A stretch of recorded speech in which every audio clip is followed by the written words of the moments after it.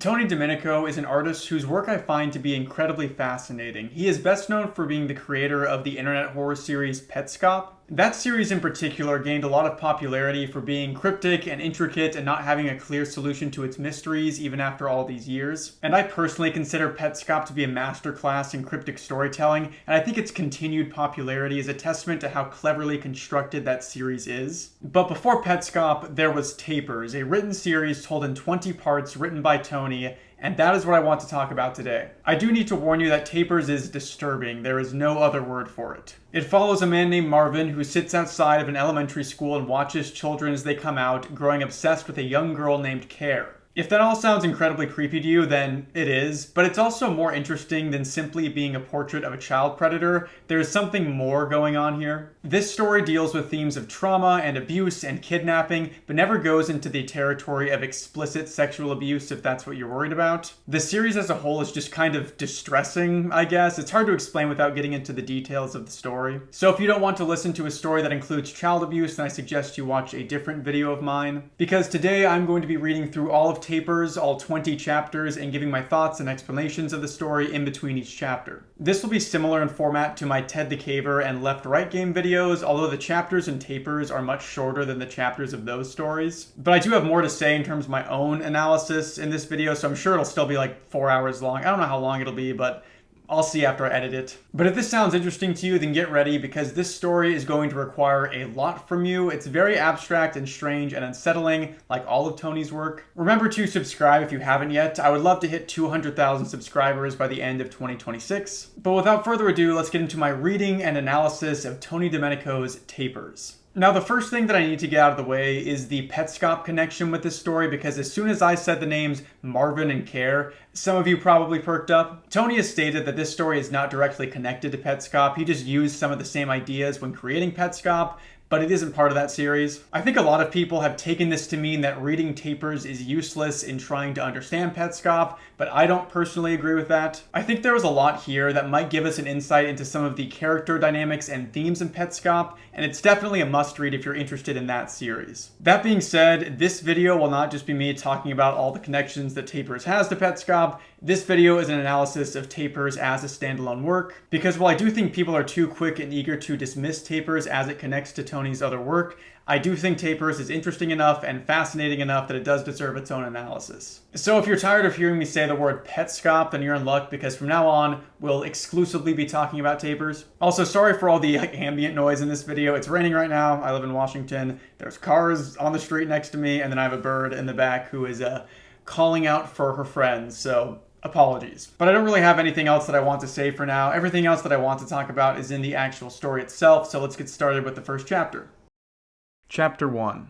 Sitting close to an old school building, quietly entertaining itself, was a bench. While the school next to it seemed from the outside like it hadn't been cleaned in ages, this bench was perfect. It would be a struggle to sit on most of the time. There was a high demand for clean benches, usually hundreds of exhausted blobs hobbling forward at any given moment, and yet only one seat. To pass by this bench as it lied empty was a lucky sign for anybody. At this moment, as was true for the majority of the day, the bench was occupied. On one side was a small, thin man. I actually don't know who this was, and I frankly don't think it's a matter of any person's concern. On the other side, an older man, late 60s perhaps, with a considerably heavy forehead sat. His name was Marvin Mill. Not a particularly happy person, but his dreams kept him going. His eyes, always wide open, moved back and forth. He was always concentrating on 2 or 3 things, paying full attention to all of them, and only limited by the speed of his eyeballs. Most of his attention was paid on the school behind him. It was almost the end of the school day, or so his watch was claiming. He knew this from waiting in roughly the same spot every day, regardless of health or mood. This time, however, he had the bench. He could relax for a change and watch the children. Marvin was tired. As per usual, he fought hard to retain his consciousness,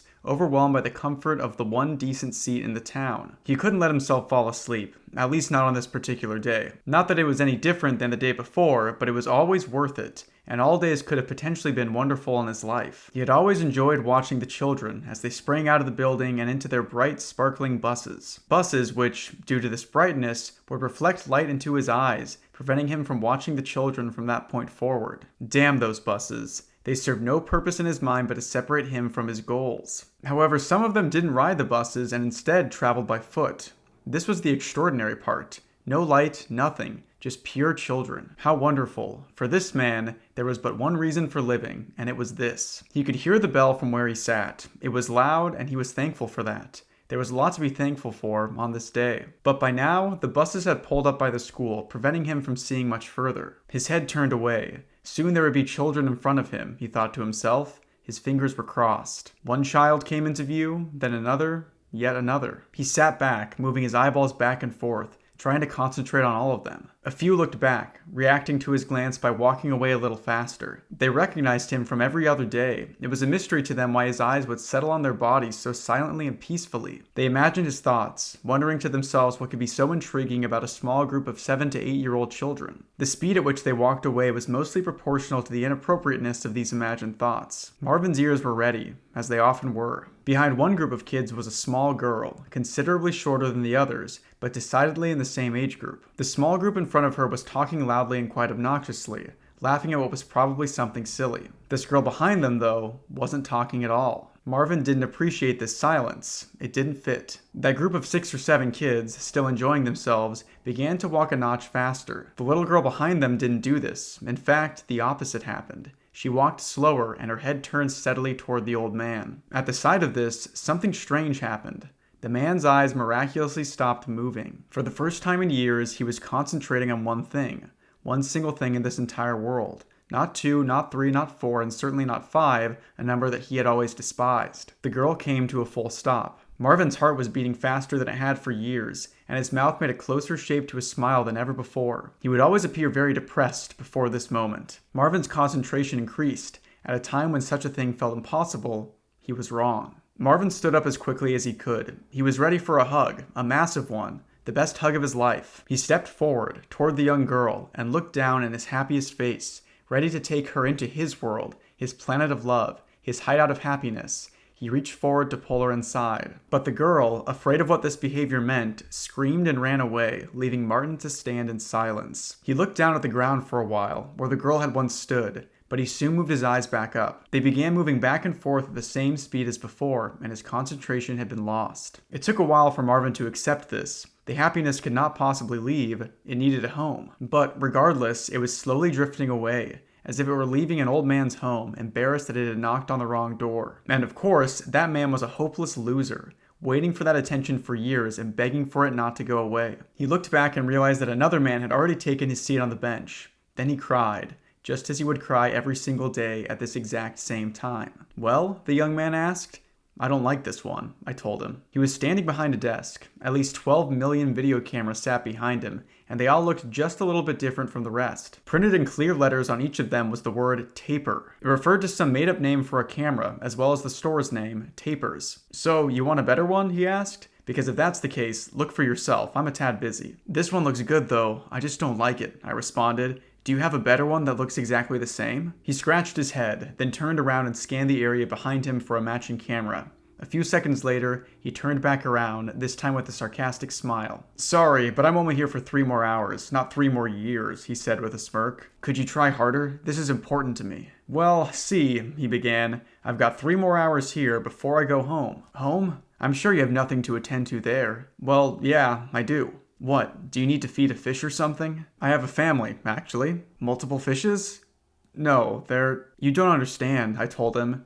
"This is important business, and I don't think anybody honestly cares about these fishes of yours. Letting them starve for one night will not bring life to a screeching halt. However, if I don't get my hands on a decent camera, then the likelihood of that happening will suddenly begin to increase." The man behind the desk looked down, assessing the situation. He turned around again, took another look at the wall of cameras, then went back to staring down at his desk. "Shouldn't be difficult to pick it out yourself," he said, pointing in my direction. I thought about this suggestion. It made enough sense to be worth giving a shot. I began. "You're ticking me off, I've got to admit, but okay." He sighed and sat down in the seat below him. I looked over at the cameras, all sitting peacefully with each other despite their differences. There were black ones, green ones, magical ones, inside-out ones, all together in one store. It was amazing. Some of them were the strangest things I've laid my eyes on, and it didn't even matter to them. Nothing mattered. If only people got along in this way, I would think to myself. Tapers was full of wonders like this. Every time I stopped by, I would notice something interesting about the store, something that I could apply to real-life situations. You could tell that these were symbolic on purpose, and that the owners of the store were intelligent, deep people with clear goals, perhaps not even related to cameras at all. I looked further down and saw exactly what I wanted, the perfect camera, almost identical to the one I was holding in my hand. Looking back and forth between them, I was sure of this. "There, yes, I love it," I shouted, pointing down at the camera. He picked it up and put it on the desk. I placed my own camera on the desk for comparison. "This is the exact same camera," he said. "But it isn't. Look at the label, you silly man." He turned the new camera around. On the label was, like every single camera in the store, "Taper" in large letters. But below that was another word that did not appear to be printed anywhere on the older one: waterproof. The man at the desk continued to look down at the camera. He turned his head over to the window. It was pouring rain like mad. "Oh," he said. "Yeah," I replied. "My other one is broken as of 20 minutes ago." After having bought the camera, I threw the other into a nearby garbage can and ran to the door. "Sir," he said. There was silence. "Please, sir," he repeated, "I don't appreciate you placing that camera in there. You see, that's my personal garbage can." I left the store before he could finish. My precious camera immediately became soaking wet. This time, it was not a problem. People were walking all about, unsuspecting, and I was about to enjoy myself. I had always loved rain. There was something about being wet that felt like fun, and combined with my greatest hobby, albeit a new one, as I only started a few weeks earlier, it was fantastic. My head was filled with ideas, but none of them were good enough for this. They would have disqualified me anyway, being planned ideas. I welcomed the limitations, though. They were exciting. I thought about the possibilities. Perhaps I could film hundreds of tiny clips and combine them to create the illusion that something else was happening. Though that wouldn't have been allowed either. The idea was, unfortunately, for me to film something real. The problem was that real was the opposite of fun, and I perceived that as an entirely objective thing. You couldn't have both at the same time. It was unthinkable in my mind. For some reason, I was up to the challenge regardless. I began filming absolutely nothing. People walking on the sidewalk, cars passing by, a dog or two if I was lucky. Sometimes a few of those dogs would be wearing hats, but unfortunately that didn't happen this time. I almost felt the urge to ask somebody if they would dance for me. I turned to the left and looked into the distance. Somebody was coming. I pointed my camera into that direction and stepped away. As this person came closer, I could see her more clearly. I could tell that it was female, but nothing else yet. To entertain myself, I built up some suspense. Uh-oh, who could this be? Golly, this will be great. And what will happen when she gets here? Murder? Let's find out. This felt pretty depressing and pathetic, but I kept at it. Maybe I could jump out and scare her? No, that's stupid, I thought. There wasn't much time left, and this was getting less suspenseful by the moment. At that point, I could see her well. It was a small child, nobody that I should have been messing with. But I kept the camera on her, and even when she passed me, I continued to follow. I wondered where she was going, and thought that maybe, if I was very lucky, it would be somewhere amazing. She looked back for a second. I tried to act casual, but it was quite obvious that I was following her. She began to run.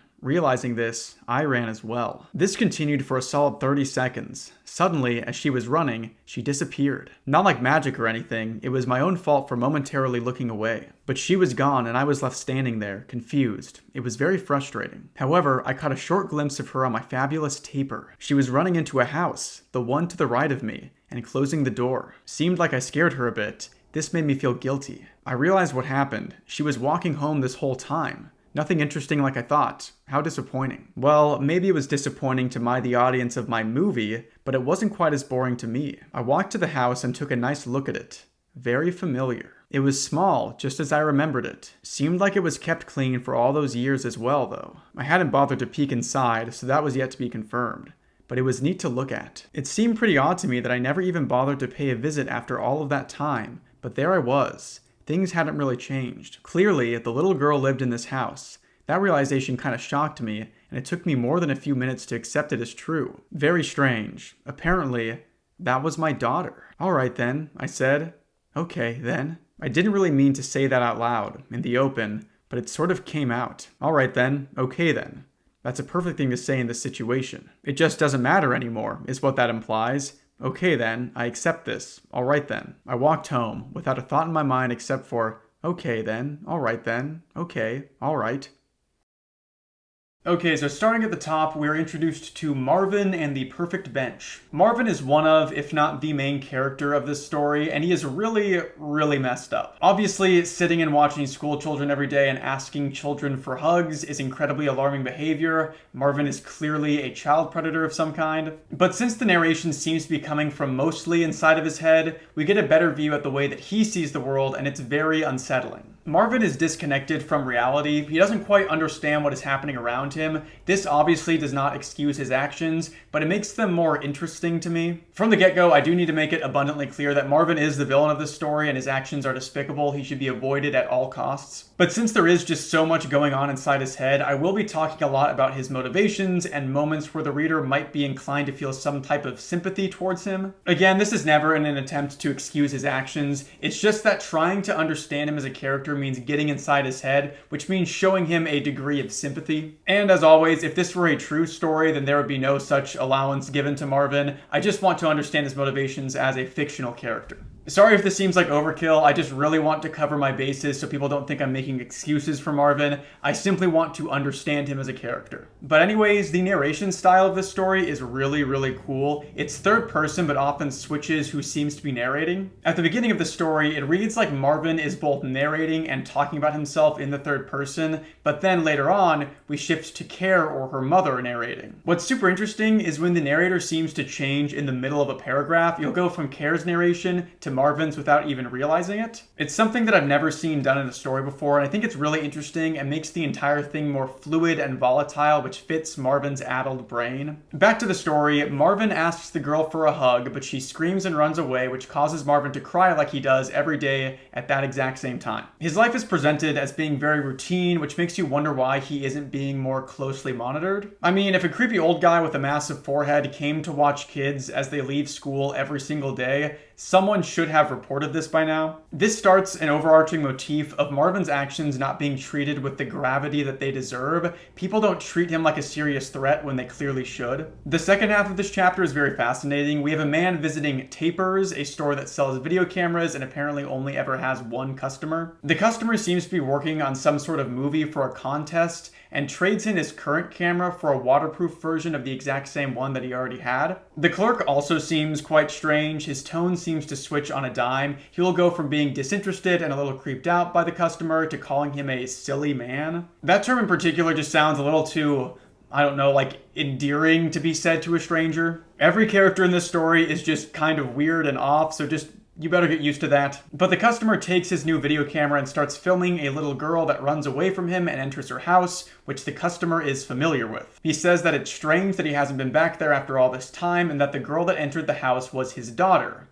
Interesting. Now, the first question on my mind when I read this was whether the customer and Marvin are the same person. If they are, then the girl who went into the house would be his daughter, Marvin's daughter and the customer's daughter. I'm not going to answer these questions now because we'll get more details later on that will give us more information needed to answer them. For now, I just think this is a really solid introduction to the story. I really love the way this is all written. I love how cryptic and nebulous everything is. I've always loved that particular kind of storytelling. My favorite band is a band called The Deer Hunter, and the reason that I love them so much is because they do this same cryptic storytelling in their albums. But that's all I have to say for this first part of the story, so let's move on to the next chapter. Chapter 2. Hundreds of feet above the ground and an inability to fly. It felt like flying though. There wasn't much else to call it. Maybe falling would be more suitable? Yes. She was falling. Which way was down? It certainly could have been below her, as she wasn't falling in that direction. She wasn't falling up either. Somehow the word direction didn't seem to apply here at all. Could out be considered a direction? Or is it just a destination? In this world, this tunnel rather, perhaps there existed no concept of position or direction or destination or being. And perhaps it didn't matter. She was falling, though. That's what she felt, and that's what she assumed. From one end, the day before, descending into the other end, the day after, the future. Between them, a tunnel, one of many. Outside of them, the rules were clear-cut. Inside of them, even a genius could not begin to predict the consequences of his own thoughts. She continued to fall. The end of the tunnel was near, and it grew nearer. The light, growing ever brighter, took over. Care, a woman spoke. Wake up. The door was open, and nobody was there. The woman seemed to have walked off. Of course, it could have only been one person. A girl was laying in her bed, which lied next to a window and allowed her to stare into the sky. She rolled out of bed and walked out of her room. It still felt like she was dreaming. "Mom?" she said, speaking into the darkness. "Yes, come down," her mother replied, again in a soft voice. She wasn't clearly visible, for it was far too dark. The little girl walked slowly down the stairs, careful not to trip and fall. The last stair was always the difficult one, so early in the morning. Was it indeed the last stair? Was it worth taking the risk of assuming that there was no next stair? What would happen if she were wrong? Surely enough, she tripped. Her body fell down toward the floor. There, however, was no floor directly below her, only more stairs. She fell flat on her face. Her mother giggled. "Get up, Care," she said. Care pushed herself up and made it to her feet. She waited for her mother to continue, but a moment or two passed before this happened. "So, Care," she began, "I just wanted to talk to you. You can get ready for school after we're done." "Okay," Care responded, nervous and shaking. This kind of thing didn't normally happen. Her mother reached into her own pocket and pulled something out. She held it up. It was a watch. It was greenish in color and looked complicated. Care tried to make sense of it, but couldn't. "Put it on," her mother requested, her voice losing its peaceful tone. She handed the watch over to Care, and Care put it on her wrist. She still couldn't quite understand it. "Why?" Care asked nervously. Her mother paused for a moment to look around the room. "Forget about it," she said in response, looking away at a small clock hanging on the wall at the other side of the room. "Keep it on, though." "Okay." Care's mother stood up and paced around the room, thinking of what to say next and how to say it. She stopped and looked back toward her daughter, still thinking. "I saw you last night," she said, "by the house." "When?" Care asked. "Coming home from school. You were running." Care didn't respond. There was a long period of looking back and forth, both of them unsure of what to say. "Don't worry," her mother said, not looking directly at her. "You only caught his interest. I just wanted to warn you about him." "Warn me?" "Never let him near you again, or near this house. I want you to hide next time you see him. All right?" The room was quiet for about 10 seconds. "All right?" Care's mother repeated. "All right, Care? Are you listening to my voice?" Yes, all right," Care agreed. "Great," she said. She walked over to the wall and flipped the light switch next to her, bringing happiness back into the room. "Start getting ready." "Yeah." Care ran back upstairs, still shivering as much as before. Her mother sat down on an old wooden chair next to the window. As uncomfortable as the chair was, it brought back too many memories, and she feared the act of not sitting on it would be disrespectful. Disrespectful to who? Maybe somebody she once knew, out there in the past. Thinking of whether he would exist in any form in the future, even if that form was an old wooden chair next to a window. It was scary outside. The window was nothing but a mirror. One that somehow reflected fears, not light. There was nothing out there but pain and suffering, the kind she didn't want her daughter to experience. But there was little choice for her. There was little choice for anybody. Maybe she couldn't have saved her from every bad person in the world, but she could save her from one of them. She continued to stare out the window. Care came walking down the stairs, trying not to make a whole lot of noise, in fear of attracting her mother's attention. She sat down on the last chair, the light making it certain that it was indeed the last. Looking down on her watch, it appeared to be sometime between 12 a.m. and 12 p.m., but again, she could not understand this watch, for it was far too complicated. "He was filming me," Care said, breaking the long silence. Her mother turned her head and gave her a puzzled expression. "What?" her mother asked. "That guy," Care said after first clearing her throat. "He had a camera, and he was using it on me." "Using it on you?" "He was chasing me, with the camera in his hands, like some sort of camera monster." Her mother stood up. "Care," she began, pausing to think about what had just been said to her. "Really, I mean it. Hide." Two short, chubby men sat down on the bench. The first one had a newspaper in his hand. He pretended to read it and looked around at the people surrounding him, possibly waiting for somebody to arrive. The other man fell asleep the moment he made contact with the bench, perhaps having never noticed the man next to him. Marvin walked silently to the bench. He tried not to look disappointed after finding it completely occupied with little fat men, one of which was making poor use of its services. He stood behind the bench, focused on the school. To him, the school was a greedy little bastard with no appreciation. There it was, filled to the brim with beautiful children, the smallest, the cutest, the very best on earth.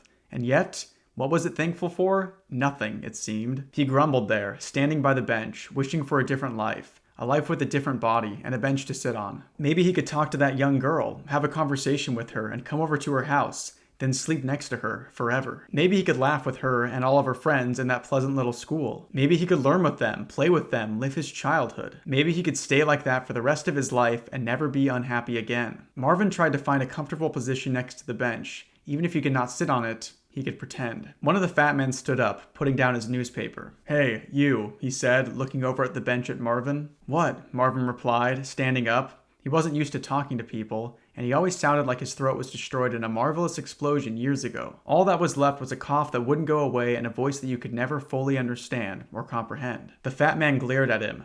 "Get away from the bench," he said. All right, Marvin responded and stepped away. The fat man sat down and returned to his newspaper, a smirk on his face. Marvin peeked at his watch, hoping for good news. Only a minute until 3. He stood uncomfortably for that slow minute. The bell rang from inside the school. The buses had pulled up. but from this view they didn't bother him in the least. He noticed the entrance to the school as the doors opened and the kids ran out. Marvin felt like he was floating, like there was nothing above or below him, only in front of him.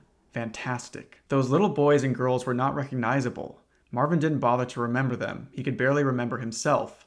However, there was one recent exemption. A small girl came walking by, alone again, among groups of children that continued to laugh obnoxiously. Not unlike any other day. She was different from them. She was special. There was something right about her, that perfect little child that caught Marvin's attention for the second day in a row. He couldn't bear to do it again. He could not come up to her for a hug as he did the day before. That was humiliating. To go through that again would be far too much. He had to do something with this energy. The children were running off, almost gone, almost invisible. Not much time left. All the happiness, every bit of it, was about to go away once again. That one little girl was watching, though. She was interested. She continued to stand there, looking in his direction. The fat man was watching. He knew. This was Marvin's chance. He didn't want this to happen, but it was indeed happening. The energy was taking over. This had only happened once before, but this child, this horrible child, she clearly had something planned. Marvin was shaking uncontrollably. He couldn't stop. He didn't want to stop. Hey, the fat man said. He looked up at Marvin with the most terror-stricken, concerned face you could imagine. What's wrong with you? What's wrong with me? Marvin replied angrily. What's wrong with me? Do you really want to know that? Was that a serious question? The fat man stood up. I don't think it's safe for you to be around here. Why don't you go home? Home? Marvin asked. I came here for this bench and didn't get it. Then I went to relax next to the bench, didn't get that either, and now you're denying me the right to stand outside? Please, it would be better if... You're all the same. Why can't you be more like them? Marvin said, pointing toward the children behind him, all watching intently. He gained confidence after looking at them. But, Marvin continued, I'm going to be the better person here. I'm going to leave right now. Oh, the fat man said. He almost looked disappointed. Thank you. He attempted to shake Marvin's hand, but Marvin ignored it. Marvin walked off, waving to the kids while doing so. They waved back and cheered for him. That one girl was still silent, though, just as she had always been. The fat man laughed awkwardly, sitting back down in his seat and picking up his newspaper. He continued to pretend that he was reading something interesting. Marvin felt better, one step closer to earning the respect of kids. However, something bothered him. He couldn't get that one girl to cheer for him, or even wave to him. The only one who was actually important didn't seem to care. And yet she did care. Why else would she have stood there, staring at him? This was too much to think about. There was one big choice here. Wonder for the rest of his life what could have happened, or follow that girl home tonight. Marvin said to himself. How silly an idea. Why in the hell would he do that? Looking behind him, he could see her in all of her beauty. There she was, walking home. She was looking around, seemingly in fear, as if some horrible monster was going to come up out of the depths of nowhere and attack her. What kind of monster would be around here? Without thinking, he began walking toward her, trying not to be noticed. Every light in the house was off. The television was off, the radio was off, the plug had been pulled on everything. The darkness filled the room, creating a depressing atmosphere to add to a house previously thought depressing enough. All of the walls, floors, and ceiling were purposely painted black years ago. The windows were purposely broken. The entire house looked like it could have fallen apart at any moment. On purpose, of course. The windows were wide open, so were the doors. The cold settled into each and every room, adding to the depressing mood, but also forming a chilling one to add to that. Stepping into this house would have made you cry. Care's mother did this to prove a point. She did it to gain attention, to feel powerful, to make anyone else feel as if they were stepping into a horror movie. A horror movie in which she was the evil one, the murderer, the one true horrible person, the woman to be feared. Nobody dared start an argument in this house, or they would soon feel her wrath. And it wasn't just an act. She moved slowly toward the living room window and checked outside. For the 11th time in the last 10 minutes, nothing. Looked around the backyard. Nothing. She wasn't hiding from her then. She looked over at the clock. 3:11. Much too late. Finally, she sat down on her old wooden chair and watched the front yard. 3:12. Great. At least the house was prepared for her. Care would know right away that there were going to be problems. Out there, in the cold, coming inside to even more of it. And it was darker in the house than it was outside. She would notice that. Her mother continued to sit, worried sick, waiting. A shadow came into view. It was Care. Calm as ever, ignorant as ever, a fool to be here so late. 3:13. Perfect. Care could see her mother through the window, standing up from her chair, glaring at her with that familiar face. The lights were off, the door was open, and from out there, the house looked trashed. Not again. Care walked inside nervously and reached for the doorknob. Don't you dare close the door, her mother said intimidatingly. Care walked away from the door and leaned against the wall, looking down at the floor. She waited for her mother to continue. Do you have something to say, Care? She asked. What did I do, Mom? she said, quietly and anxiously. You tell me what you did, Mom responded, then pointed at Care's arm. Look at your watch. Care looked down at the watch. All she saw were a bunch of little lines, ones that meant nothing to her. It was like a clock, but the numbers were incomprehensible. She looked up. I can't read it, she said. What do you mean you can't read it? I can't. It's a stupid watch. A stupid watch, huh? That's all it is, she began. Okay, yeah, forget it. She started walking around the room, pacing back and forth, looking around. Look at the clock on the wall. You do understand this one, don't you? She asked. Yes. What time is it?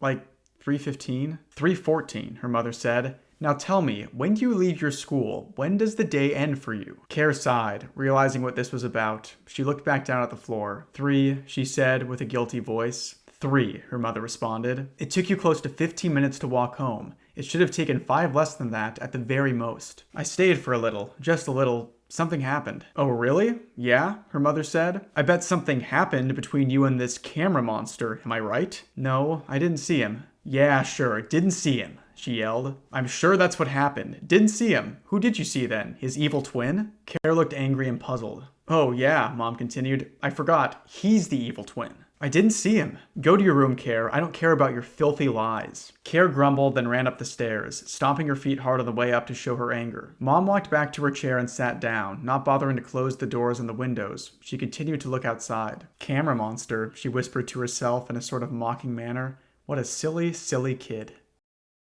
Okay, before I get into discussing this chapter, I just have to shout out some random dude on Reddit who came in clutch by having this whole story archived and downloaded. As of recording this video, the original website that Tapers was posted on has been taken down. It looks like the owner just hasn't renewed their domain through their web hosting service. And I had read most of Tapers, but had put off making this video, and then when I went to find it, it was gone, and I started to panic because I never finished the story. But luckily, someone on the Petscop subreddit had the entire thing archived, and they shared the files with me so I could read the rest of the story. And that's actually one of the main reasons I wanted to make this video, is that I figured this story should be preserved in one form or another if it never ends up coming back online. But back to the story, we start with Care in one of her dreams, which is something that she refers to as tunnels, and these tunnels will show up all throughout the story. We are introduced to Care's mom, who seems to be abusive towards her. The first hint about this is when Care falls down the stairs and we see that her mom giggles at this. Any loving parent would rush to help their child if they heard them fall down the stairs, but Care's mom seems to be almost happy about this. It's really gross. She gives Care a watch that Care is unable to read, but notably, it doesn't seem like Care has an issue reading regular analog clocks. She just can't read this watch for some reason. Care's mom tells her that she needs to warn her about the man from last chapter, and tells her to hide if she sees him again because she doesn't want her interacting with him. Now, if Care is this man's daughter, then this would be her mom trying to intentionally separate her daughter from her dad. And this is something that can happen in divorce. One parent might try to turn the child against the other parent as a form of like mental or emotional abuse. But an issue that can crop up with this is that sometimes abusive parents will act like surprised or completely flabbergasted when their children no longer want to associate with them. They will blame this on their ex-partner's manipulation when really keeping a child separated from their abusive parent is the best possible thing for them. But it's hard to say if that's even the case here because Care's mom seems to be abusive towards her, and we actually haven't seen if her dad was abusive towards her or not. Her dad definitely seems to be very unwell, and stalking his daughter with the camera is certainly alarming, but it's hard to say which parent Care would be better off with. The sad reality is that it seems like none of the adults in her life actually seem to care about her. I think that's one of the main reasons why she has the name Care. Every adult that we see interact with her, whether it be Marvin or the customer or her mom, all seem to want something from Care. They want to use her to make themselves feel better. Care's mom sits on an old wooden chair and starts to think about someone that she once knew. Maybe she's thinking about her ex-husband, or maybe Marvin, or maybe they're the same person. But when Care tells her mom that the man was filming her, she seems to get even more concerned, and that particular detail just seems to freak her out more than usual. We then get a strange scene with Marvin where he is confronted by someone who tells him to go home and stop looking at the kids, and Marvin tries to kind of stand up for himself. The man actually sounds more concerned for Marvin rather than angry at him, but again, the man should really be like contacting the authorities about this and not trying to handle it on his own. And this confrontation and Marvin's kind of skewed reality that he views where he thinks the kids are all cheering for him, it all leads to him making a truly terrible choice because he decides to follow Care home. While he's doing this, he tells himself that this is a silly idea and that he would never do something like this, but he finds himself doing it anyway, almost instinctually. I find the way that he talks to himself to be very interesting. It's almost like he is trying to convince himself that he doesn't have these horrible desires. He's trying to fool himself into believing that he isn't the kind of person that would stalk a child, but he clearly is. This says to me that maybe this is not the first time that he's done this. The last portion of this chapter shows us more of the abusive dynamic between Care and her mother. Her mom seems absolutely obsessed with Care getting home exactly on time. She also leaves the house incredibly dark and cold and tells herself that she wants to be viewed as the villain in a horror movie. This motivation is so strange to me. It's like she's so scared of being viewed as helpless or a pushover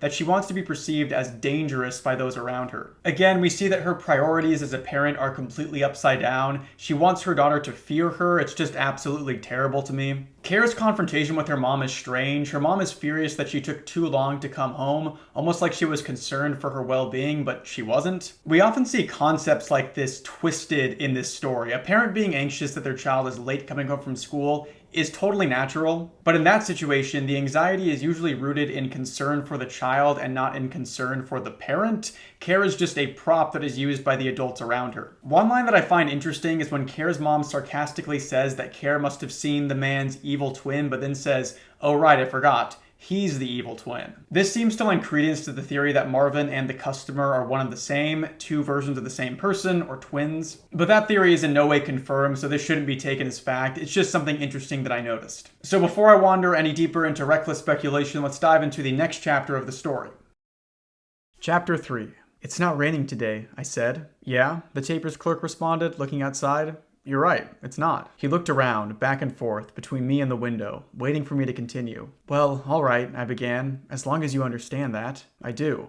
"Okay, I believe you." I looked around at the cameras behind him, scanning around for something decent. The clerk noticed this and gave me a funny look. "You're not picking out another, are you?" he asked. "Oh, of course I am," I said. "It's not raining today. That old waterproof taper is overkill now." I winked at him, not for any particular reason, but as a sort of signal to him that we were cool and he was part of my respected people list. He didn't take it as that, and instead looked at me in an even stranger way. I kneeled down next to the wall of cameras to get an even better view at the bottom row. The good ones were always on the very bottom, and now that I think about it, that was probably some kind of clever symbolism. Again, these guys were very deep, smart fellows. I wished for the day I could shake their hands. A bit disappointed, I stood back up.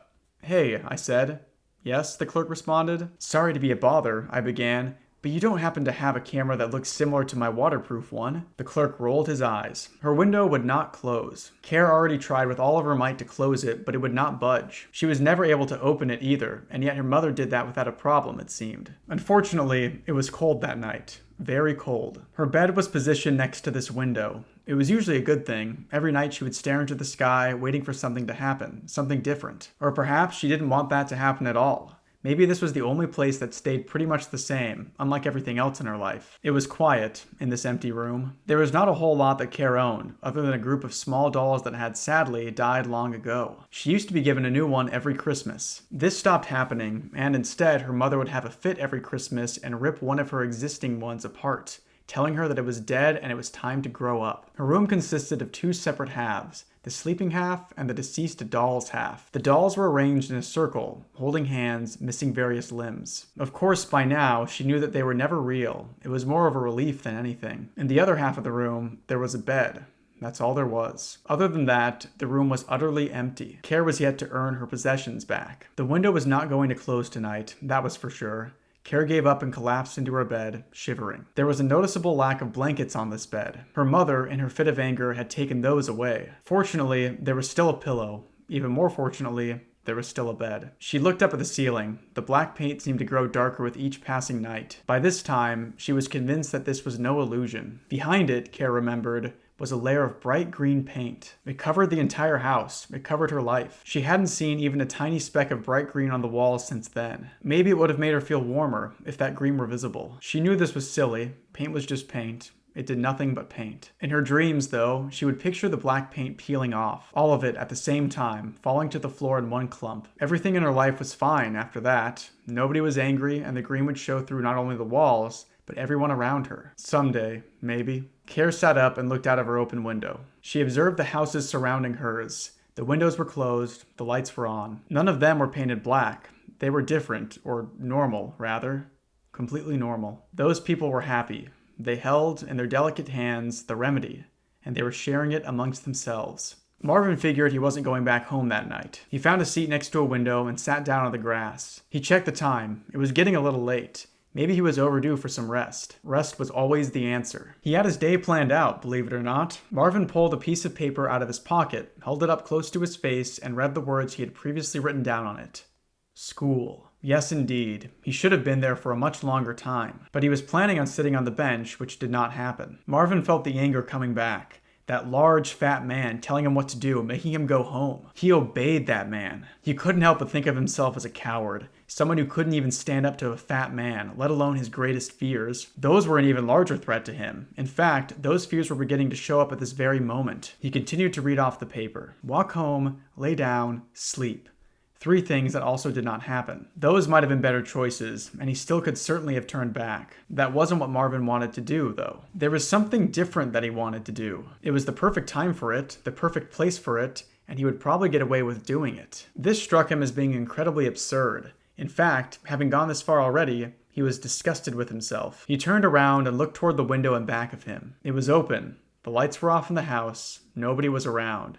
No. Please, no. Marvin got up. It was time to quit thinking entirely. Nothing good was coming out of it, and his thoughts scared him more than his actions did, and his actions weren't usually very pretty either. Stop it, he told himself. Shut up. Nothing was stopping him. Nobody was after him. Nothing was going to happen. It was perfect. No, he thought. He screamed this repeatedly in his mind. No. He held his hands over his ears. It would not stop. Marvin had been struggling with this very problem during his entire walk. Nothing out there would make the thoughts stop, and nothing out there would stop him from acting on them. Trying to do something about it was like attempting to lift the sun with your tongue. There's actually not much of a relation between those 2 tasks, but they were both very difficult nonetheless. He had visions of people walking by, terrible people, staring into his thoughts, looking inside of his brain and laughing for the rest of their lives. Hundreds of little men, hungry for secrets, the most unbelievable of them, the kind that people paid attention to. Marvin was afraid of his secrets. This would not be the first time that they were fed. However, that wouldn't happen anymore. Not at all. Marvin thought about this for a while and considered the choices involved here. He could leave right now, or of course he could stay up and go on with his business. Either way, he was determined to make this the last time he would ever set foot outside. This was certain. Leaving his home in the first place was a mere habit, certainly not a necessity by any means. The difference between these 2 choices of his, therefore, was not a matter of going home or not. It was a matter of what he would take with him on his way there. Silence, now. Silence. He was accustomed to the silence. The silence meant that it was his turn. Marvin looked at the window. Just enough space. He pulled himself inside and his feet met the floor. It was surprisingly cold. Looking around the house now, it seemed every window was open. Marvin was concerned. If someone got there before him, this would all have been useless. He crossed his fingers. He was standing in what looked like the kitchen. The entire house was pretty much a gigantic mess, but that kitchen was really something. The fridge was half open, pots and pans were lying on the floor next to other, less kitchen-like items such as broken light bulbs and torn papers. The papers were blank. It seemed as if they were spread on the floor on purpose. A baseball bat lied on the floor next to him, with broken pieces of glass surrounding it. Next to both of these things was a table with a lamp on it that had been tipped over. It was as if they were baking babies in here, and the babies struck back. Next to the kitchen was the living room, or what looked like the living room. An empty wooden chair stood by the window. Beyond the window was our lonely, dark world. Out there, he could see a man walking by the house. Marvin could tell by a quick glance that the only motivation behind this quick stroll through the neighborhood was pure hunger and greed. He knew what hungry people looked like.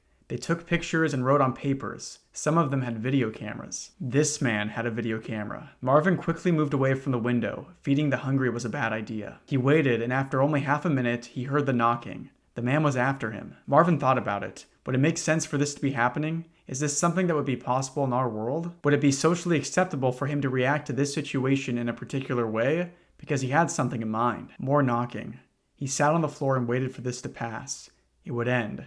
There was an end to everything. Knock, knock. Marvin repeated to himself over and over his favorite numbers. He made a list of them. The list hung on his wall, but he had them committed to memory. These numbers were all even. He would not allow an odd number in his list, for those were far too evil. 4, 8, 14, 18. He continued, holding his head down in fear, hoping it would all go away. 44, 48, 84. The knock was louder now. It didn't stop. The door was breaking, the door was breaking, and the door was breaking. The door was going to break. The door was not going to be in one piece because the door was going to break, and the door was breaking as the door broke. The knock, that knock, another knock, 4 knocks, 8 knocks, 14 knocks, more knocks, speeding up now, speeding up now, speeding up. Louder. The door was breaking. Marvin ran up the stairs, tripping several times along the way, finally to collapse on the floor when he made it up there. It wasn't going to stop. The noise, though, it was filling the house, and he knew that if he screamed, nobody would hear it. It was relieving, but he did not take the chance. The door was breaking. The door was breaking. Up on that second floor, there was but one room visible to him. He stood up and walked over toward the door, then grabbed the knob and turned. He opened the door. Inside was almost an empty room, if it were not for a bed and a collection of little dolls. Marvin walked over to the bed. It was not empty. How wonderful. How beautiful. He reached for the girl's hand, grabbed it, and held it tight. At that moment, the knocking stopped, and it was quiet. Completely quiet. Marvin felt as if he were waking up from 10,000 dreams and brought into a new world. Nobody was at the door. Nobody was ever knocking. The door was fine. He almost cried. It was time to go home.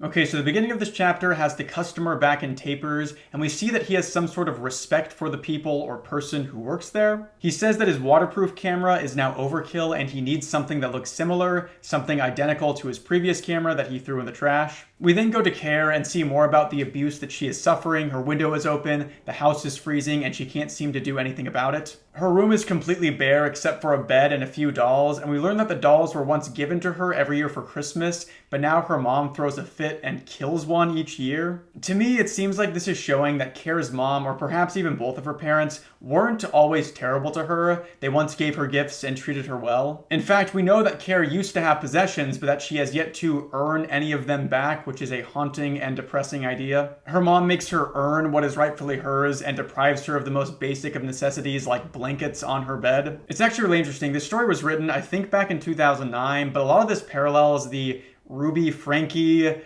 horrible awfulness that went on, if you know about that story. Basically, it was a mother who had this family vlogging channel, and she would routinely abuse her kids and deprive them of their basic necessities. She even took away her son's bed and made him sleep on a beanbag for several months at a time. And I couldn't help but think of those parallels when I read this story in particular, so that's kind of what I was picturing in my head. But back to the story, Care talks about the black paint on the wall and how it used to be green underneath. I see the green paint as symbolic of her life before this whole abusive shift took place. The green paint brought warmth to her life and used to cover the entire house, and now she dreams that all of the black paint will go away and the green will come back. It's impossible to say for now when this shift to black paint took place. It could have been when her dad left. It also could have just been when her mom started abusing her. Care wishes that things could go back to the way they were before her mother started abusing her, but she is powerless to do anything about it, and it's all absolutely devastating. She says that none of the other houses on the street have black paint because they all look normal and happy, and she wishes she could be inside any one of those other houses instead of her black house. We shift to Marvin again, who is trying to implement tactics to stop himself from pursuing Care. He has a list of things that he is going to do to avoid what he really wants to do. It almost seems like Marvin may have been through counseling in the past. He knows these avoidance and deterrence techniques, but can't seem to properly implement them. We are told that this particular instance would not be the first time that Marvin's desires and fears were fed, seemingly alluding to him having done something similar in the past. Marvin then goes into Care's house and sneaks in through the window, and he looks around the house and interestingly sees a man with a video camera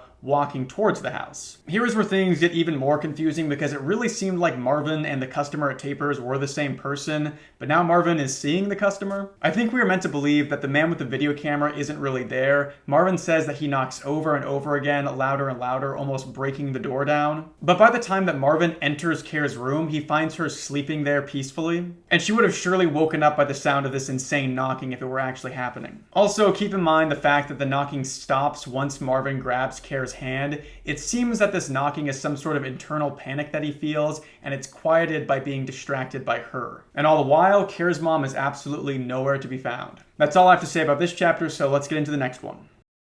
Chapter 4. Whatever was not yet finished would be finished. If this never happened, there would be nobody on the other end to pick it up. Nobody to receive it, nobody to care. On the other end, everyone was eager to see the results of the long, hard work. People slaving away for hours on end. Or perhaps only one person, perhaps none. The stories that told of this, these tales of creation, had their own tales behind them. Stories upon stories. Naturally, you will add your own experiences to the pile. Would they be told? The end of the tunnel was near. Tunnels were limited. You can only pass through so many of them, and when you have finally run out, there is nothing that you can do about it. The tunnels are behind you. What, then, would be the fate of this project, without enough tunnels to work within? There was something that needed to be built. A happiness engine. Care had slaved away on this project for many, many years, but there was not much time. Outside of these tunnels, work could not be done, but within them, she could build anything. But how many tunnels would there be? How many dreams could she possibly have left? The end may have been near. She wouldn't have known it. Parts, pieces, bits, all around her, scattered about, waiting, talking in thousands of languages, specialized, made for the communication of one thing to another. In this particular case, a piece or a part talking peacefully to their handler. Care was proud to be a part handler. Every night, she would be the handler of thousands of pieces, assembling them together into her happiness engine, communicating in each and every little language. She was a master of these languages. She knew every word by heart and could say them all simultaneously. But she was alone, with nobody to compare herself to. Everyone else was out there, in a different tunnel, building a sadness engine, adding to it every night. If you are unsure which engine you are building when you sleep, it's probably the sadness engine. She wasn't always alone building this thing, but recently, as the outside world began to tear apart, her life inside of these tunnels was ruined as well. Her family took pride in this goal, to build the engine as Care envisioned it, but that part of her life was over.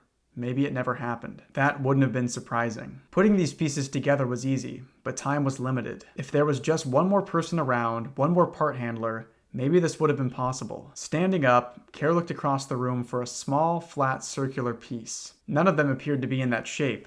There were square parts, some triangular parts, but no circular ones. If it didn't exist, why did she need it? It was easy to ignore, and indeed that's what she did. But at some point that round piece was going to be necessary if her dream of building the happiness engine was ever going to come true. Regardless, she returned to the engine that she had successfully built so far and found an empty space for a rectangular part. This part was easy to find, and she proceeded to have her usual conversation with it. These were all spoken in different languages, one for each individual piece. This conversation, however, played out a bit differently than the others. The piece told her that it was time for a change. It told her that the only logical choice would be to give up and try something new. It's all going to be useless, it said.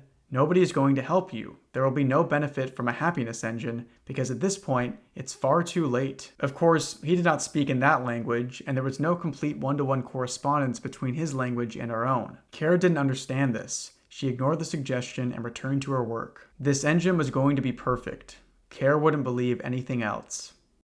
So probably the most confusing chapter so far. The basic overview of this is that Care is building a happiness engine in her dreams or tunnels. She is worried that she is running out of dreams and won't be able to build the happiness engine, and also says that everyone else is building a sadness engine. To me, I read this as Care trying to achieve happiness as some sort of binary goal. She thinks if she can construct this engine, she will be happy. She thinks that she can just push through all of the sadness in her life and all of the abuse because once she builds the engine, a switch will flip and everything will be happy in her life. It's a simplistic, inaccurate view of the world, but it's all that she has. Building her happiness engine is her only goal. There isn't much else to discuss here, but I do find it interesting that Care seems to be aware that she doesn't have much time left to work on the engine. It's like she is aware that she might die or something bad might happen to her, but I'm not sure why she would know this. Let's keep reading to see if we can find out.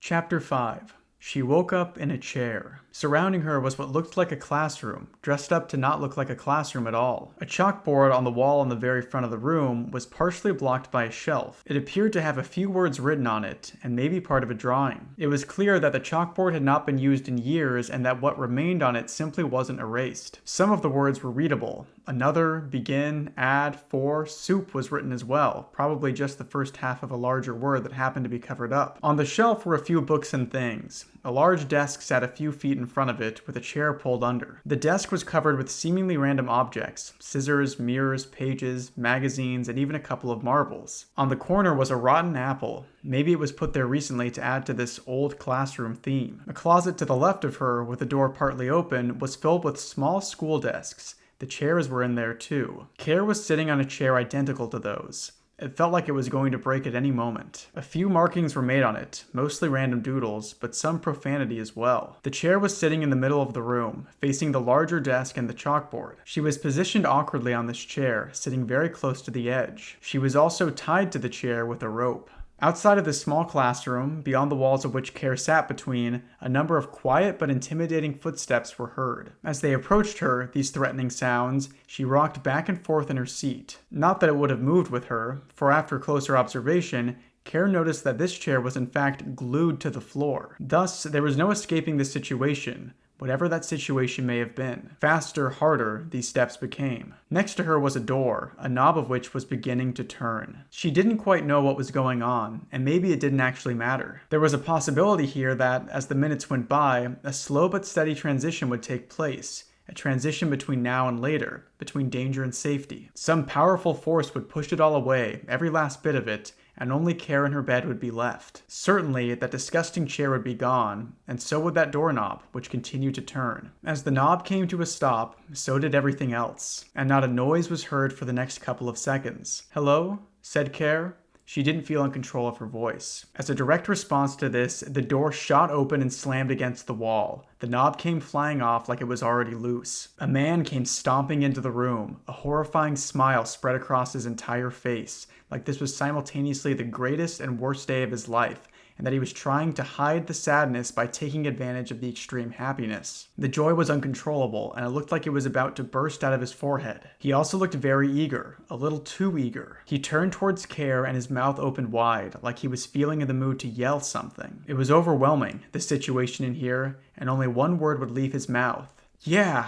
He held his arms out wide, like he was ready for a hug. Care tried to scream, but it just wouldn't happen. Instead, she just stared at him. The man came walking toward her, the smile still not leaving his face. He looked like he was thinking of something to say. "This is my life!" he screamed, looking around awkwardly. "Hello, kid!" Care didn't say a thing. The man, at first, decided that he would wait for a response, but soon gave up on that strategy and continued. "No," he began. "Who are you?" He continued to look around the room, waiting. Still no response. In fact, Care looked like she was about to cry. The man widened his smile, shook his head, and walked to the back of the chair. He held both sides of it and rested his head on the top, looking down at Care. "This won't do," he said. Silence. In the distance was the faint ticking of a clock in the corner of the room, hanging on the wall next to the chalkboard. Each tick was louder than the last. "My name is Marvin," he continued. "Please say hello." Nothing happened.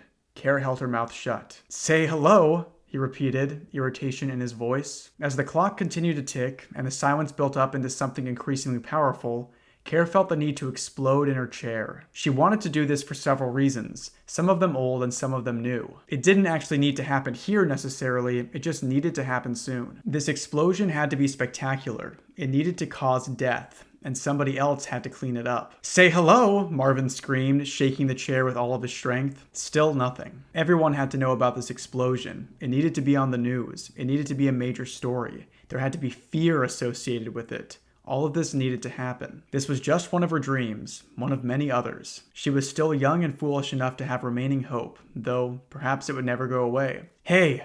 Marvin grabbed Care's head and shook it as hard as he could. Tough one. Marvin knew at that moment what he wanted to do, but it was too much. Too much anger, too much frustration. This couldn't have been done. One of Marvin's problems was anger. He had absolutely horrible anger issues, and yet even in the midst of a fit, his mind would be there giving him the facts. "No, you can't do that," it would say. "That is wrong. Rethink this." Usually, it worked.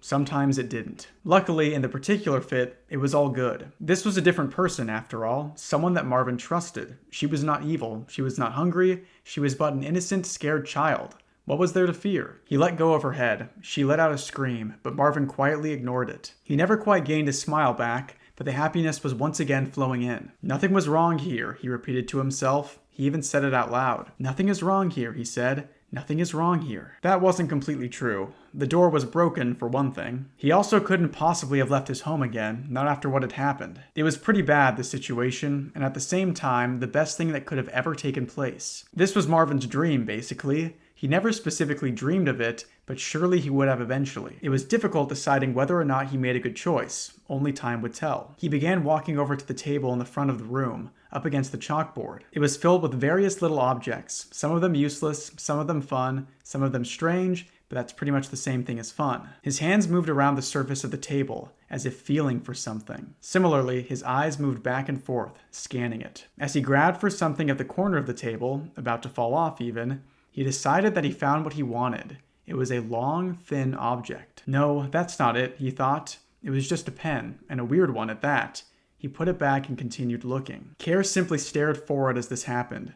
Nothing seemed to be on her mind anymore. There wasn't much to think about at this point in time, and in fact, it probably would have been better not to think about anything anyway. She watched as this strange man scanned the table. He pulled up another object. It was similar to the other one, but no, it wasn't the same thing. He laughed for a second, probably feeling silly for taking too long to find an object on a table. He held it up as if getting a better view at it. It appeared to be a syringe, complete with a needle and an odd-looking liquid resting inside of it. Care recognized this little thing. She recalled a few specific memories of them. Not good ones, mind you. Marvin's next action wasn't clear. He just waited there, looking at the syringe, thinking to himself, staring into the liquid. It was a bluish liquid. Somehow it looked like it could burn through your skin or separate into 3 solid cubes that would then force themselves down your throat. Luckily, it couldn't do either of those things in reality, but the simple act of showing it to somebody could be enough for quite the scare. After a good while of doing the same boring thing, something different happened. Marvin turned around, still holding the syringe in his hand, and his eyes began to rest on Care. They were wide open, eager. "Hello, you," he said. Care gulped. Marvin stepped forward. Then he walked slowly in Care's direction, keeping his eyes on her, actually at this point, her arm. "So," he began in a quiet, sweet voice, "what's your favorite color?" Once again, he was given no response. Care didn't even begin to consider saying anything. "No," he said. "I mean it." Nothing. The clock continued to tick. "If you don't tell me what your favorite color is, I'm going to assume that it's orange." More silence. Marvin practiced with the needle, pretending to throw it like a dart. "Orange is my favorite color," he said. He crept over to the back of Care's chair, continuing to practice with his needle. All of his arm movements were in perfect sync with the ticking of the clock. Care was ready to explode. Too bad that wasn't going to happen. "I like orange a lot," Marvin continued. "I think that, in time, you might like it as well. You don't have a favorite color now, but I will give you mine." It was a wonderful experience to talk like he did. Something felt marvelous about speaking to a child as if there was something other than, well, another little kid standing next to the bench. This was parenting here. This was a step above anything he had been before. And Marvin was determined to be the best damn parent he could possibly be. "I will also give you this," he said, again quietly. It was a loud kind of quiet, though. He immediately lifted up the needle, pulled Care's arm towards himself, and injected every last existing drop of bluish liquid into her body. It didn't take a whole lot of strength, but Care did struggle for every moment, screaming her quiet scream and moving about. Whether or not it was actually every last existing drop was pretty much irrelevant. He definitely assumed that none was left, but maybe that wasn't true. Care continued to scream, and it quickly turned into a cry. Marvin kept a hold of her and reached into his pocket, revealing a small pack of who knows what. His hand ventured into it and grabbed something. He pulled out a small bandage. Care continued her noise. It was hard for Marvin to stay calm at this point. He tried looking away from the blood, as this was what he considered his true weakness, if only he didn't have hundreds of those. He slapped the bandage on Care's arm, not actually looking away completely, and then let go of her. The crying faded away, and all that remained was a rapid panting. And at that moment, Marvin just released a giant sigh of relief. He paced around the room for a little while, but soon decided that it would be better if he simply left the room. And so he walked out, slowly, looking back a few times. Care didn't notice. She was recovering from a state of panic. Maybe it would have been better if she spoke to him. Still breathing deeply and loudly, she checked around the room. He was gone. She was still scared to look at her arm, but surely enough she did. Nothing out of the ordinary, but there was definitely a bandage there. An orange one. She really, really hated that color. So obviously a ton of concerning things in this chapter. It is here where Care's imprisonment by Marvin begins, which is what I would call the central plot point of this entire story. It's an interesting choice to imprison her specifically in an abandoned school building. It's a very specific choice of location that feels like it's trying to say something. A school building is a place that should be familiar to a child, but Marvin has seemingly tried to turn this old school building into some kind of strange residence. To me, it seems like this story is yet again taking something that should be a constant, a stable institution in Care's life, her school, and turning it into something dark and foreign to her. After Care wakes up, she finds that she is tied to a chair that has been glued to the floor. It is a deliberate choice to have this chair strangely glued down instead of bolted to the floor. Tony Domenico's works are typically full of strange actions that just seem a little bit off from what you would usually expect, and this is one of those small details. Marvin's actions in this chapter are deeply concerning, as I'm sure you've noticed. The way that he walks into the room and starts screaming is really unnerving to me. He starts out by strangely yelling, "This is my life," which to me reads like Marvin excitedly proclaiming that he has everything he wants. He's just so excited at the current state of his life. A theme that I find key to this story is the idea of divorced or separated parents. Whether Marvin and the customer at Taper's are the same person, they both represent the same thing, which is a father figure to Care. I read Marvin as almost an estranged, mentally unwell father. He has been rightfully kept away from his daughter, but he has taken this opportunity to insert himself back into her life. Now, this reading can be a little tricky because it requires us to really dive into the allegorical and metaphorical readings of this story. And before we do that, I want to establish a couple things. One, this is not a story that is happening entirely in someone's head, at least to me it isn't. In my reading, Marvin is a real person who has kidnapped Care, his actual daughter. It's just that all of these actions are also symbolic of more common scenarios. Also, I want to make it clear that the subtext in this story about divorce and separation and split custody and estranged parents are not universal experiences. I personally don't really have hardly any experience with divorce. My parents are still together and my wife and I have been married for 4 years and she's still putting up with me. I think what we're seeing in Taper is an extreme exaggerated scenario that mirrors some of the confusing feelings a child of divorce might experience. So with all that said, I believe Marvin is representative of Care's estranged father. There are many cases of estranged parents kidnapping their own children, and oftentimes this is done in an effort to get back at the other parent. The kids are used as pawns in the volatile and unhealthy relationship between the two parents. Care is used as a pawn continually in this story and is often treated as nothing more than an accessory to the adults that should be supervising her. I mean, she's literally kidnapped because her mom leaves all of the windows and doors open and refuses to look after her own daughter. In this chapter, we introduce the strange aspect of Marvin's character where he seems to continually forget Care's name and is unable to remember it at all. I see this as an extreme or exaggerated version of an estranged parent not knowing much about the personal lives of their children. Marvin wants possession of Care, but he can't even be bothered to remember her name. Again, with her name, he wants possession of Care, but doesn't want to actually take care of her, because nobody does in this story. I'll talk more about all of this symbolism with divorce and estranged parents and abuse throughout the story, but I wanted to front load it so when I start spouting my insane theories later on, you'll be a little bit more prepared for it. Speaking of symbolism, I think it's undeniable that there is a lot of subtext regarding Care's lack of bodily autonomy.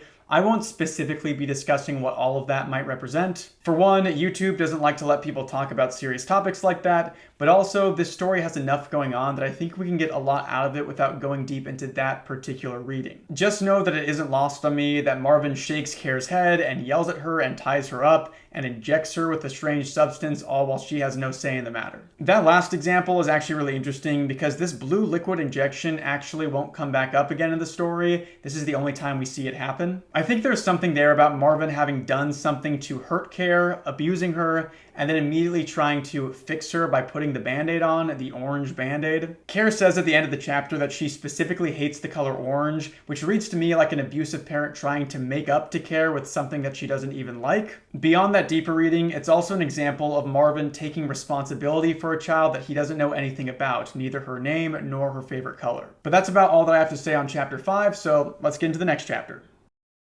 Chapter 6. Staring into the television screen did not help. The picture didn't make any more sense than before. In fact, it made less sense. Everything was wrong. Everything. Nobody was going to understand this. It was garbage. I was discouraged for a while. On the screen was a house, a smallish one, laying in the dark. The windows were open, the lights were off. A dark house. Okay. What does this have to do with anything? Unfortunately, there wasn't a whole lot else that I filmed that night. As I was walking toward her house, I had my camera pointed downward, taping the sidewalk. Before that, I taped the sky, and before that, I taped my wall. Nice. A wall, a sidewalk, and a house, and the sky. What a great productive day. To be fair though, my wall was beautiful, and the sky didn't look bad either. The sidewalk was the ugliest thing I had ever seen in my life, and I've seen some ugly things, but it's the inside that counts. Also, to be fair, the house did have some relevance. My daughter lived there supposedly, and I definitely did film her the day before, but it didn't feel interesting enough. This wasn't going to win anything. I picked up my remote and began to rewind the tape. The house was still in view. I was leaving at this point, but now I was going back to it, knocking on the door in reverse, looking through the window in reverse, probably thinking in reverse as well. Waiting. Last night I was standing by her door, just waiting, knocking on the door, waiting, looking inside, knocking, waiting, thinking, knocking. And I knocked harder, waiting. It made sense to me that she didn't answer the door. It was late at night. The only reason I myself was not asleep at that time was, well, because I wanted to check on my daughter. I wanted her to smile for the camera. Watching myself do this again in reverse brought the feeling back. I wanted to see her, not just for the footage, but to bring it all back just for 1 second. And to, of course, meet her mother again. That would have made my day. I watched it all unfold. Everything was exactly as it looked earlier, peaceful and depressing. The exact opposite of what I remembered from way back when. Then I spotted something and stood up from my bed, staring into the television. Beyond the window, hiding in the blackness, was a head. A body, 2 arms, hands, fingers, dark, looking out, looking in, looking out again. Okay then. The figure walked back and forth, in a panic, wishing for all of it to end. Then he was lying on the floor. It was an odd sight. I paused the tape and looked closer.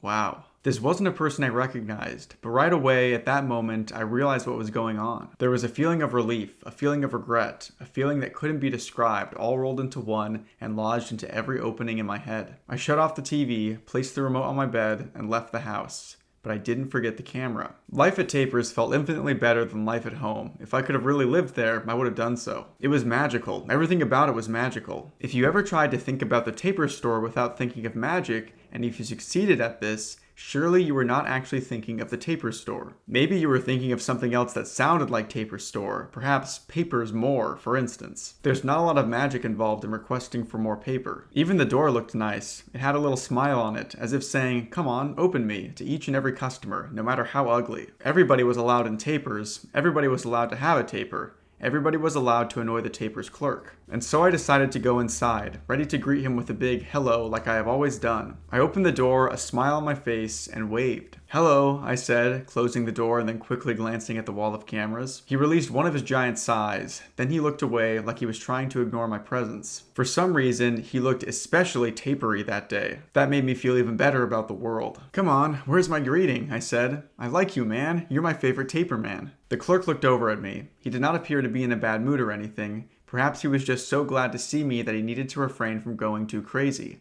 I, of course, understood completely. "Okay, yeah, whatever, shut up," he responded, waving back but with very little effort put into it. "Hello, I mean." I walked up to the counter. He looked at me for a second, but then returned to reading his magazine. From my view, it looked like he was reading the Tapers magazine, though there was probably nothing else you could get at the Tapers store anyway as far as magazines go. And if it were anything but the Tapers magazine, the manager probably would have taken it from him and hit him with it. The clerk tried to ignore the fact that I was staring at him. "Hey," I said. He looked up from the magazine, staring at me for a few seconds, and then spoke. "Yeah?" he asked, as if waiting for me to continue. "Yeah," I replied. I need to talk to somebody about this." "About what?" "Well, I began. You have time, right? Are you busy right now?" This definitely wasn't how the clerk wanted to spend his time, but still, he couldn't lie and say that he was busy because he really wasn't busy at all. In fact, it was rare for somebody to even visit the store. See, Tapers wasn't exactly popular. Right across the street was another store, one that sold equally great cameras. A very lame store this was, but somehow people liked it. It was named Camlander, printed as Camlander, because it was open every single day. Yes, that's how lame it was. And yet somehow everybody was there, as in not here at Tapers. That was bad. The only reason that Tapers was still around at all was the magazine. Everybody loved that for some reason. Camlander tried making a magazine once, but it was hated by pretty much everybody. They never quite understood why this was, but soon happily forgot about it and returned to their store. Regardless of the magazine's success, Tapers was still a largely unpopular store. A fortunate side effect for this lucky clerk here was that he could be paid for doing absolutely nothing but deal with me every day. Almost nobody else came in, at least not on days like this. They were all at Camlander having a ball. "Sure, I have time," he responded, immediately regretting it. I smiled and went on. "I stopped by my ex-wife's house yesterday," I began. "I just wanted to see her again. I brought the camera." "A camera?" he asked, hiding his amusement. "Were you going to film her killing you?" "No, I was going to film my kid. She's a good girl, but she ran away from me last time. I wanted a second try." "Ah, it's for a contest. Anyway, that wasn't the only reason." "No, it wasn't?" His interest was slowly dying away, and his eyes started moving back toward the Taper magazine. It was a good magazine, after all. You couldn't help but stare at it. "I also kind of wanted to see my wife again," I said. "We have this thing, you know? But I have this weird feeling that she doesn't want me around. Doesn't want you around? Why would that be? The clerk said sarcastically, staring into one of the pages. I don't know, I responded, but I saw this guy in there last night. He was kind of big. Big, huh? He asked. He still couldn't get his eyes off of that page. Maybe there was a really good-looking taper on it. Yeah, I'm pretty sure he's a boyfriend of hers or something, which makes it even more hopeless for me. Well, you are hopeless after all, he whispered almost to himself. What? I asked. His eyes left the magazine and he started staring back at me. Nothing, he said. There wasn't much left to think about, but there were definitely many things left to regret. But it was over at this point. The house was already freezing, and whatever happened couldn't be taken back. It would always take at least 10 hours or so for her to take anything back, for her to feel regretful. Not to say that she was ever actually angry, in fact. That was hardly the case. She didn't have anger problems by any means, and nobody would disagree with me on that. More of it, instead, it had to do with self-esteem and loneliness. Not that it mattered what her problem was, nobody was going to cure it. For that to happen, someone out there would need to care. She had nothing in particular to do on this Saturday morning. It would almost be acceptable for her to fear getting out of bed.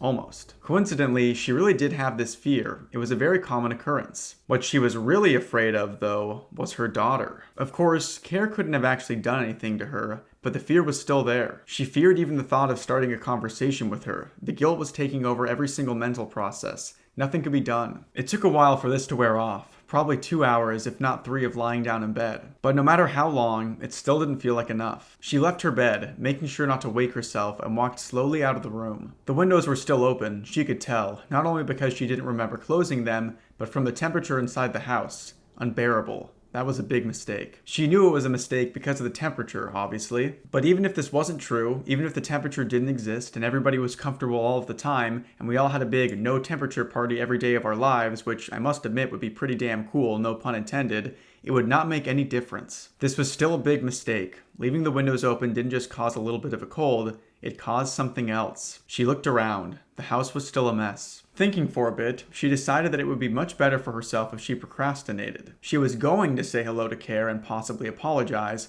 but that wasn't exactly something that she was looking forward to. And what better way to procrastinate than clean up the house? Of course, what a great idea. She looked up. There was a broom on the ceiling. Perfect. Picking it up was a challenge. She stuck it up there pretty well last night. Nobody was going to get that thing in a million years, she told herself the night before with a grin on her face. What an idiot. She felt like slapping herself. It was stuck to the ceiling with glue. How nice. After a few seconds of embarrassing attempts, she gave up on getting it. That broom was a piece of garbage anyway. Very frustrating though. She began to wonder why it was even up there. Putting it on the ceiling wasn't exactly necessary after all. It would have been quite easy to make the house a mess without completely ruining her own life in the process, but no, that's not what she ultimately chose to do. To make matters worse, the other brooms were stuck too. One of them was on the wall, another was on the floor, and her favorite broom, yes, she had a favorite broom, was inside of another broom. I'm not even going to begin explaining how that happened. The obvious next step here would be to procrastinate again. To distract herself from this annoying task of cleaning up her ugly house, she decided to wake up Care and possibly apologize for her awful behavior the night before. It was the nicest thing to do. After all, everybody likes to be apologized to. It makes them feel great. She walked up the stairs, tripping once. You couldn't walk up those stairs without tripping at least one time, and looked over at Care's door. It was a pretty door, perfectly black like the rest of the house. Maybe it wasn't unique, but that was kind of a good thing for her. The door was also open. Open doors are very inviting. Even if you can't be like tapers and have a smile on your door, you can go for the next best thing and just keep it open all of the time. Camlander did neither of those things, and even though they were completely successful, don't use them as an example. Care's mother didn't like this open door. She saw it as a bad thing, and in fact, it was. Care? She said. There was no response. Care? She repeated, looking around her room. Care, are you there? I wouldn't have been able to make that rhyme with a straight face. Care's mother really had no sense of humor, and even when she did laugh, it wasn't at anything funny. I kind of like that about her, though. She stepped into Care's room and looked around some more, a worried look finally showing up on her face. The bed looked absolutely perfect. In fact, the whole room looked perfect. Everything looked great, but there was a missing child. The black walls stared her down, as if chanting, leave the room, hundreds of times per second, until she finally obeyed their request. The dolls continued to sit down quietly, ignoring the angry walls and going back to being deceased. She could feel the hatred built up in this room. It was overwhelming. Even the bed wanted her dead. See, I found that rhyme to be amusing. If Care's mother had said it, I don't think she would have even giggled in response to it. She walked back down the stairs, tripping of course, and called her name one last time. Care! No response.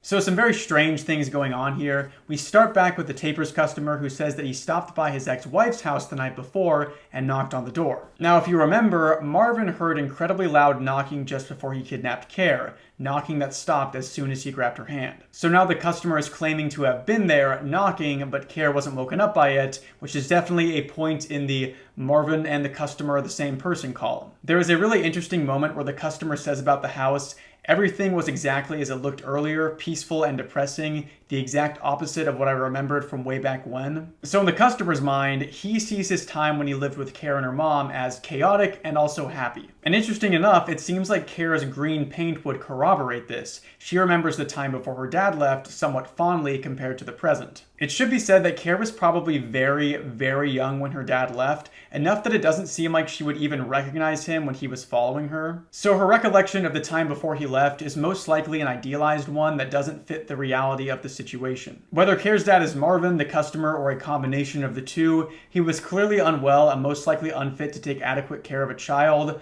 Not that her mom is much better. While watching his tape back, the customer seems to see Marvin and says that it's someone that he doesn't recognize. Interesting. Let's put that in the Marvin is not the customer column. This chapter also starts to introduce what I would consider some of the absurd, dark humor of the series. I find a lot of the customer's musings to be kind of funny. I like the part where he talks about how Taper's store is a magical place, but a similar phrase like paper's more wouldn't be magical because there isn't anything magical about asking for more paper. That's just kind of funny to me. It's also just a good way to show how erratic the customer is. He has this deep reverence for Tapers as an institution, but it seems like nobody else really cares about the place. I mean, the single employee that works there doesn't even seem like he cares about the place. He is mostly disinterested in both his job and the customer. The introduction of the rival Camlander store that is infinitely more popular than Tapers is a strange addition to the story. The stylization of the name to look like calendar is interesting. Fans of Petscop will be reminded of the custody calendars that are seen in that game. Since Camlander won't really have a very important place in the story moving forward, I'm fine with interpreting it as a small allusion to a custody calendar, keeping with the divorce theme. The customer talks about his ex-wife and how he wants to get back with her, and he also mentions there being a big person inside her house last night that he says is most likely her boyfriend. We know that Marvin was there last night, although I don't know if I envision Marvin as a particularly big guy. I suppose that he could be. We know he has a massive forehead for some reason. We then move to Care's mother's perspective, and this section gives us a lot of insight into her mind,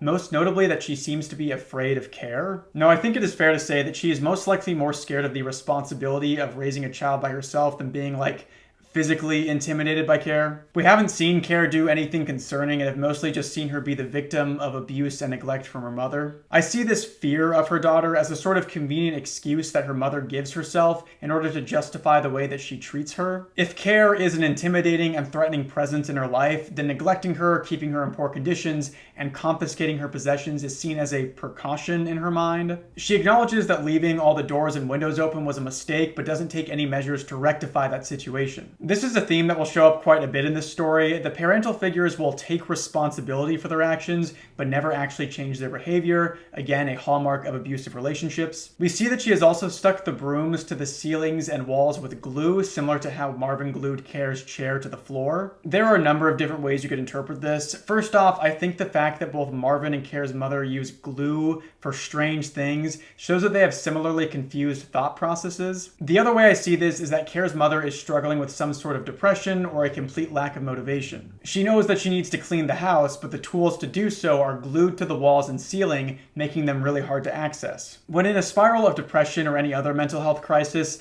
the issues that you are dealing with can be so apparent to you, but you feel wholly unequipped to deal with them. I know that I have personally struggled with this in the past. I would be in a complete slump and know that just reaching out or taking action would make me feel better, but I couldn't do it. And that would be incredibly frustrating because I would start to feel like I was the person that put me in that position in the first place, like I glued the brooms to the ceiling. Of course, neither Marvin's nor Care's mother's mental illness excused them from their actions, but I thought it was a cool depiction of mental illness. I mean, if that's even what Tony intended, a reminder that all of this is just my own analysis of a very strange and vague story. The very end of this chapter has Care's mother tripping down the stairs, something that every character seems to do, and then finding out that Care has gone missing. I really like the detail of the walls of the room chanting "leave the room" at her repeatedly. I've got ADHD, and there have been times that I've felt like this So much. More specifically, I will get sucked into staring at my phone and my brain will just be screaming, stop looking at your phone for like minutes and sometimes hours on end while I am just completely unable to pull myself away. So I thought that the wall screaming at Kara's mother to get up was a really cool way to kind of depict this feeling that I personally struggle with. But that's about all that I have to say about chapter 6, so let's get on to the next chapter. Chapter 7. I just want to know your name, said Marvin, pondering whether or not that statement was normal. It certainly didn't feel normal for him to care what her name was, another pun that I didn't intend for, but that was different. Normal for him was not normal for other people. Marvin acknowledged this, and it was a constant goal to keep himself ordinary and not to come off as a lunatic. Maybe it was too late, in this case. Marvin was sitting on a chair pulled up next to a small table. On the other side of the table was Care, facing the opposite direction. Care was a little distracted. This was to be expected for the most part. The light had been flickering on and off for the past 10 minutes, the chair was wobbly enough that she could have fell to the floor at any moment, and to top it all off, she was alone in a school library with an unpleasant stranger who happened to possess an abnormally large forehead. Hey, Marvin said, again trying to obtain Care's attention.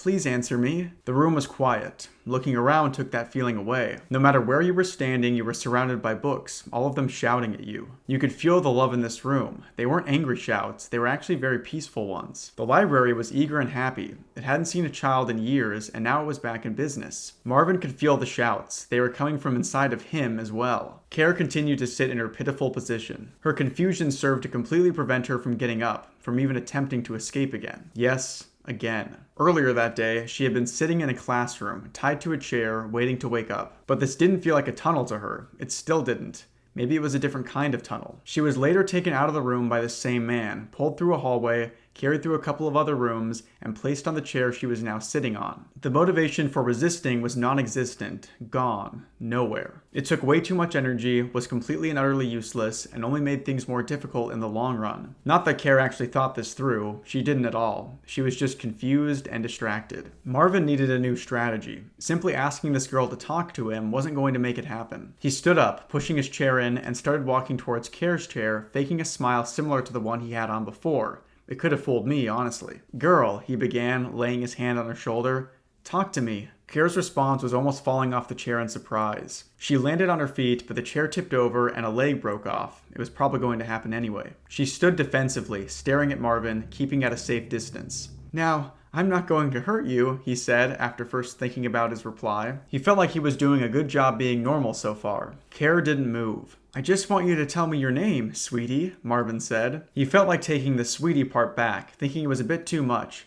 Please, just your name. She still stood there, looking at him. Nothing happened for the next full minute. It was torturous. The clock began ticking. Care looked at it, surprised that it hadn't been working for the last 10 minutes, and now it just suddenly started ticking loudly. The library clock tended to do that, as Marvin knew very well by now. He didn't bother saying anything about it, though, as Care quickly looked back at him and forgot about it. Care, she said, softly. The room was silent, and even the books quit shouting. Marvin felt like jumping for joy, but he remembered that he was trying to be normal. But this was getting more and more difficult for him. He didn't have a whole lot of experience with normal people, after all. Maybe he was exposed to them during his childhood, but as of lately, he hadn't spoken to many people at all. This was bad, though. A lot of happiness was being built up here, so much that Marvin couldn't quite bear it. It distracted him so much that he forgot exactly what she said. Kara? He asked. It was quiet.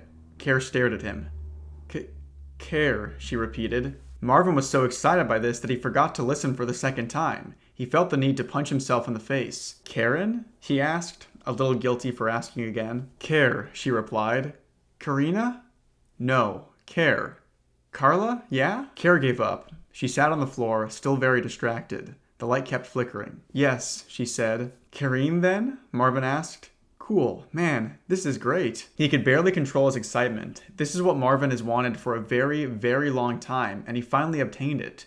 It wasn't very difficult either. The next task would be to find some activities. He wasn't sure what to do right away, but he knew that there must have been something. Wait just a second, Marvin said. I'm going to be right back. Read a book or something. He skipped over to the door, filled with glee and eagerness, and left the room. The clock continued to tick, and the light continued to flicker on and off. Care was left sitting on the floor, still bewildered by this whole situation. She didn't feel like leaving from her spot. At times like this, Care's desire to explode only intensified. Every tick of the clock felt like her cue to do so. With no possible way to achieve such a thing, she felt helpless and weak. There was no escape. She leaned over on the bookshelf next to her, still sitting, trying to evaluate the situation. The floor was uncomfortable, as was anything else you could have possibly sat on in that school building. Looking up at the shelf, she proceeded to stare at the books. They were no longer shouting, only engaging in quiet chit-chat at this point. Maybe they were talking about the broken chair, how it had lived a long, satisfying life. But maybe it didn't. It was normal for her to feel alone, but for the very first time, she really was. In every possible way. The books weren't actually talking, they weren't even alive. Kara completely understood and accepted this situation. The confusion was gone. She was not imagining any of it. She stood up and took a look at her surroundings. Obviously a library, not a very big one though. In fact, the school was very small in general. She recalled being pulled through a small hallway, which appeared to be the only hallway in the entire building, only about 6 classrooms. A hallway, 6 classrooms, and a library. She saw another door. It probably led to a cafeteria or something similar. Kara couldn't help but wonder, maybe this was some kind of factory of sadness. It had all of the characteristics of one, not to mention it was doing a damn good job generating fear and misery. And even though it produced enough of it to potentially feed a city, only one person was actually receiving any. Was that unfair to Kara, or was it unfair to the city? It was a good thing that, coincidentally, Kara was on her way to creating the world's first factory of happiness. Experiencing the polar opposite was probably helpful to her. Now, if only she could find that circular piece. Rummaging through the doors and closets felt like a childish thing. Marvin tried to make it feel childish. There were toys all over the place, just waiting to be found. And they were going to be found. That was no question. He didn't really believe with complete confidence that there were toys in that school. But that was uncertainty. Marvin rejected uncertainty, at least for this brief moment. Would a child be uncertain? Somehow he didn't think so. His fairly limited experience with children led him to this fact,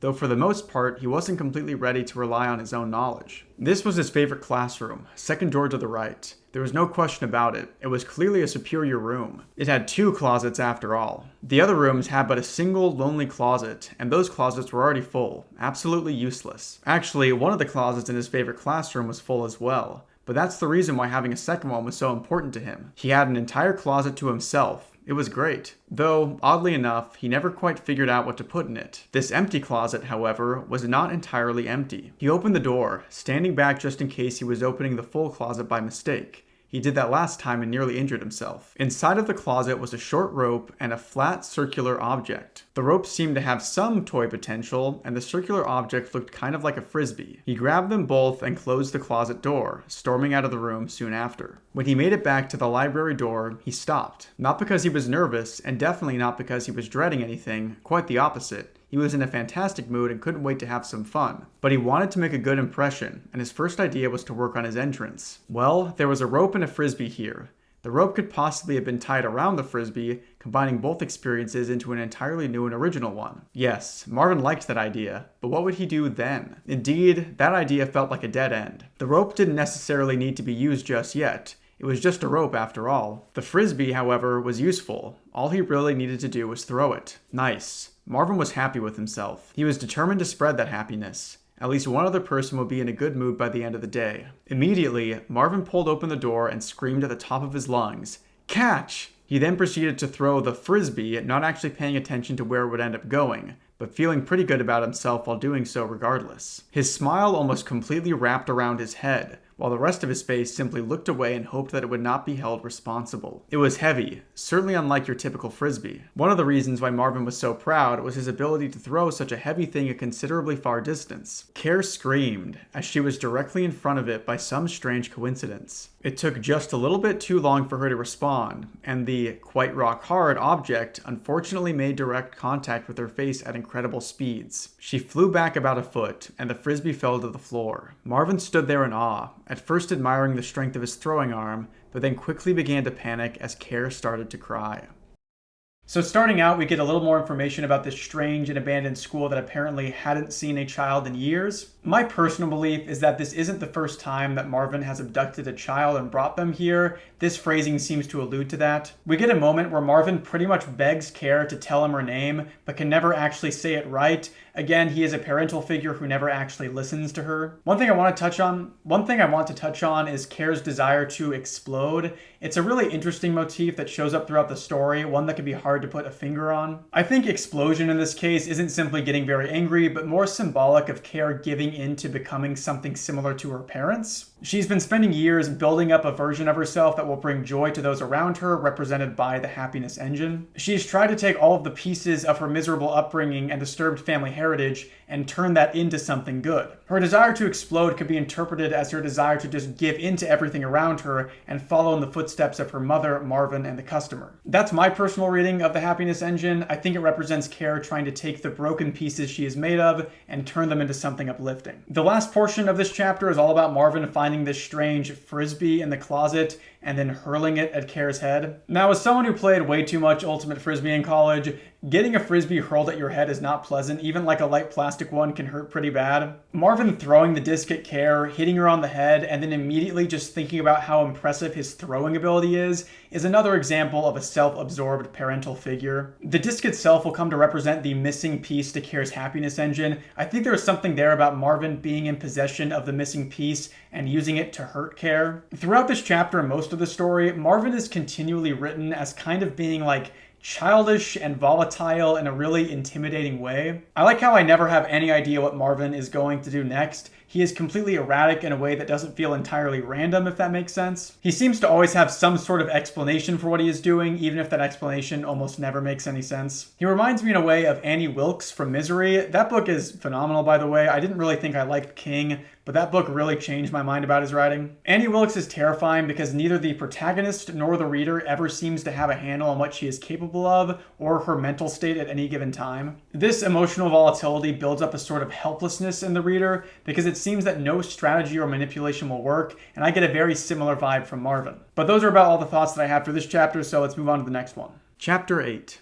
Nervous Rex, scrambling about, hands in pockets, looking down at the ground, no enthusiasm for anything, hopeless people, ignoring the world. Sometimes it felt like they were everywhere. Maybe they were. It certainly would have been surprising. They thrived on the sidewalks, all marching forward at the same lifeless pace, spreading the gloom. For all to enjoy. It was like the world, as well as everything else, had given up on this town. And I, with my trusty taper, had the pleasure of filming all of them. They weren't happy about it, but then again, they weren't anything. I must admit, when given this task, my first thought was not a positive one. It may have been something along the lines of, why am I doing this? Or, please, they must be joking. Or even, why does everybody seem so confident right now, whereas I sit here and talk about how horrible this place is? I mean, we all live in the same little town. Perhaps this is all some sort of illusion and I am the only depressed person here. Tapers was never depressing. It was perhaps the only place where that feeling did not exist in any way, shape, or form. And sometimes they even had music playing. Those were usually good days. Camlander never had music playing. Walking into that store was like crawling into a corner and dying. Maybe that's why people liked it so much. The most that I could have done was tape nothing. Maybe that was the best choice, because other than that,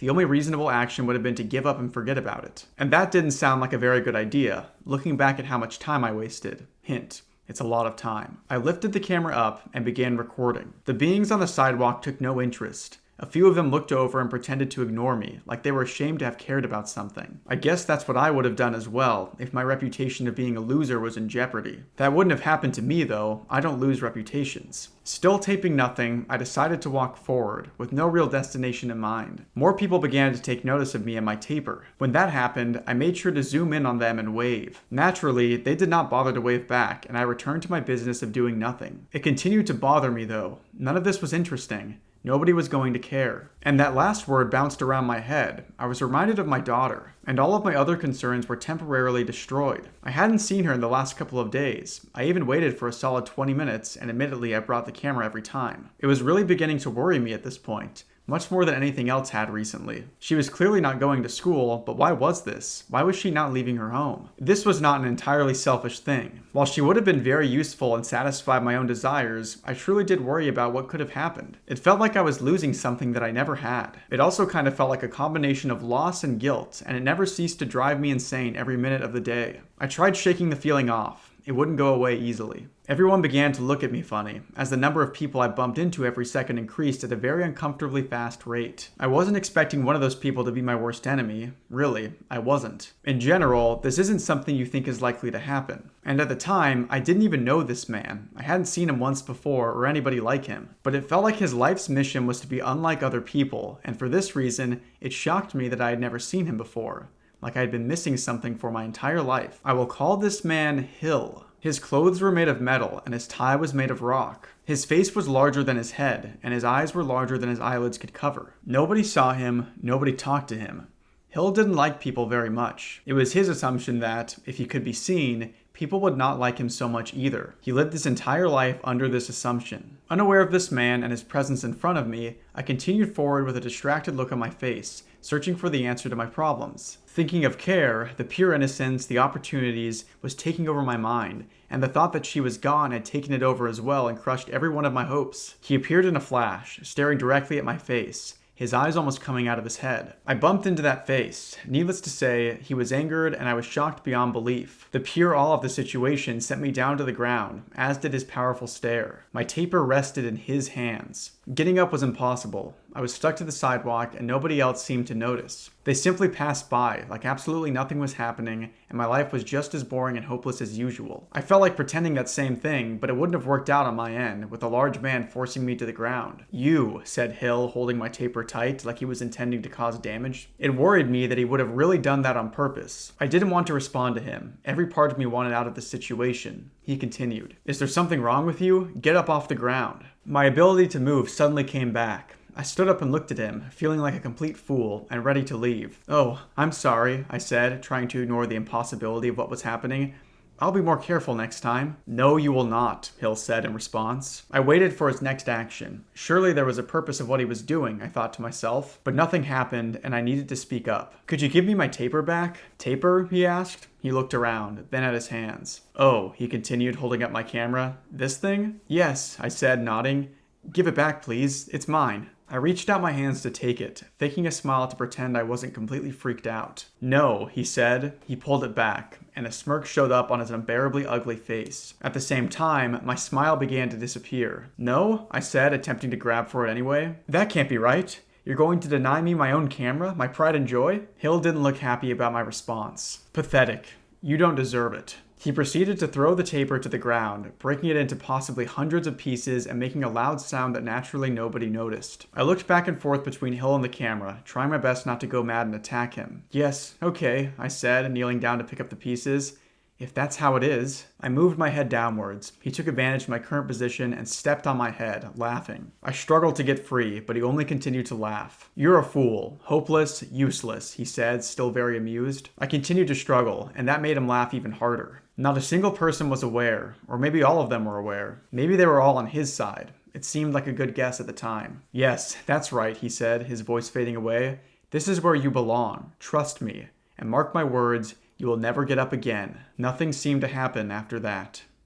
So starting at the top, the customer really seems to have a lot of disdain for the world around him. He sees the average person as miserable and aimless. The irony is that from the outside looking in, the customer is probably the one that looks miserable and aimless, always wandering around with a camera and randomly filming people. His lack of empathy and understanding for the people around him also feels inherently dangerous to me. He kind of sees them as NPCs in video games. In reality, every person that you pass by on the street is a complete complex individual, and thinking that they are just like lifeless husks while you are the protagonist is a very self-centered way to view the world. An interesting detail in this chapter is when the customer goes to the school to hopefully film Care, but says that he hasn't seen her for the past few days. This, of course, coincides with her disappearance at the hands of Marvin, so if you're a Marvin is the customer doubter, then you can take that as a victory. One of the more confusing additions to this story is Hill, this large man who wears a metal suit and a rock tie. There are a few different ways you can interpret him. I'm pretty certain that Hill is not a real person,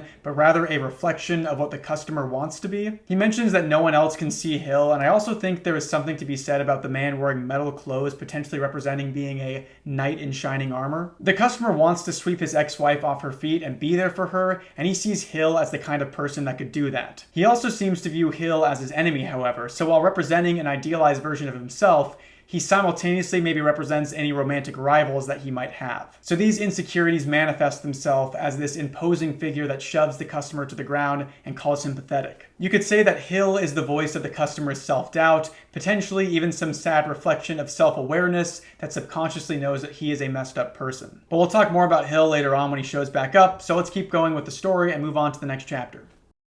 Chapter 9. The lump was starting to become kind of a bother. For some very peculiar reason, it was actually a little bit bigger now, and in a completely different place. Yes, it had moved, and it didn't take long for that to happen either, a mere 2 days. It appeared on her arm at first, and eventually grew large enough that it was fairly noticeable from a far distance, which is annoying enough, but eventually it decided that it wasn't very comfortable on her arm and would be much happier somewhere higher up, and so it moved on its own. Her watch was only making this transition more uncomfortable, and so she was forced to put it on her other arm. Kara didn't really like that lump. She hated it, in fact. But whenever she tried to show it to Marvin, he would respond with something like, "That's cool," or "Wow, it looks like it's gonna explode. You better watch out." He wasn't a good person to go to, needless to say. The problem was that nobody else existed, for all Kara knew. Anything outside of the school building was irrelevant. She didn't see herself stepping out there ever again. Not that she didn't want to, she just didn't have a choice in the matter. Marvin wasn't much of a help to Kara, sure, but if ever Marvin needed something,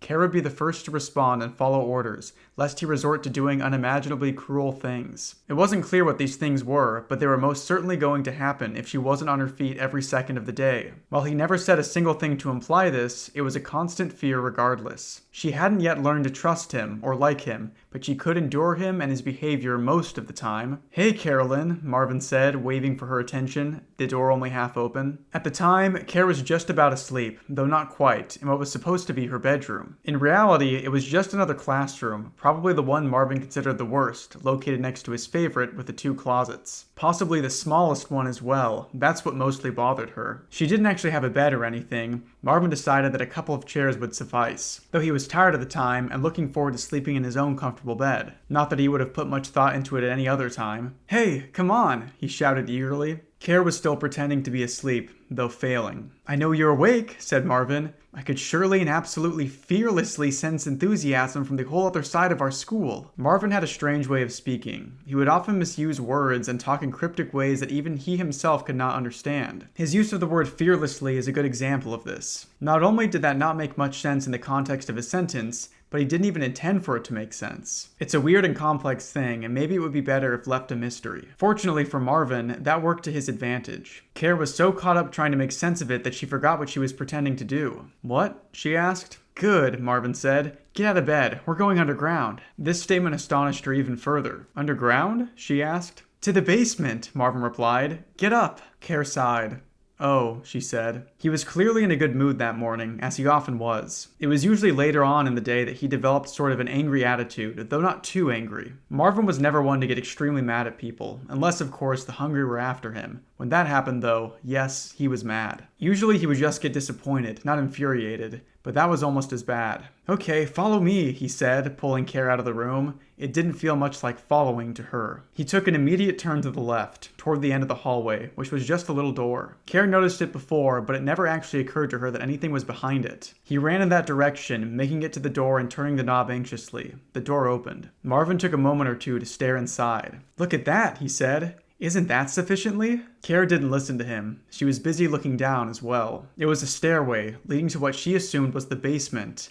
At the moment, it was too dark to see anything else. Marvin stepped in first, pushing Kara aside but afterwards pulling her in with him. It was still incredibly dark, but he didn't hesitate to run with full speed down the stairs, dragging Kara along the way. He let go of her halfway down, and she stumbled. "We're here," he said. He moved his hand along the wall for a few seconds, searching, then flipped a switch. The lights turned on. Kara covered her eyes and tilted her head downward. "What are you doing?" asked Marvin. "It's bright."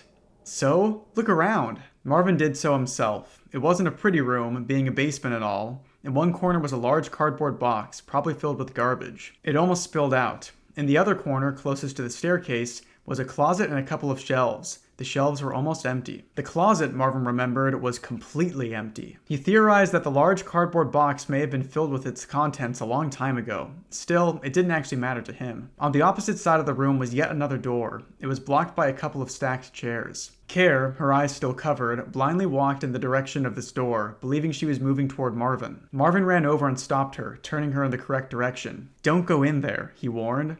"In where?" "That room," Marvin said, pointing at the door. Care turned back around and moved her hands away, glanced for half a second, then quickly put her hands back. "Why not?" she asked, not actually that interested. Marvin decided to change the subject. "So," he began, looking around the room, "you like this place?" Care wasn't sure how to respond. She most certainly didn't like it, but was that a wise thing to say? "It's okay," she mumbled. "Okay?" Marvin asked. "Just okay? Are you sure it isn't conventionally hallucinatory?" "Huh?" "I don't know," Marvin said, "but what could I do to make it better?" Care just shook her head at him, lifting her hands away at this point. "What does that mean?" he asked, imitating her gesture. "I'm not sure." "You're not sure what it means?" Care shook her head again and cleared her throat. "I'm not sure how to make it better," she said in a very quiet, tired voice. She tried to make eye contact, but couldn't do it with the light shining so brightly. "Oh," said Marvin. It was quiet for the next several minutes. Marvin continued to walk around the basement, looking under things, behind things, on top of things, like he was looking for something incredibly important. Maybe he was. As interesting as that is, it didn't make much a difference to Care, who was just about ready to explode from the sheer boredom of this adventure. Not to mention she was kind of tired, having just woken up. Though, even if she were neither bored nor tired, her desires wouldn't have been a whole lot different. She would still be pretty much ready to explode. As she was getting ready to sit down on the staircase, her eyes couldn't help but notice the flat circular object on top of the shelf next to her. The same one, actually, that hit her square on the head only 2 days ago. It wasn't just an ordinary frisbee, though. In fact, it wasn't even a frisbee. It was something much different than that. And she wanted it. Since the moment she first saw it, this has been true. Unfortunately, that little incident kind of distracted her. Maybe she would have caught it if it hadn't been moving so damn quickly. Marvin ran out of things to look under. He turned around and glanced at Care, who happened to be paying most of her attention to something that wasn't him. Clearly, she was staring at one of the shelves, on top of which an object sat. "Oh, yeah," he said, walking towards the shelf now. "I forgot to put that away." Care stood up. "No," she said. Marvin was opening the closet door as she said this, ready to place it inside with the same gentleness as everything else. It wasn't so much for the object's sake as it was for the closets. He had an unhealthy obsession with closets, and sometimes felt sympathetic for them. "What?" he asked. She began, holding her hands out. She wasn't quite sure what to say right away. Can I have it?" Marvin was a bit befuddled by this request. "You want this?" he replied, holding it up. "Yes." "Why?" "I just want it." Marvin laughed. "Well, you can't just want it," he said. "That's approximately silly." "Please?" she asked, holding her arms out further now. Marvin shook his head, smiling. "I can't do that," he said, laying the flat object down inside of the closet. "He's waiting." "Who?" "The closet," he replied, closing the door. "Now, let's go back up. There's nothing really to do down here." Care nodded, though very slowly. But as Marvin walked away, her eyes did not move. He noticed, as he was walking up the stairs, that she was not following him. She was a little busy staring at the closed closet door, not even making the smallest movement, just standing there in what looked like kind of a state of shock. This troubled him slightly, not because he cared why, but because it wasn't what he had planned out in his mind. "Claire!" he shouted. "Over here!" Care turned around, with an unhappy though somewhat monotonous expression. Almost ghost-like, actually. She drifted down to the stairway, looking down at the floor. "Oh, wait," said Marvin, without even a jot of sympathy. "Shut off the light first." Care didn't like what was going on. She didn't like it at all. Her entire life's dream was about to be broken, and there was absolutely nothing that she could do about it. Except mope, of course, which she was already doing a good job at. Not that it was getting Marvin's attention. He didn't have a very easy time reading emotions, unless we're talking about closets, in which case he was very good at it. It was quite unfortunate because the consequences of misreading an emotion were colossal, and I don't mean for Marvin. Now, Care did have a chance earlier to retrieve the object she wanted. A couple of chances, actually. You could consider this to be your own fault, but that didn't seem to occur to her at the time. "All right," Marvin said as they both walked out of the basement and into the hallway. "What do you want to do with me?" Care didn't like the sound of that question, or the tone in which he said it, but she wasn't in the proper mood to worry. "Nothing," she said bluntly. Marvin stood in shock. "Nothing?" he asked. "Nothing at all? Are you sure about that?" "Yes," Care responded. "So you're suggesting we sit down, preferably in the library, though it's your choice, and not even talk to each other?" Care shook her head and faced Marvin, still with a blank expression. "That's something," she said. "I want to do nothing." Marvin was perplexed by this suggestion. He'd never heard a single thing like it before. Nothing? Absolutely nothing? What is that? How do you accomplish such a thing? He must be always doing something. It drove him mad, this idea, and so he disallowed it from entering his brain again. Okay, yeah, he said, pounding his head with considerable force. "Sure, you do that, nothing, okay." It distracted him so much that he walked off in a fit of complete and utter disarray. Nothing he did would stop the thoughts, and so he decided that it would be better to rest for a while and think about something better. Something a little more useful to his life. Care felt accomplished, but it didn't do much to cheer her up. She walked to the classroom, depressed and disappointed. Though, surely enough, when she got in there, she did nothing. So would you believe me if I said that Care's lump on her arm was one of the things that I was most excited to talk about?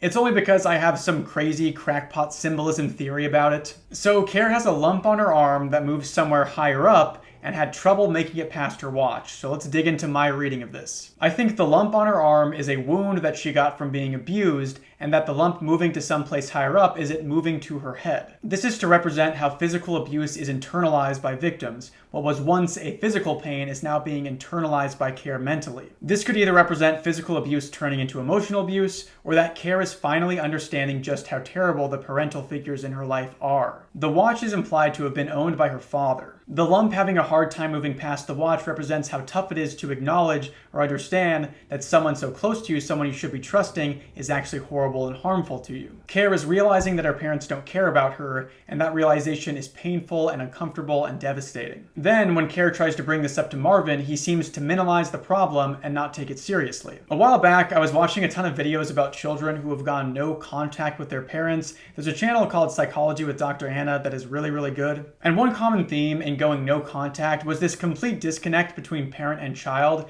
where the parent would claim that they had never been told what they were doing wrong, but the children of these parents will often say that they have tried over and over again to tell their parent how they have harmed them, but the parent just refuses to listen. I see this reflected in Tapers. Care tries to address her issues with the way that she's being treated, but it's never treated seriously since she's just a kid. Also, I don't really know why I was so interested in the whole no contact YouTube videos thing. My parents are great and I have a really good relationship with both of them. I just need to clarify because my mom often watches these videos, so I don't want her to think that I'm subtweeting her or something. Back to the story, the line of "the fact was that nobody else existed" is a really haunting line to me. It reads like Care has no other support system in her life. We see that Marvin doesn't even have a bed for her, he just puts a few chairs together. Again, we see that while Care's mother was pretty terrible, Marvin is much worse. I really like the detail of Marvin misusing words. It's very unsettling and it sounds almost childlike, like he knows the words but has no idea how to use them. There are a few times going forward in the story that Care will seemingly use words out of place, and to me, this hints at there being a familial connection between the two. The inheritance of certain characteristics and behaviors and actions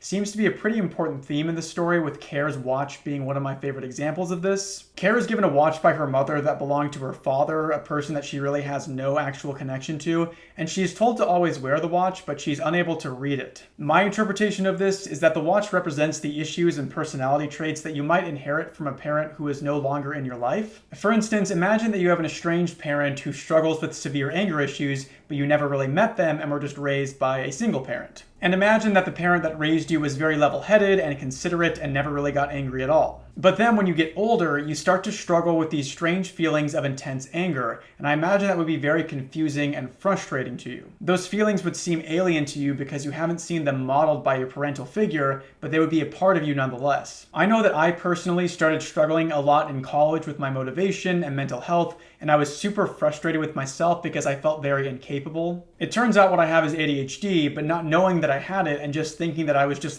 bad at living life was incredibly frustrating. This is how I view Care's watch. She's been given a set of traits, a lot of them negative, from her father, and she is unable to understand them. She's unable to read the watch. With all this talk about inheriting traits and genetic disposition and mental health, please know that I am in no way a mental health professional. My interpretation of this story isn't supposed to be an endorsement of these ideas. I'm just trying to explain what I think the author was trying to communicate when he wrote this. Back to the actual story, we have Marvin taking Care to a bright basement where she covers her eyes with her hands.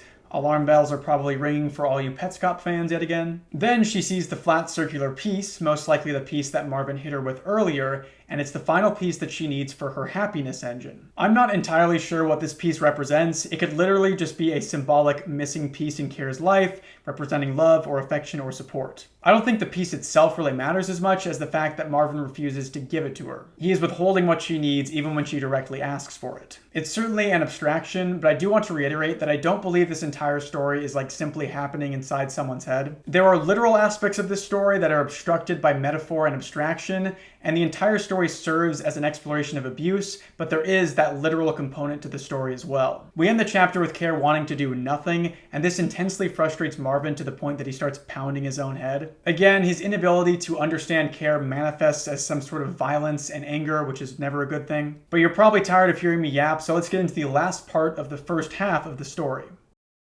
Chapter 10. Back again, are you? Said the small rectangular piece, a smirk on his unattractive face. He was sitting in his usual position, refusing to fall into place as was expected of him. Nothing would convince him that his was a worthwhile endeavor, and in fact, maybe it wasn't. That, however, was not exactly the point. Care had tried language after language. None of them would accomplish what she wanted. To communicate with that one specific rectangular part in a way that proved to be beneficial in swaying him. She assured herself that this was the only problem, that somehow she could not get through to him, that he didn't understand the big picture of what she was doing. There had to be some language out there that would allow her to convey this idea precisely, and if such a language did not exist, then maybe this was all hopeless. She almost couldn't comprehend that possibility. But more than one problem existed. If any of them got in the way, then this would be over. Perhaps it already was. For that moment, though, she decided to ignore all of those problems and focus on the easy stuff. Putting the engine together with the pieces that she had. You could be doing better things right now, you know, said the piece, lying down on his giant sofa as Care worked. Please reconsider. I almost feel embarrassed for you already. Shut up, Care said, concentrating on the hundreds of pieces lying before her. They were all very similar, though unique at the same time. They were similar because they were all parts of the same thing, the happiness engine that Care designed years ago and set off to build. It was a tough project, and thus would probably take countless years to fully complete. However, she had already spent 5 years on it. How much longer could it have taken? The pieces were unique in that each was an entirely different shape from the last. You couldn't even begin to compare them. Such a comparison would be a waste of your time and money. Yes, money would be necessary. You could describe the languages in which they spoke in the same exact way. If somewhere out there was a machine that could receive the shape of any object as input, analyze it, and generate a language based on that information, then these languages that Care spoke could possibly have been the output of that machine. The piece watched as Care completely ignored him. She wasn't even trying this time. Look, he said, I'm being stubborn for a reason. It's because I'm right, and the sooner you figure that out, the better. Stop talking, said Care. She wasn't quite in the mood that night. The piece turned around and tried staring at the ceiling, which didn't actually exist for a little while, but soon grew bored of this and looked at Care again. Come on, you have to give up on me, Care, it said. Yes, I agree, she responded. You agree? Yes. The piece didn't quite know what to say to that. He seemed to have gotten what he wanted, only to find out that he didn't actually want it that much. It definitely wasn't as satisfying as he had expected. You win this time, he said in a grouchy tone, but I'm still not letting you attach me to that damned machine. Care didn't respond. She was busy having a conversation. She was busy having a conversation in a completely different language. This new piece was flat and triangular. His language consisted of simple 3-letter words and 180 unique symbols, all of which represented the same sound but required a different number of eye blinks. It took a long time to communicate in this language, which literally drove the rectangular piece insane. He was currently in the need for a little more attention, but he didn't feel he was getting it. Hey, said the rectangular piece. They all continued to laugh, louder now. Hey, he repeated. What are you laughing at? The laughter continued. The rectangle stood up from the sofa and walked towards Care angrily. I'll have you know that I am no fool, he said. You are not going to persuade me. Care still didn't listen to a thing he said. The laughing wouldn't stop. Somehow, even as life outside of the tunnels grew worse and worse, when she was inside of them, she could still manage to sit down and laugh at a good joke. And it was a really, really good joke. You couldn't even begin to imagine. The triangle happened to speak a language very well suited to jokes. This was the exact opposite of the rectangle, who had absolutely no way of expressing a joke in his language, and thus had no idea what a joke even was. The rectangle felt completely excluded, but he knew that they were talking about him. He was certain. Hey, you guys better... he began. He watched as the triangle, delighted and excited, was placed flawlessly into its spot in the happiness engine, like destiny had brought him there. It was all the rectangle could take. Well... The laughter continued. The triangle was inserted, and an entire section of the happiness engine lit up. a milestone had been reached. And at that, in complete awe, the rectangle sat down and stopped talking. Care stood up, proud of herself and the work that she did. It was halfway done. This not only marks Care's machine being halfway done, but also marks the halfway point of the story. The chapters in the index or table of contents are even physically separated by each half of the story. We get a lot more of the happiness engine here. Again, this is Care trying to put together all of her pieces, everything that she is, into something positive, something happy. She's frustrated that the rectangular piece won't do what she says. She can't find a way to turn this cynical, pessimistic component of herself into a good thing. The piece sits off to the side and tries to convince her that it's no use putting together the machine, but she continues to work and laugh with the triangular piece. The rectangular piece starts to look on in awe as Care manages to turn her absolutely dreadful situation into something happy, something with laughter. Because even when kidnapped and locked inside a dirty, abandoned school, sleeping on old chairs, she manages to be happy and productive in her tunnels or her dreams. Let's move into the next half of the story. Chapter 11. To be fair, Tapers wasn't exactly my number one place to be. A close second maybe, but definitely not number one. That's a strange thing to say, but believe it or not, it's nowhere near exaggeration. No, only one room deserved first place. It was a shame, therefore, that I was now beginning to forget what it even looked like. All I remembered at this point was a cozy bed and a rather bright shade of green. Second place isn't horrible, so don't feel bad for Tapers. It's an accomplishment, really, to even be in my top 10 list of awesome places to be. If, however, I were to give a top 10 list for camera stores, Taper would be number 1 for sure. There's no doubt about that. There's also no doubt that Camlander would be number 11, and I've only ever been to about 5 different camera stores in my life. For most people, Camlander would be number 1, and Tapers would be somewhere where they didn't have to look at it. I never quite understood why that was. Nevertheless, it was a good feeling to walk inside of the near-empty Tapers store, with excellent music playing in the background, a terrific smell, admittedly coming from outside, and a cheerful young lad sitting behind the counter in front of an enormous wall of cameras,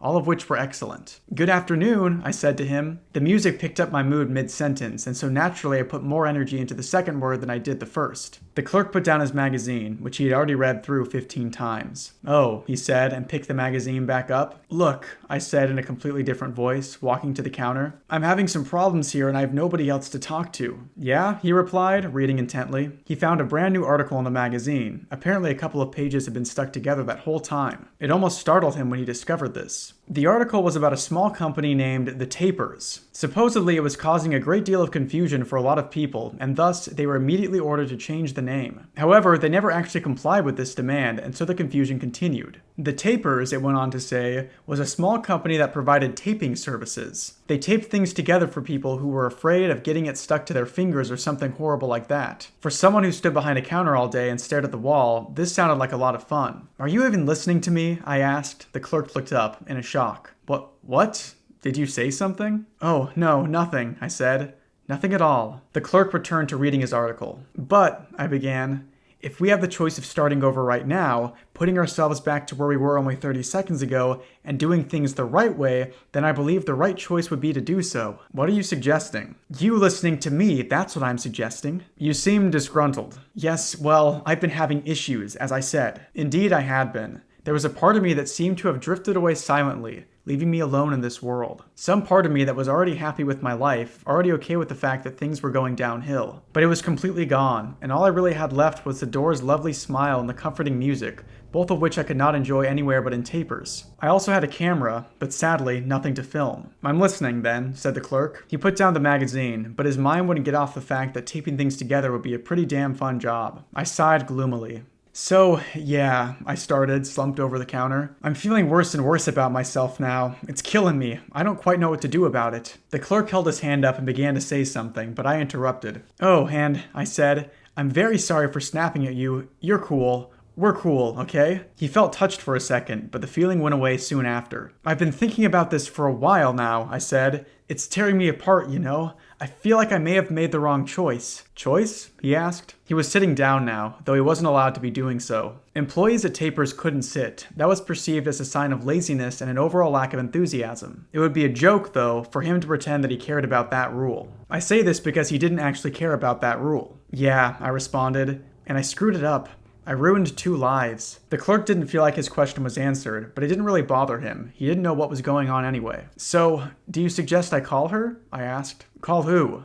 My ex-wife? Did you even know what I was talking about? Well, actually, no. It began to rain outside. We both looked for a second and returned to our conversation. She doesn't like me very much, I said. That's it. Really. I want to do something about it. Then call her. Oh, but I'm sure she'll hang up or something.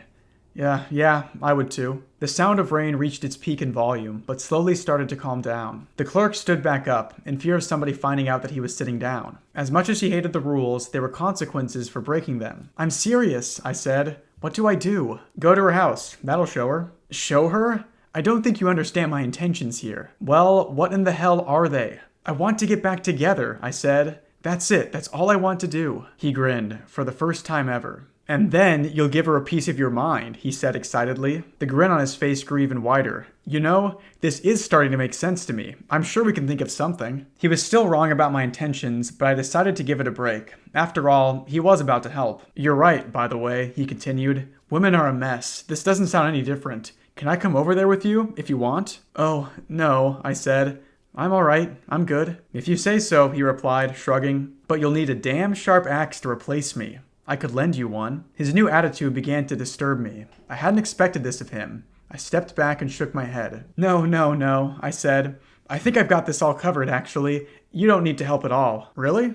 Really. In fact, I think I'm just going to go now, seeing as there's definitely nothing else in here that I'm going to need. I started walking slowly in the opposite direction, toward the door. The rain wasn't something I was looking forward to. Okay, said the clerk. You go take good care of her. I closed the door. The life had been drained from her house. It was certainly there at one point, when things were better, but it seemed that was the past. There was a strange contrast between the house and its surroundings, like a thin barrier of nothing lied between them. You could have easily forgotten the time, assumed it was midnight, and turned around to see the sun shining as brightly as ever. It felt like this house was in constant disagreement with the world, like it wanted nothing more but to live its own life and not be subjected to the whim of the sun. There was indeed a contrast here, as the rest of the town was, at the time, pumping with happiness and activity. You couldn't have been in a better place, and I recognized this. In fact, on my way to this woman's house, I spotted at least 20 individuals dancing on the sidewalks, as if no other way existed to communicate one's satisfaction with life. One would be crazy to say that this town was boring, because it most definitely was not. In fact, even I couldn't help but feel happy. It was odd. As soon as I stepped outside, I was nearly blown away. A sudden burst of confidence rushed through my body like never before. I was going to meet her again. This was going to be the best day of my life. At that same time, it stopped raining. I was shocked, but delighted at the same time. From that point forward, I told myself that I would stop questioning things, and indeed I was successful at that. If only such a thing would have happened to the house. That poor house. My ex-wife lived there, as well as her sweet little daughter. Ah yes, I remember holding her once, but that was as far as I could bear to recall. Looking at that house, the black paint, the broken windows, everything you wouldn't want to see, I began to wonder what exactly could have happened. It worried me, but only served to boost my confidence. I felt like a hero running in to save the day. Having already knocked on this door a few days ago, I had a good idea of what to expect. I knew that nobody would answer it, but somehow this seemed worthwhile anyway. Her door was staring me down. It had an interesting design on it that looked kind of like a frown, not a good sign. I knocked, and then I waited. To my surprise, it didn't take long for me to begin hearing footsteps, and I knew that they were indeed footsteps because I could see them as well. Through the large window next to me, I could clearly spot her, in all of her beauty, walking to the front door. I didn't think I could possibly have gotten any happier, but guess what? It was happening. Though, she didn't seem to bother looking out to see who it was. It had apparently escaped her that the window was there, which worked for me. If she had indeed looked out and saw me, then perhaps she wouldn't have answered the door at all. I was happy to rid my mind of that horrible frown on the door, for after the door had opened, it was brought out of my sight, and so it might as well have never existed. She stood there, staring forward, only to jolt back in surprise after the first second. No, she said. No, please no. Hey, I said, waving awkwardly. It became silent for the next few seconds. No, she repeated, shaking her head and stepping back. Please go. That's not a very good way to greet me. Aren't you going to say, hello? I'm serious. Leave. We don't need you. She was beginning to close the door, but I stopped her. We, huh? I said eagerly. Where is she anyway? I'd love to see her. She was looking around now, thinking of what to do. I was making my first steps into the house, but she pushed me back. Go away, she said. Why would I do that? I just want to talk to you two. I didn't actually mean we. That was a mistake. I meant me. Leave me alone. I smiled. Good, you're talking now. Let's keep doing that. She wasn't paying complete attention at that moment. There were two other things on her mind. The first thing that she was thinking about was the fact that her daughter was still missing. In fact, that to her was the most significant thing. The other thing was just a slight annoyance. As I took my first steps into the house, she began hearing a strange cracking noise above her. She was willing to ignore that, though. She looked back at me. Yeah, sure, she said. Talking. You want to talk? I'll play your game. What are we talking about? Well, I'd love to talk to our daughter, too. You can't. Well, why the hell not? What gives you special permission? I'm her father, you know? She sighed. I don't have special permission. I can't talk to her either. What are you talking about? She went missing, she said, almost releasing all of her energy into that one statement. This nearly stunned me. What? I said. She's been gone for a while. The entire world seemed to speed up in front of me. Or maybe it was just my own body and everything else was normal. In any case, it was a horrible feeling, and my good mood had been crushed. Well, what are we doing about this? I asked. I don't even know if she's alive. There's no way of knowing. I just want to get on with my life, for now. Look, I began. Why don't we go inside and talk about this? It's been years. She stood and thought about this. She wasn't very confident about letting me inside of her house. Okay, she said, nodding. She let me inside. As I walked inside, I looked around the house. The living room was a mess. The kitchen was a mess. The entire house looked like it had exploded, and every inch was covered with a thick layer of nightmares. These nightmares were the cause of many sleepless nights. I like what you've done with the place, I said. She looked around. Thanks, she replied. But she couldn't get her mind off of that cracking sound. It was getting louder now and beginning to irritate her. Why don't we go into a different room, she asked, hoping to escape from the sound. Sure. We went to her bedroom, actually. It filled me with joy, as it used to be my bedroom as well, and thus was the one room I remembered the most of all of them. The cozy bed was what I mostly recalled. I also remembered the walls, but they were significantly less green now. In fact, they weren't green at all. Same with the rest of the house. Completely black. But it didn't bother me a whole lot. She sighed again as we sat on the bed, and we continued talking. This place brings back memories, I said. Very exciting, I suppose. I looked back up at her and tried to make a smile. It didn't really work though, and was probably closer to a frown now that I think about it. So, what have you been doing for the past, 5 years? I asked. She didn't really like answering questions, and I remembered this fact clearly, but I decided that it was worth a shot. She thought for a second. Oh, normal parenting stuff. You? I'm guessing you made some sort of hobby out of scaring innocent children? What? You were chasing after Care with a camera. Is there something wrong with you? You don't have to answer that. I know it's true. I decided not to respond to that. It was too early to begin arguing about something so trivial. She wasn't angry at the moment, but definitely just as irritated as before. As much as she didn't want to believe it, the cracking sound had followed her into the bedroom. It was just a little bit more than she could bear. As it only got louder, she slowly and steadily lost her sanity. What's bothering you? I asked. She quickly snapped out of it and I regained her attention. Oh, nothing, she said. I just have a madman in my house, that's all. There's definitely nothing wrong with me. Hey, calm down. It's all right. All right? What do you think all right even is? Was it just invented so that lunatics like you can calm people down before killing them? I don't think that's something I want to give into. I don't want to be all right. I'm fine the way I am. You don't really believe that. Maybe I don't, maybe I do. All that matters is that I have nothing left, not even a daughter. And now you're here. I can only imagine what you've come for next, even after you've already taken care from me. Are you being serious? I asked, standing up. Do you really think that I took her? She stood up as well. Yes, I do believe that. I believe that completely. There's no reason why I wouldn't believe that. I've got plenty of reasons. You've been stalking her, following her around, chasing her. She's a little girl. How do you want me to react to this? The noise was getting louder. It wouldn't stop. She felt like dying. Maybe she was already dead. It didn't make much of a difference to her at this point. You can react by sitting down and listening to me, I said. I don't feel completely safe doing that. I'm being honest right now. I think that you're going to kill me. And there's nothing you can do to make that feeling go away. You're a dangerous person. I was speechless. All I could do was stare at her. The crackling sound, however, wouldn't stop. She covered her ears. Get out, she screamed. I stepped back in surprise. Get out, you're destroying everything. It's falling apart, get out. What's falling apart? There's nothing. You're ruining everything. Please. The noise grew. There was no limit. Get out of this house. Get out, she said. If you don't leave, bad things are probably going to happen. Leave. I started walking out of the room, but only out of pure fear, not because she was ordering me to. I could almost feel the house falling apart, even though it wasn't actually happening. Her voice was ringing in my head, and the pure chaos almost made it feel like the world was going to end. I'm leaving, I said. Leave, she screamed. I said, I'm leaving. I closed the door, exiting the house. And after that, It was completely silent. She was lying on the floor at this point, but soon realized the silence and got up. It felt like the universe had collapsed into itself, and this was the aftermath.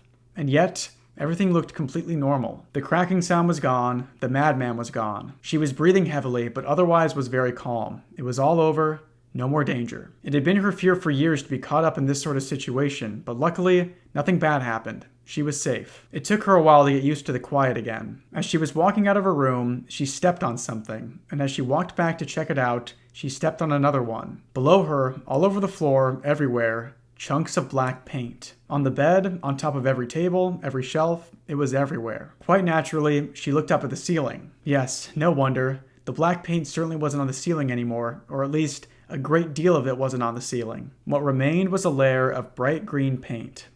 This chapter starts off strong with a kind of dumb, weird humor that I think is hilarious for some reason. The Tapers being a different store from Tapers makes me laugh. I think it's because it sounds like something you would see in an I Think You Should Leave sketch, and that show is just a national treasure. The customer tells the Tapers clerk that he thinks he has made the wrong choice, and now he has ruined 2 lives, and those 2 lives could be a few different things. If you believe that Marvin and the customer are the same person, then kidnapping Care could be him ruining his life twice over, once for the customer and once for Marvin. He could have also ruined the lives of Care and her mother by kidnapping Care, or even just walking out on them all those years ago. Now he feels like he made a mistake, but his ex-wife won't take him back, and that's why he feels he made the wrong choice. There was also the possibility that he views having a daughter in the first place as the thing that ruined both his and his ex-wife's lives. When talking about his ex-wife, the Tapers clerk starts to behave very sinisterly. He encourages Marvin to do something to show her. He also says that he would like to come over to her house with him, and that if he doesn't come, that he'll need a sharp axe to replace him. The clerk could very well be acting as the devil on the customer's shoulder, encouraging him to give into his angry and violent thoughts and emotions. We then seemingly go to Care's mother, who talks about how the light is gone from her house, but that it used to be there when things were better in the past. Again, it seems like she is referring to before her husband left her, but I would wager that she is viewing that relationship with rose-tinted glasses. Even if her husband were to come back, I think she would still be dissatisfied. Her issues run much deeper than simply missing a romantic presence in her life. This paragraph is written in a really cool way because it definitely tricks you into thinking that we have fully shifted to Care's mother's perspective before revealing that we're actually still with the customer. It's a good use of this kind of fluid point of view shifting that the story uses a lot.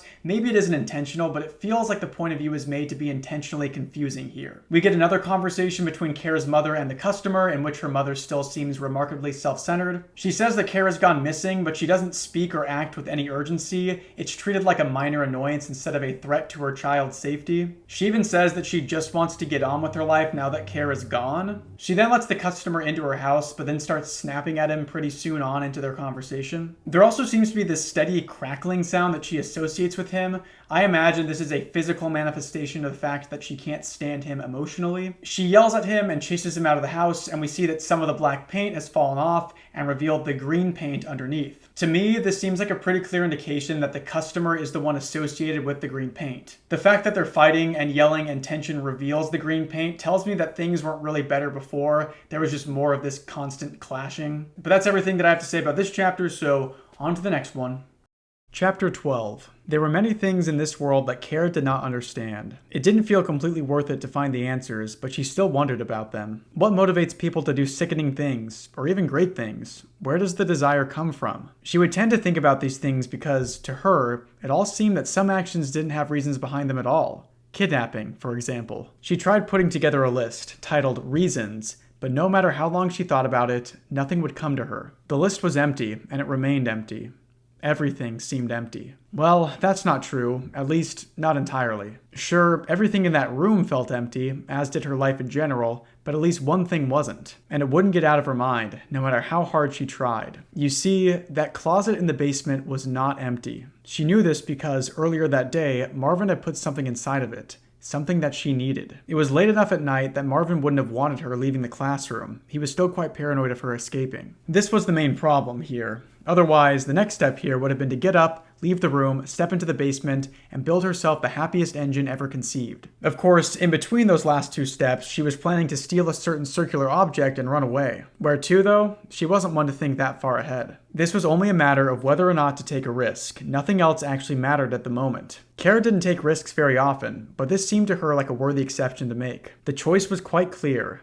Do it or don't do it. She decided to do it. Putting the reasons list in her pocket, she stood up and went for the door. The knob was unusually high up. Kara had come to the conclusion that Marvin put it there himself, just so he could watch her jump every time she wanted to reach it. By now, she realized that he liked that sort of thing, but again, the reasons for this were way beyond her. He also liked to watch her run and crawl and stretch. In fact, that was one of the first things he asked her to do. He brought her into this very hallway, stood on the other side, and gave her directions while she followed them. She tried to ask him why, but all he would say was, "strikingly stirring," and returned to waving his arms about and screaming. Few things to Marvin classified as strikingly stirring. That Kara somehow accomplished it blows my mind. The hallway was quiet, which was to be expected in the middle of the night. She felt like every single door was staring at her, like they all knew what she was doing and didn't approve. But they couldn't have done anything about it, and they certainly couldn't have alerted Marvin. It bothered her quite a lot. Nobody was on her side. Though, even while this was a dangerous situation, knowing Marvin,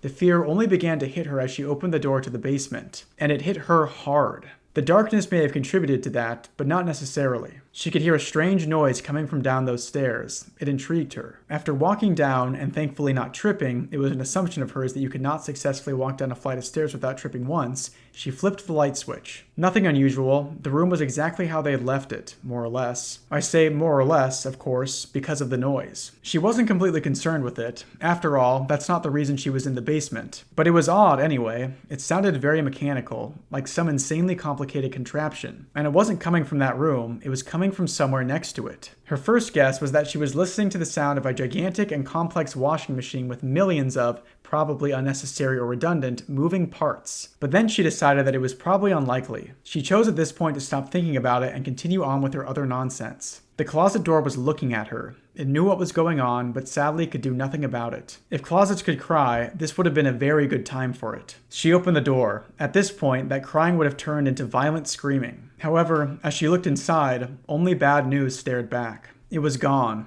The circular object was completely gone. She looked closer, opened things, looked under things, but all that did was confirm it. She was devastated, but still couldn't quite accept it. What could have happened to it? Did Marvin come down and take it? Why would he have done that? Quite weird. Thinking about this made her suspicious. It wasn't like she was the only one trying to build a machine. She was sure that other people were attempting the same thing. She knew this for a fact, actually, for the pieces have told her these things countless times. And so, naturally, it becomes a possibility to her that she has finally met the competition after all this time. Now, she didn't jump to conclusions or anything, but there were indeed two big clues here. One, the fact that her circular piece had gone missing, not to mention how Marvin had denied her access to it earlier that day. Two, the horrendous sound coming from the room next to her. The sound was a clue because her own project, the happiness engine, made a very similar noise. This idea almost made her faint. She turned to the wall to her right, facing the noise, suddenly remembering the door. Yes, the door. Earlier, Marvin had told her to stay away from that door. He must have known.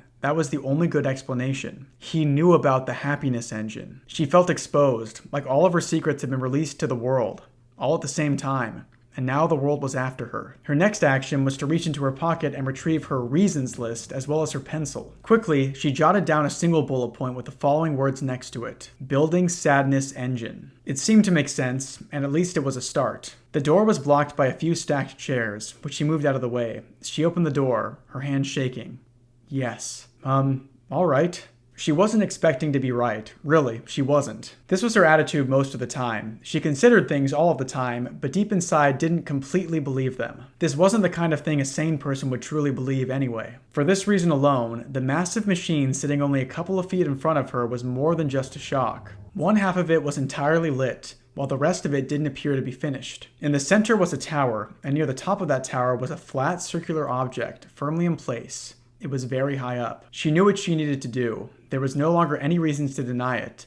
This was a sadness engine, and it was surely going to be finished in a matter of time. This was a very, very bad thing. If she didn't do anything about it, one could only imagine what would happen. Not to mention, one of the pieces that she needed was attached to it. It was likely the only circular piece in existence, assuring that only one engine is ever built. Kara decided to climb the tower. She walked over to it, found a good grip, and pulled herself up. It wasn't actually that difficult, almost like it was designed for that kind of thing. And indeed it probably was, since there needed to be a way to get up there to put the piece on in the first place. The view of the engine from above was terrifying. Millions of moving parts, sharp ones at that, that could have pulled you in and cut you into pieces in seconds. New pieces, perhaps to be used to further expand it. She tried not to think about it and continued climbing. She found the object and attempted to grab it, only to realize that it was pretty deep inside, like it was glued in there or something. She made another attempt, once again failing. On her third try, however, she realized that her past 2 attempts had loosened it. It flew out at least 10 feet, which also happened to be less than the distance between the tower and the wall. Kara didn't expect what happened next. The entire machine, including the tower in the middle, began shaking. And while the noise was loud enough 2 seconds ago, it got louder. Kara, in a panic, started climbing back down the tower, but was thrown off by a sudden explosion. Pieces of the machine began falling off. More explosions occurred, sending millions of small moving pieces all over the room, hitting the walls, colliding with each other. Kara ran out of the room and slammed the door. 4 seconds later, she heard another explosion, this one much more tremendous. The entire building shook, and even from down in the basement, she could hear the sounds of hundreds of objects simultaneously falling off of shelves. After a few seconds, the sound was gone. Even the machine had stopped making noise. Kara was alone with the silence, just thinking about what could happen next. However, once she was positive the danger was gone, she opened the door. Her circular object was lying on the floor next to a broken machine. She paid no attention to the machine, but she did grab the piece before once again leaving the room and closing the door. As much as she dreaded the question, she couldn't help but ask herself, what now? There wasn't much to do at this point. Unfortunately, even if there was something to do, doing it would require time. This was, without a doubt, something that she had none of, for at that very moment, the basement door was opening. Hello? Candace? Are you down there? Asked Marvin, peeking through the door. Hello? Kara wasn't really sure what to do. There didn't seem to be anywhere to hide. He began walking down the stairs. At this point, she gave up on trying to hide and simply sat down by the door with the circular piece in front of her. Cassie, Marvin said, waving in a confused fashion.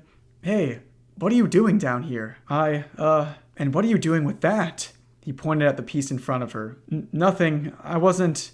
Wait a second. What did you do? I didn't do anything. He began walking toward the door, his feet stomping hard on the ground. Step aside. Let me see, he said, opening the door. He was greeted by a broken machine and a room full of smoke. He stepped back and gasped. You didn't, he said. No, you didn't. Kara didn't respond. Marvin turned around, and while his expression was not angry, it was filled with sadness. Kara began, looking at his face made her suddenly feel guilty. How? Why? I don't know what to say about this. This is insane. I'm sorry, Kara said, finally. No, Marvin replied. You aren't sorry. I wish you were, but you aren't. I'm sorry, I am. I'm sorry, I am. Oh, gosh, I'm starting to get dizzy, he said. This is too much. This is really fantastically bad. I won't do it again. He stared at her with the most focused, serious stare he's ever given. You don't know what you've done. You really don't.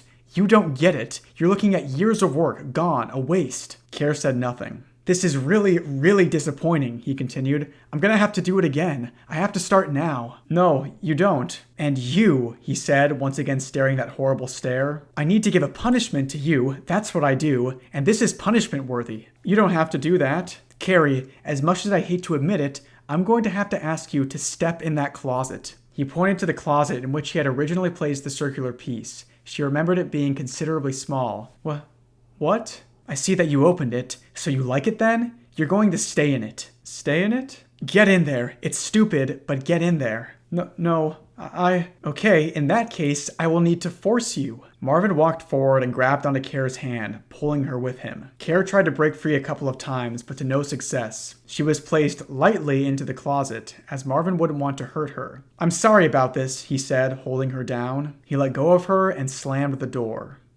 So we have more insight into what is going on with Kara and Marvin during her captivity. It seems like he likes to make her do physical exercise and encourages her. To me, this reads like a strange recreation of raising a child. He wants to train her physically because he has no idea what actually taking care of a child is like. It also seems like he simply likes the idea of giving directions and her following them. He likes exerting control over someone else. You could imagine that someone in a similar mental state to Marvin's would probably feel like they don't have a lot of control over most aspects of their life. Marvin is using Kara to feel good about himself in a similar way that we see her mother do this. Again, she is a prop to the adults in her life. Kara sneaks into the basement to find the missing piece to her happiness engine and finds that Marvin seems to be constructing a sadness engine instead. If Care attempting to create a happiness engine is her trying to put together all of her pieces to create a caring, loving person, then the sadness engine is the opposite. All of Marvin's pieces have come together to form something that pushes sadness out into the world. He seems to be a truly lost cause. Care climbs the engine and takes the piece for herself, but destroys the machine in the process, which enrages Marvin. There are a number of ways to interpret this. Marvin could be realizing that he truly is unequipped to raise a child, and thus Care has destroyed his own self-concept and identity. It could also be tying back to that theme we talked about earlier, where Care's presence in her parents' lives is treated as a nuisance or obstacle rather than a positive. Care is seen to have destroyed everything that Marvin has worked for. Either way, he decides to punish her by throwing her into the dark closet and slamming the door in her face. There is a really sinister line where it says that Marvin places her lightly into the closet so as not to hurt her. Again, he just isn't in tune with her feelings or condition at all. He can twist his mind into thinking that he's some sort of gentle parental figure, but he's already physically hurt her several times since he kidnapped her. Both of Care's parental figures tend to pat themselves on the back for very basic things that pretty much every parent would do. This is just more of that. But that's all I have to say for this chapter, so on to the next one. Chapter 13. After what happened, I was pretty much ready to consider myself the most unlucky person in the world. My life was a gigantic mess, and I couldn't fix it no matter how hard I tried. There wasn't much left to live for, really. I had my taper, newly purchased, and of course the taper store itself, but other than that, it didn't seem to be worth it. And even with the camera, I couldn't tape anything. Everybody else was equally depressed and boring, which means nothing ever really happened. Winning that competition was out of the question. In fact, after a while, I completely stopped bringing my taper with me. Not like I would have used it. So that basically narrowed it all down to the taper store. That's all I had left. Once in a while, I would think, just for a second, about what life would be like without it. I could never wrap my head around the possibility. For the last 10 minutes, all I could bear to do was stare. It's the only thing I could pull off correctly, without hurting somebody or causing myself more distress. But the more I gazed at tapers, the more I felt the need to at least walk inside. "What happened?" said the taper's clerk as I stepped into the store. I stopped and looked up. "What do you mean, what happened?" I asked. "Did you kill her?" "No," I said. "Maybe I should have, though." He appeared very disappointed. "Well, why didn't you?" he responded. For some very odd reason, he wasn't reading a Tapers magazine that day. And that wasn't the only thing that felt off. The store looked emptier than usual, and a few boxes were lying around that weren't there the day before. I couldn't help but feel distracted by this. "Hey," I began. "What's with all the boxes?" He looked around. Oh, yeah, I've been working on that. Don't quite feel like doing the rest right now." "Doing the rest of what?" "Oh, well, Tapers went bankrupt and everything, so..." "What?" "Don't look at me. It's not my fault. I'm just a hungry employee." I began to panic very quickly. No, that's an understatement. I was having a complete meltdown. It felt like the entire world was going to collapse, and my body was going to break into pieces and become part of the mess. "No, really," he continued. "I'm incredibly hungry." I stomped my foot on the floor and screamed. "This is a disaster. Do you even realize?" "Well, I'm not that hungry." He began muttering to himself about this, completely ignoring me. "What am I gonna do?" I said, pacing around the room. When I reached the counter again, I stopped. "What are you gonna do?" "Me?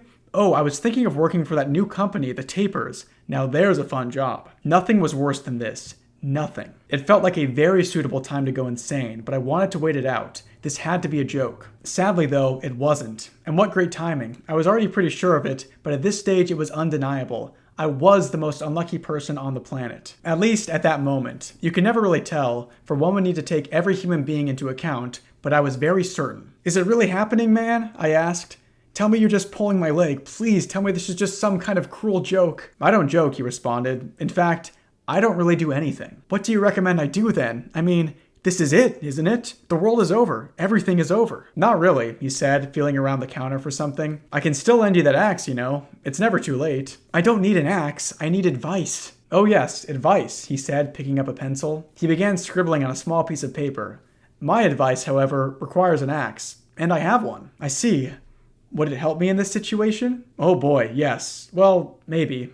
I don't know." "Well, does it involve murdering my ex-wife?" "Nope, not at all." He continued drawing on the paper, pressing the pencil down hard. I waited. "Okay then," I said, tapping on the counter impatiently.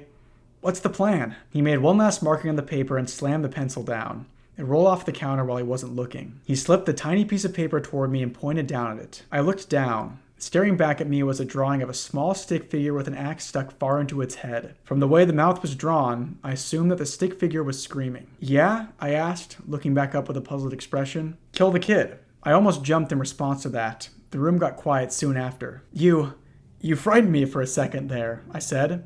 I didn't mean to. Well, you just told me to kill my... Yes. Once again, the room filled with silence. In that short period of time, it felt like nothing was actually happening. Like the world was waiting for the conversation to continue. Perhaps it was anticipating my response, hoping I would say something important or interesting. It felt relieving that the world was actually pausing itself. This kind of thing just didn't happen. Time never waited for me before. Every moment of my life was spent catching up to it. About 30 seconds ago, I was given the suggestion to kill my daughter.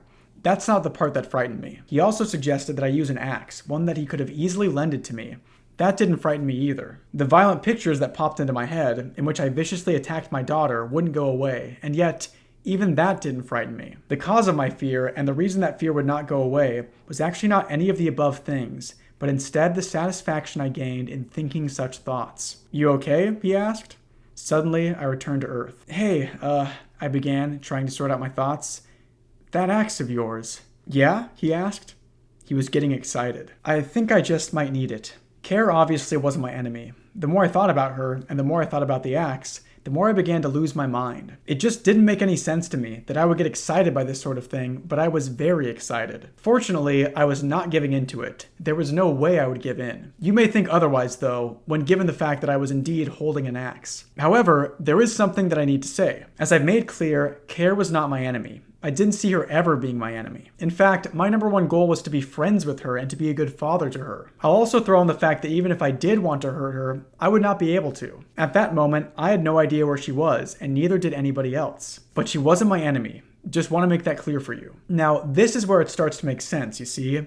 It's true that I took the axe from the taper's clerk, and it's true that I intended to hurt somebody with it, but Care was not that person. But if she was not my enemy, who was exactly? Tapers might as well have been the last thing on Earth. I had no other reason to live. And so, as a direct result of this fact, what exactly did I have to lose? Nothing. At that point, I had completely planned it out. I was going to commit a murder, and then I was going to kill myself. It felt like a pretty good goal, definitely more reachable than winning that competition, which I had given up on a long time ago. And given that Tapers was hosting it, I wasn't even sure if it was still going on. I opened the door to my house, completely ready for what was to happen. The silence was unbearable, as was the suspense. I began to wonder whether or not this was going to turn out the way I wanted. The entire scene was playing out in my head 1,000 times a second, but every time it seemed even less plausible. I walked around the house with the axe held up, waiting. Nothing seemed to be happening. It almost felt like a relief, but then I heard a sound coming from across the room. "Hello?" I screamed. "Are you there?" No answer. "I know you're in here," I continued. "You're hiding somewhere, just waiting for the right time to get me." The sound of my own panicking voice put me into even bigger distress. Nothing happened. The house was quiet, and at no point was I attacked from behind. It astonished me, even more than you would think. I knew that it was going to happen that night. I knew it, but it wasn't happening. "Look," I said. "You can come out now, or I can look for you. It's your choice, not mine." Still nothing. "Because I have a weapon here, and I'm not afraid. As much as you may think I am, you are deeply mistaken. There is nothing here that can make me more confident than I already am." I had the strangest feeling that I was talking to myself. I knew this couldn't have been true, but still, it almost haunted me. The question of whether or not I was wasting my time rushed through my head. There was also the risk of looking like a fool to myself forever. And still, as I stood there, nothing happened. What a joke. What a horrible, horrible joke. Nothing was going to happen. Nothing was ever going to happen. As I walked to my couch, feeling like a complete and utter fool, I couldn't help but think about whether or not I really would have done it. I reached for my remote and turned on the television, then sat down on the couch. Ridiculous. Just ridiculous. It's not often that people become as confused as I was at that moment. I had assumed that something was going to happen. In fact, I was sure of it. And yet, it didn't happen, no matter how much I prepared for it. I was ready to completely end it all that night, but it didn't seem like that was going to happen at this point. Maybe it would never happen. My mind was getting ready to shut down, exhausted by the strangeness of this situation. In fact, it did shut down for a second. That's why, as I sat down on my comfortable couch, not once did it register that there was a large man standing to the left of me. "Get up," he said. I immediately flew off the couch in surprise, falling to the floor. My head hit the corner of the table and I screamed in pain. The man didn't look very happy about this. I stood up and got a good glance at him, first noticing that his clothes were made of a very shiny metal. Closer observation revealed that he was wearing a tie made out of rock. I was staring at Hill. He noticed the axe, which was still in my hand. He knew right away who it was intended for. "I'm not proud of you," he said, glaring at me with his powerful glare. "You were going to kill me." He stepped forward. "Oh, no, I said. "You've got it all wrong. I wasn't going to kill you." "Who, then?" "No one. I wouldn't kill anybody. I'm not a violent person. He began walking faster now. Please, stop, I said. I'm not violent. I promise. However, in direct contradiction to what I just said, almost by reflex, I threw the axe in his direction. It bounced off of his head and hit a window. Hill stopped walking. He stood in silence with his eyes closed. Seconds later, he began screaming at the top of his lungs. The entire house began shaking and I tripped. My head hit the corner of the table again. Same corner, too. The house continued to shake and I lied on the floor, holding onto my head. Suddenly, he stopped screaming. You are worthless, he said. You have no reason to exist, at least not right now. He started walking toward me again. I was helpless, having lost my ability to move. He proceeded to lift his foot into the air and stomp on my head. Not enough to crush it, but definitely enough to cause severe pain. Your life needs fixing, he continued. A lot of fixing. He gave me one last kick to the head and pulled a small notebook out of his pocket as well as a pen. The pen was made out of rock, just like his tie. He looked very good with it. After having written something in the notebook, he tore the page off and placed it on my head, leaving soon afterwards. As interested as I was, I also happened to be slowly losing consciousness.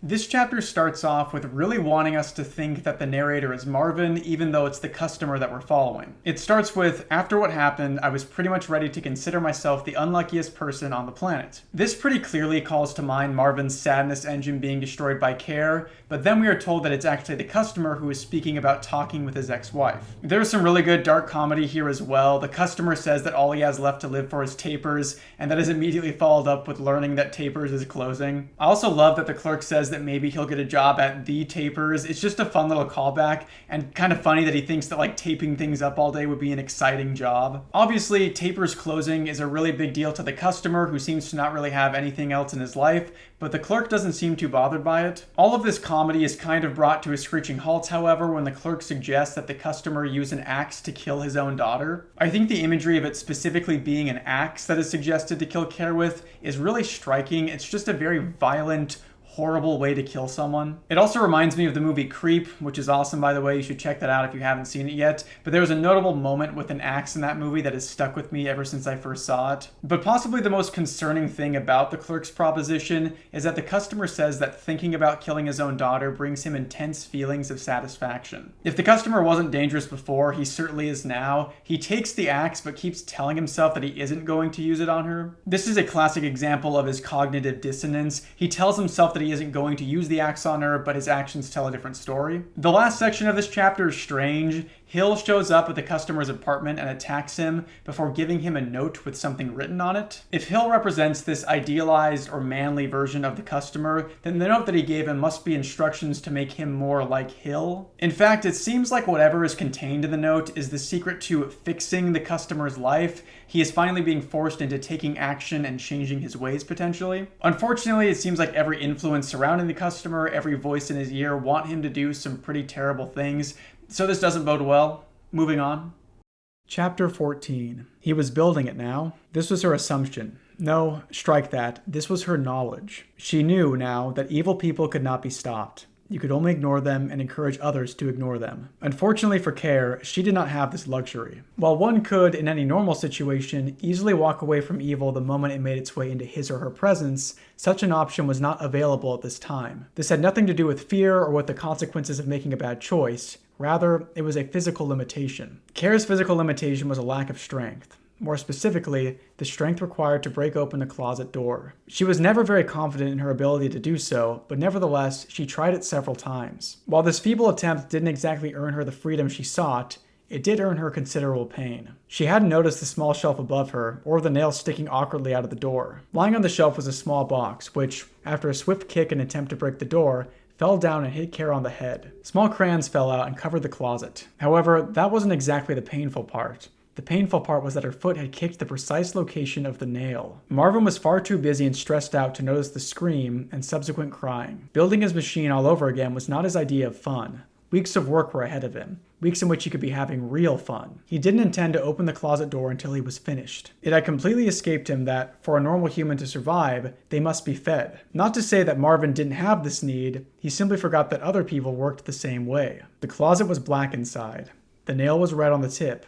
The crayons came in many different colors. Care wasn't a fan of colors. She always thought that there were far too many of them. Most of them were a waste to her. Red was horrible, blue was cold, orange was ugly, and the rest were simply useless. Except, of course, for green. Green was nice. But green was simply a memory of the good days, when life was synonymous with happiness and peace, when things were much more clear to her, and when nobody bothered to sleep. Getting tired of anything was an unfamiliar concept. She was brighter back then, more energetic back then, but that was all gone. She had practically forgotten how to count. It was impossible to sleep, you see, and every night she would count as many sheep as necessary, which was usually several thousand. Only problem is that she would skip from 519 to 571 in an instant. Several sheep were not getting the attention they wanted. Everything was beginning to fall apart. No, actually, that's not true. That happened a long time ago, years ago. She was ready to give up. The closet began to morph and fade away. The walls were consumed with liquid, and the colors disappeared, along with everything else. Care began to drown in her own thoughts, her own fantasies, her own tunnels. They lifted her up, these thoughts, and sent her into the ceiling. Numbers, structures, complications. They attacked her from all sides. All that remained was the pile of crayons on the floor, wondering exactly what happened. One explosion, several explosions, crackling sounds, a bed, a window, dolls. The walls were green. Perfectly green. Nowhere else in the world was there a better green than the one she was staring at. Suddenly, it started to glow. "I'm going now," said a voice in the distance. It echoed around the room a couple million times. "Where?" Care asked, sitting on the bed. She waited several minutes for a response, but got nothing. "I'm going now," the voice repeated. This time it only echoed for half a second, and the voice disappeared forever. Silence. The walls began to fill with a sickening black liquid. It spread around evenly until the entire room was covered. Care looked around in awe, watching the transformation. The liquid rose up and covered the bed, as well as everything else. She stood up and screamed. Her legs were covered, and it was slowly continuing to rise. She slipped and landed on the floor. The liquid reached her head and started making its way around her face. It dried in a matter of seconds. There were crackling sounds. All she could hear were crackling sounds. A gigantic clump of black paint peeled off the ceiling and fell down to the floor. Yet another layer lied behind it. The green was gone, almost like it had never existed. Another clump fell. Still no green in sight. This continued for a long time. The clumps collected in an enormous pile, under which was Care, struggling to break free. Buried in the paint, she had nowhere to go, and the pile was getting heavier. The green never showed up. More layers of black paint revealed themselves, falling down and adding to the pile. Breathing ceased. This didn't feel like a tunnel. This felt like something else. Almost like life as she knew it was already one big tunnel, and this was reality. But what happens when you die? Do you enter the tunnel again? Surely enough, this is exactly what happened. Care sat down on a pile of crayons scattered around the closet and looked up at the ceiling in fear. No paint, no clumps. Unfortunately, being trapped in a closet probably wasn't any better than being trapped under a large pile of black paint. In the distance, she could hear Marvin walking about. He was still working on the machine, and he was going to finish it. She picked up a green crayon and began coloring the door. Okay, full disclosure, this is probably the chapter that I have the hardest time understanding. The beginning is pretty simple. Care tries to break out of the closet but is unable to do so. She pricks herself on a nail and is hit by a box of crayons. We learn that Care typically doesn't like colors, but by the end of the chapter, she is coloring the door of the closet green, a color she most associates with comfort. She says that green is mostly a memory and something that she associates with the happy days, presumably the days before her dad left both her and her mother. We learn that she counts sheep every night in order to sleep, but she always misses counting 52 sheep in particular. I'm not really entirely sure what that could mean. Then we get what seems to be the memory of her dad leaving. She's in bed with her dolls and green walls when someone says, "I'm going now." It was directly after this that the black paint showed up in the house. I think this is her dad leaving the family, but I also believe this happened when she was very, very little. Now all that remains is this kind of perfect idealized memory of what her dad was like, and she doesn't remember anything about how he actually was. It seems like she doesn't even recognize him. Then she begins to color the door green. Maybe it's just to bring her comfort, maybe it's representative of her trying to create the comforting presence that is absent from her life. But the story is really picking up steam now, and I'm sure you're all very eager to get into these last few chapters, so let's keep going. Chapter 15.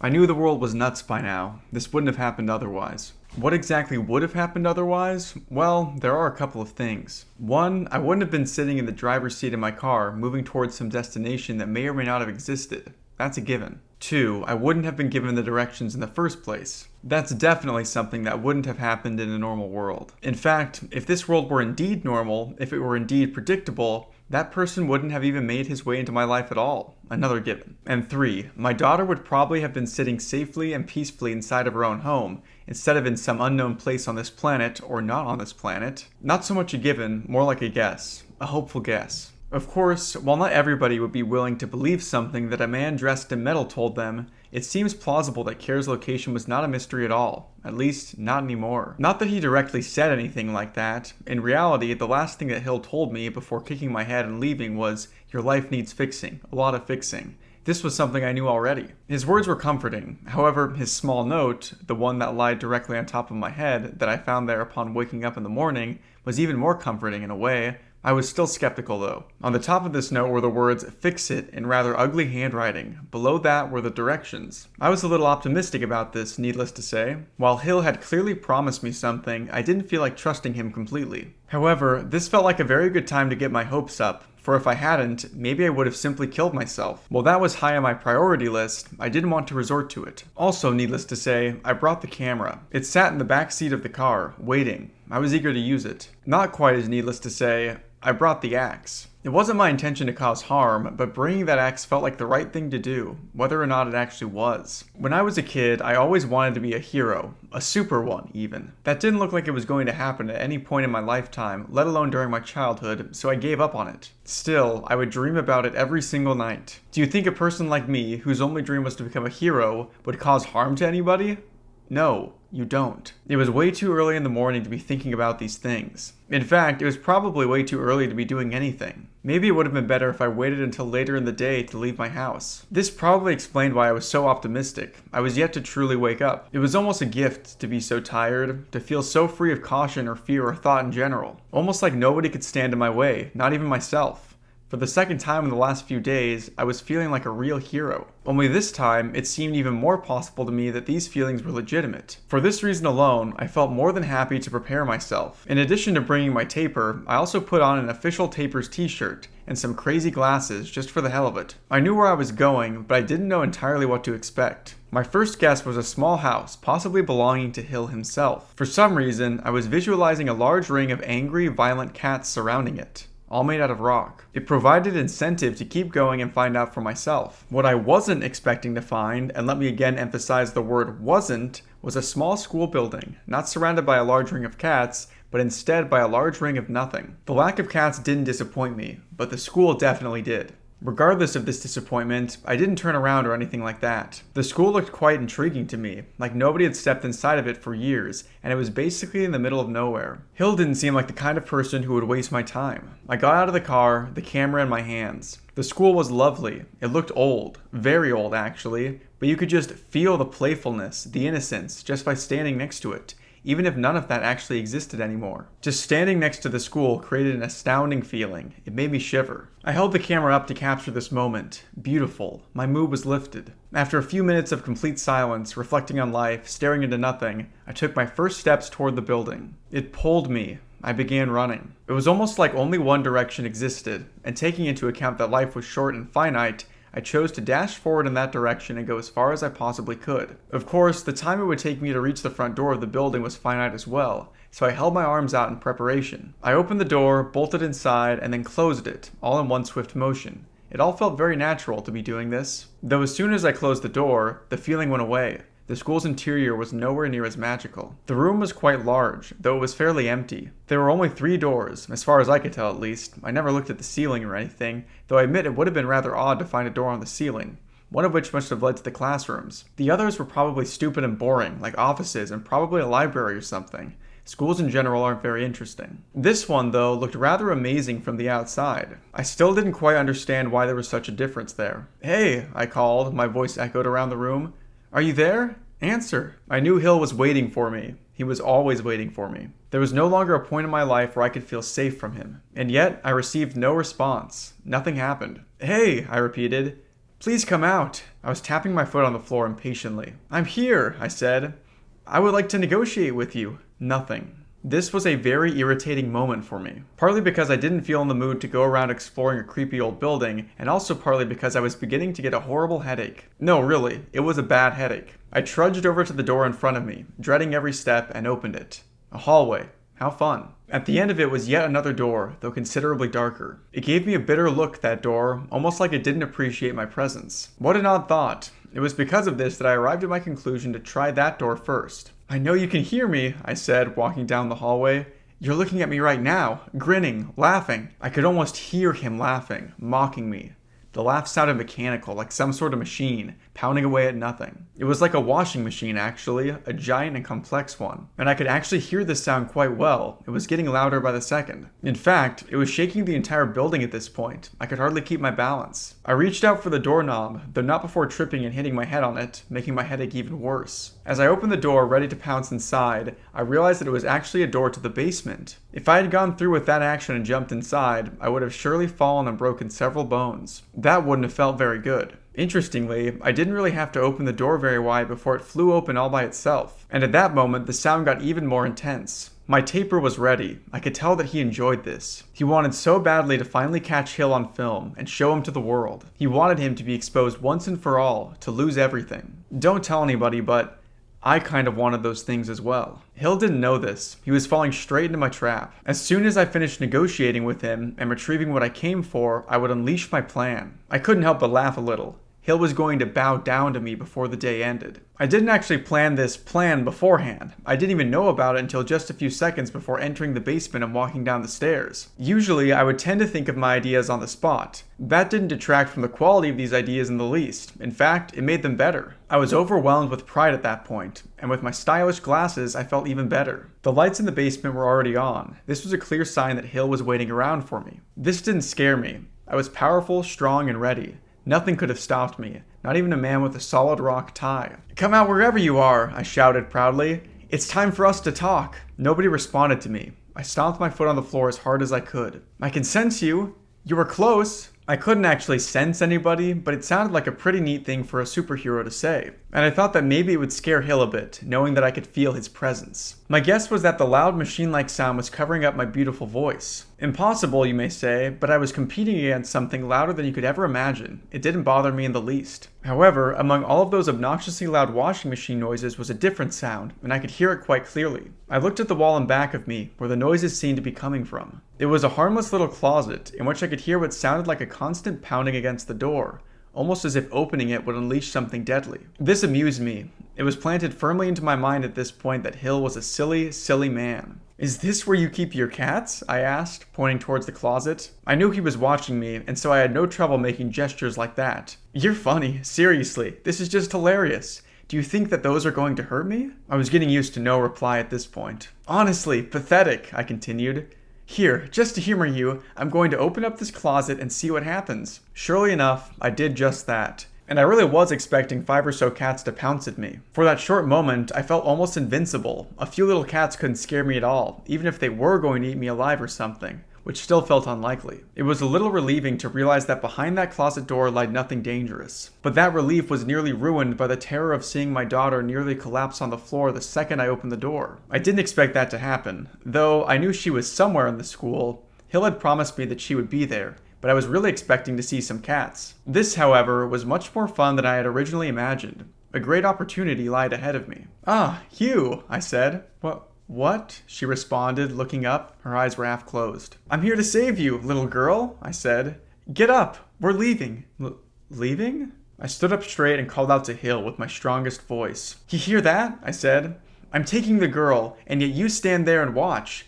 If we aren't going to negotiate, no skin off my bones, man." The building continued to shake. "What's going on?" said Care, trying to stand up. She still couldn't open her eyes. "I told you, I'm saving you," I said, grabbing onto her hand. "You can call me Taperman, by the way, because that's who I am. Now, we should go." I pulled her up and ran to the stairs. She responded by pulling in the opposite direction. "No," she said.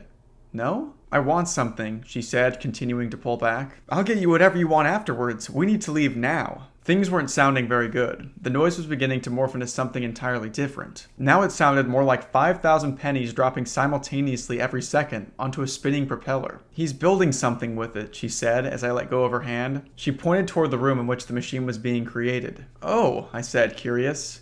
"He's in there, then?" "Yes." I began laughing uncontrollably. "Hiding!" I said. The laughter wouldn't stop. I could no longer contain myself. This was just too great. I loved this, and he called me pathetic. "He's very busy. Busy being a loser. Here, just keep standing in that spot. What do you want me to get for you?" "It's a round, flat thing, this big," she said, holding out her arms. "It's really heavy." This was great. No, this was amazing. I seriously didn't think the day would come that I would win against my enemies this easily, and to the point that they would cower in fear of me.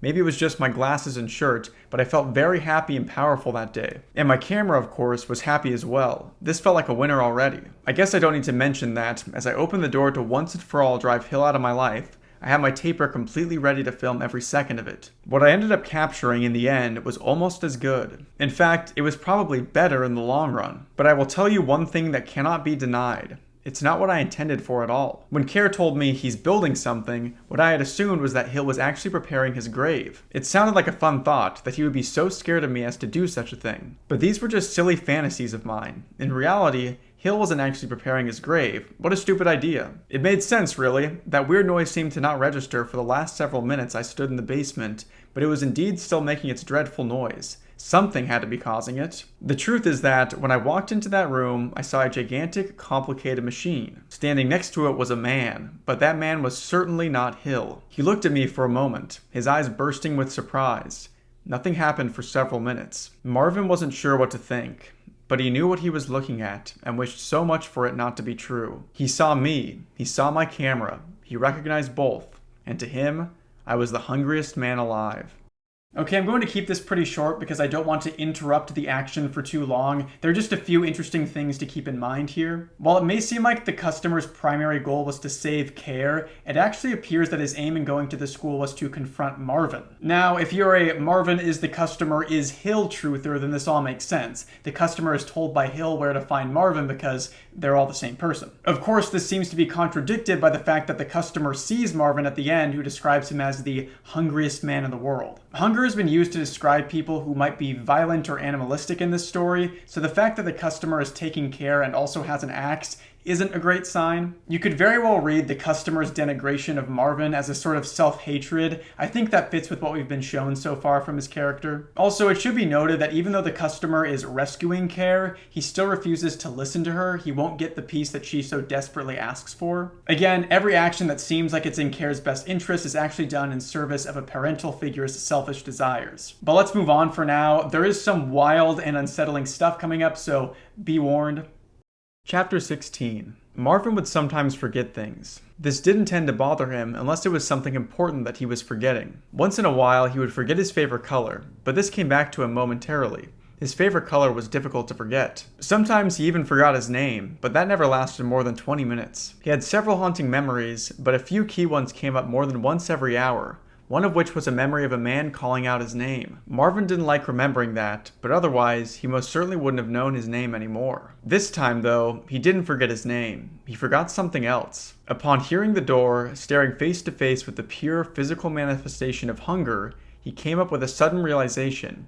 For over 50 years, Marvin had forgotten what he liked, but he suddenly knew. The memories were, fortunately, coming back. Not that they were ever gone or anything. In fact, the fascination still remained, even if he wasn't aware of it. Marvin always had this kind of fascination. Every day was exciting. There were opportunities and discoveries to make. And he wasn't alone, as he was at this point. That was the most important part. The system was always interesting. The way that everything sort of worked together seamlessly, like it had always been perfect and it had always existed. The idea that such a thing had not existed and that there was a building process just didn't seem to register in his mind at the time. If just one piece went missing, the entire thing would fall apart. Sometimes he took everything apart to see what would happen. This never ended very well, but Marvin loved it anyway. It was a learning experience, almost, one that couldn't be taken away from him. Those days were quite different. He certainly wasn't being forced to do anything, as he was now. Of course, it was inevitable that somebody was going to be forced. It's not like this was a new thing. The more Marvin tried not to think about it, the more it grew in his mind. It almost felt as if his brain was growing with it, like there was a possibility that it would explode into millions of pieces and the thoughts would escape, and the hungry would be happy for the rest of their lives. This was the worst scenario. The best one would be for him to take revenge on the hungry in some way. And there it was, right in front of him, the first opportunity after years of imprisonment. There was a chance, but it was a little riskier than he would have liked. That wasn't much of a problem at this point. He had already taken an equal risk earlier on. "Person," Marvin said, holding a square piece the size of a marshmallow. "Who are you, person?" I stood up straight, ready to engage in a polite conversation. This is what I prepared for, or rather, what I hoped would take place. But only after realizing that this man was, in fact, not Hill at all. Before that, I was prepared to destroy. "Hello there, sir," I said, faking a smile. I scanned the room in a matter of seconds, looking for a particular object. "You don't happen to have a circle here?" Marvin tried his very best to act naturally. He was never good at that, though, and like always came off awkwardly. "Oh, no," Marvin said. "Couldn't be. I don't remember such a thing at all." He slowly walked forward, grabbing onto a pole and breaking it off his machine. "Heh," I began, feeling quite uncomfortable. "Okay, well, I apologize for intruding." He continued to walk forward slowly with his large pole, staring into my eyes. "But I would like to, I began, looking back at Care. "You know, take this girl here, home with me, 'cause she belongs with me." Marvin didn't listen. I stepped back. "Okay, so as long as you understand me," I said, now walking backwards at a rather steady pace. I grabbed onto Care's hand.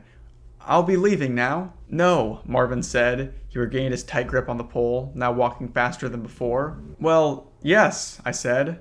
"No." Care whined for a brief moment. There was an awkward silence. I took a quick dash up the stairs, pulling Care with me. Marvin swung the pole forward, nearly hitting both of us. It flew from his hands and broke the closet door. Marvin said nothing. He didn't even appear frustrated. He simply ran up the stairs after us. Care pulled in the opposite direction. "Care, quit it," I said, opening the door to the hallway. "How do you know my—" she began. Marvin tripped on the stairs the second he began walking up, hitting his head. He nearly screamed. We both looked down briefly as he lied there, motionless. "That was pretty hilarious," I said, holding up my camera and filming this priceless event. "Now let's get out of here." It felt kind of strange, like this was easier than it should have been. Hill was nowhere to be found, and his replacement was a fragile old man. Nothing about that felt right to me, and surely enough, I was on my toes as we made our way through the hallway and out of the building. I was expecting a fight. I was expecting murder. Everything about this situation was frustrating. I knew that Hill was going to come back eventually, and I needed to be ready for that. At the same time, though, I didn't want to be ready for the rest of my life, spending every minute preparing for the fight. It just didn't feel like the correct thing to do. Regardless, there was nothing that I could do about it. I didn't want to seem angry. This was supposed to be a good moment for me. I found Care. I was about to take her home. Care continued to pull, though. I tried to ignore it as I opened the door to my car. "Taper man," she said. "We need the circle." "We don't need any stupid circle, Care," I replied, sitting down. "This is important business here." "Oh, but—" "Get inside," I said. Clearly, there were problems, and they weren't going to be resolved anytime soon. It was possible that I would die, but that wasn't an issue for me. "Can we get the circle later?" Care asked, sitting down and closing the car door next to her. "No," I said. I started the car, and we drove off. While most of my thoughts up until that point had been fairly negative, there was a positive side to the situation as well. My plan was to bring Care home to her mother. That was the obvious thing to do, after all. But it meant something good. It meant that Care's mother would finally be appreciative of me and my excellence. It meant that I could finally fix my life, that everything would fall right back into place, as it had been only a few years ago. That's what I wanted. Hill was pretty much irrelevant to that goal. But even then, Hill was watching. And he was waiting for the perfect moment. It suddenly occurred to me that he could have been anywhere, even in the back seat of the car. That was quite a scary thought. "Care," I said. She had almost fallen asleep. "What?" she asked. "Check the back seats." Really not much to say here at all. Marvin talks about remembering something that he likes doing. I'm going to say that this is probably killing people. He likes murdering people. In fact, I would go so far as to say that he has done this before, that kidnapping and killing kids is something that he is very familiar with, but he's never been caught. The customer starts to think that Hill is waiting to attack him, so he uses his own child to check the back seat of the car for his potential assailant. Father of the Year. But with the customer convinced that he can fix his life by delivering Care back to his ex-wife, we move on to the next chapter of this weird story. Chapter 17. It wasn't believable, at first, that the blame for this whole ordeal would be placed on her. A real person was yet to confirm that this was really, truly happening, but it felt far too real. She had tried cutting the strings, but there were no strings. She had tried setting traps, but that didn't seem to work either. The mind behind all of this obviously wasn't physical in the same way that, for example, her mind was. There was a ghost up there, planting seeds. He was working around the clock, growing intelligence, giftedness, and charm into our bodies and our personalities. But he favored the pretty ones, the few lucky souls remaining in this world, preparing for the wonderful future that would no doubt lie ahead of them. We were not born with this knowledge necessarily, the knowledge that only a few lucky individuals would be given the gift. Rather, we were taught this concept repeatedly. From the moment you were born, you knew which side you were on. And every single day, someone would be bold enough to bring up the distinction between them, because there was an obvious difference, one that couldn't be forgotten. They would go on for hours about this, and the gifted ones, they would grin the entire time. She could still picture them smiling, all of them, maybe even laughing. But this time, it wasn't a laugh. It wasn't even a smile. It was a bright light staring down in her face. It represented every horrible thing that had ever happened, every single lost opportunity, and it was proud. "Shut up," Kara's mother said. She shook the terror from her face, picked it out of her eyes, and returned to her prior position. But the lamp would not quit staring. The lamp wanted the world to itself so it could talk to the chairs for all eternity. So it could be the chairs for all eternity. And perhaps the walls too, and everybody that dared to look at them. The lamp was a tall, gifted man, but he didn't exist. The only thing left was a tall, gifted lamp. The house was dark, but the bright light made everything visible. Not just her surroundings, but her flaws and her fears, and every single thing about her that people didn't like was made 50 feet wide and 50 feet tall. "Stop looking at me," she said. The light grew brighter. "Stop it," she repeated. Of course, that was certainly not going to happen. The lamp man was getting just what he wanted. But unlike other people, he knew of her flaws, and he accepted them. He wanted nothing more, however, than to be alone with himself, and the only way to do that would have been for both him and Kara's mother to morph into one. That would be his happy ending, as well as everyone else's. Nothing would bother getting in the way of such a thing, except, of course, for one person. And that person didn't matter anymore, for he was off on his own impossible adventure, saving somebody that couldn't have been saved. The lamp man had planned this out for a very, very long time. You see, the day before all of this happened, he had approached this person. He proceeded to have a nice, civilized chat with him before leaving a small note and sending him off to his doom. And that was it. That's all it took. "Say something," Kara's mother said. She couldn't control any part of herself anymore. "Don't just stand there and stare at me. Say something." She grabbed hold of the lamp and shook it violently. The light flickered on and off, as if to get her attention. "You will stop," said the lamp. She let go of it and stepped far back, bumping against the wall behind her. The lamp continued to shake before finally coming to a rest. The room was silent for a full minute. "You surprised me," she began, standing up straight. "I didn't think it was you." "Get over here," the lamp said. She walked back to the table, where the lamp stood. It began to flicker again. "What?" she asked. "I want to dance," he said. "Right now." The light ceased its flickering. "Oh," she responded, picking up the lamp. Everything seemed to make sense, even though none of it did. "If you say so." She tried her very best to hide her happiness. "Hey, Care," I said. It was raining quite hard. The sound was almost frightening, like every single droplet of water had several reasons for wanting both of us to die a slow and painful death, and they were going to make that happen as soon as possible. You could definitely hear the determination. Care didn't seem to take notice, being asleep and everything. "Care," I repeated, tapping on her shoulder. Perhaps she was dreaming about rain, an alternate reality in which the rain droplets had succeeded in their primary goal. It sounded like a thrilling dream to me. "Seriously, Care, wake up!" I shook her several times, accidentally hitting her head against the car door. Whether or not she was awake before this happened, it didn't really matter at that point. She grabbed her head and groaned. "Why did you do that?" she asked. "I have a question," I replied, still shaking her. She broke free and pushed my hands away. A few seconds passed and nothing happened. Kara looked at me, like she was waiting for me to continue. "Okay, so what time is it?" I asked. The rain began falling even harder than before. It surprised me quite a bit. "I don't know," she said. She pulled down her sleeves and covered her watch, looking away. "That was my question, though. You have to answer it. Those are the rules." "Rules?" she asked. "This is a game, Care. Keep up, will you?" I figured that, with kids, you needed to make everything a game. It seemed to make sense to me, though I can't say I ever understood children all that much. "I don't know what time it is," she replied. "You have a watch under your sleeve. I'm not an idiot." She pulled her sleeve back slowly, lifting her arm. I looked forward and checked the time. Almost 10. "Care, pardon me, but..." I began, grabbing her arm and holding it up. "What are you doing with my watch, anyway?" Care pulled her arm away. "It's not yours," she said. Possibly realizing that brute force wasn't the answer, the rain calmed down. But it still stuck around, with hope that somehow a miracle would occur and everything would go according to plan. Never in the history of the Earth had this happened, but the rain never gave up. I always wished that I could be just as determined to accomplish my own goals. Maybe that wish finally came true. The pride spread through my body in a sudden jolt. I almost exploded with glee. "Of course it's mine, Care," I said. "But you wouldn't know, unless I told you my secret." Care's eyes widened. I had all of her attention from that moment forward. "Secret?" she asked, sitting up straight. "Oh, yes," I began.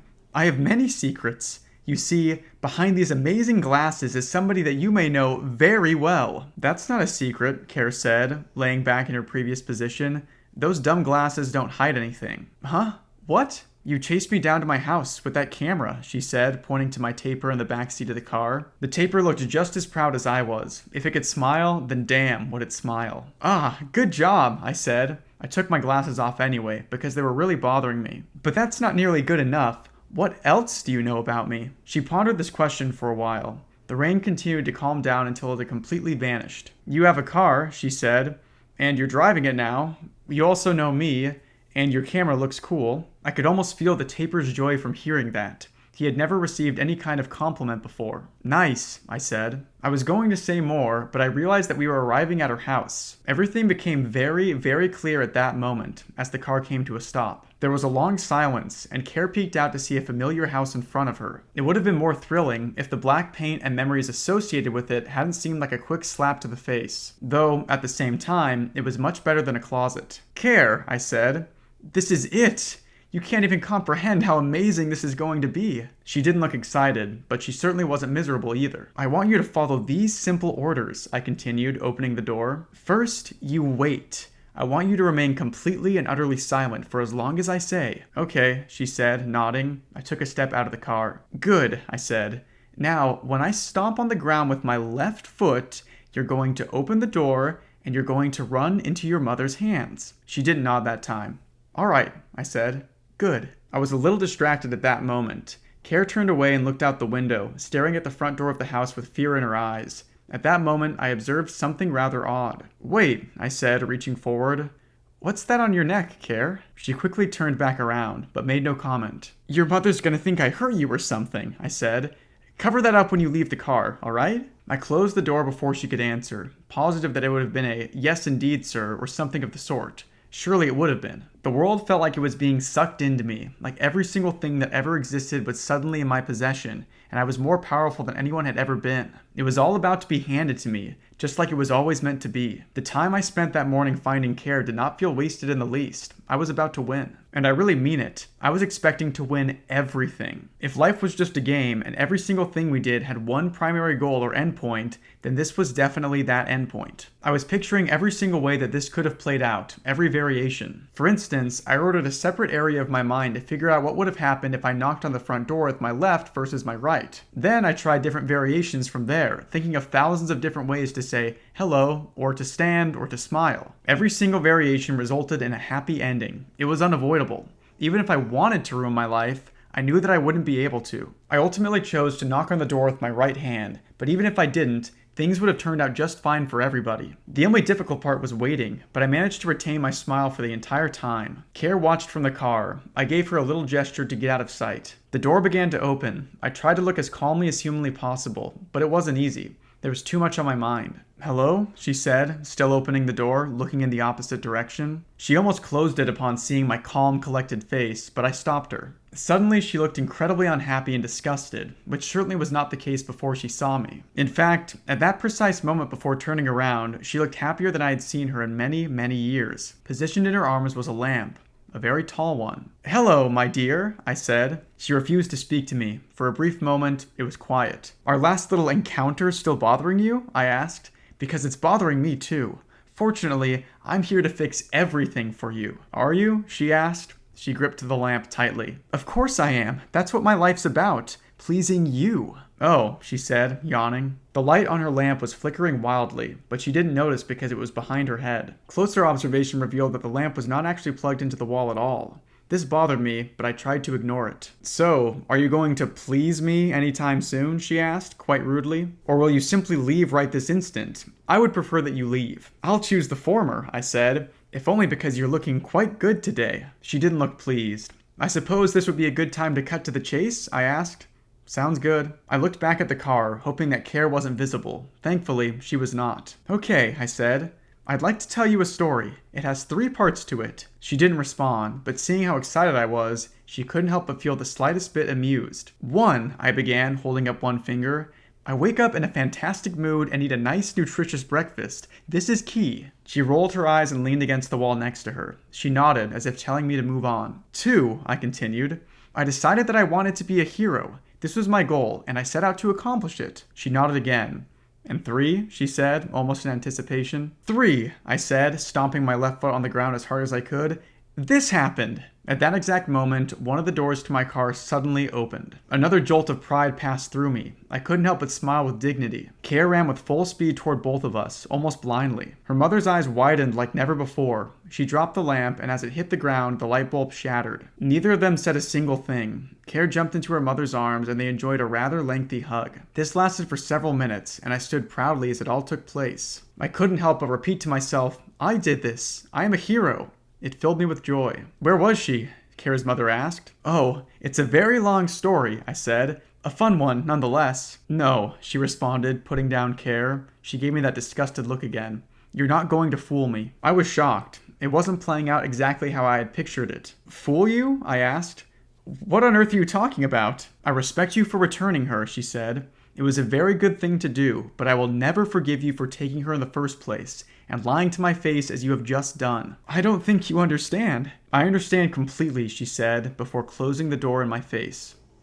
Okay, so the beginning of this chapter is very, very strange. We start out in Kare's mother's point of view, and she is seemingly talking to a lamp. She describes the lamp as having a light made of every bad thing that she has ever done. The lamp smiles at her, and she gets really angry at it. So if she associates the light with all of her bad deeds, then that probably explains why she keeps the house so dark all of the time. I personally see this fear of the light not as a genuine remorse for her actions, but as a fear that those actions will be uncovered and judged by the rest of the world. But then we see the lamp start to represent someone else. It seems to represent a romantic figure, someone that accepts her flaws and still cares for her. I think this is sort of an idealized version of her ex-husband. This is seemingly made clear when we learn that the lamp and Hill seem to be one and the same. The lamp was said to have given the customer a note, and we know that Hill gave him one, so it seems like this lamp represents Hill, who represents the idealized version of the customer. You could also say that Hill and the lamp don't necessarily represent an idealized customer, but rather the reflection of the desires of whoever is interacting with them. The lamp is assertive and tells Kare's mother to dance with her, and she has to hide her happiness from him.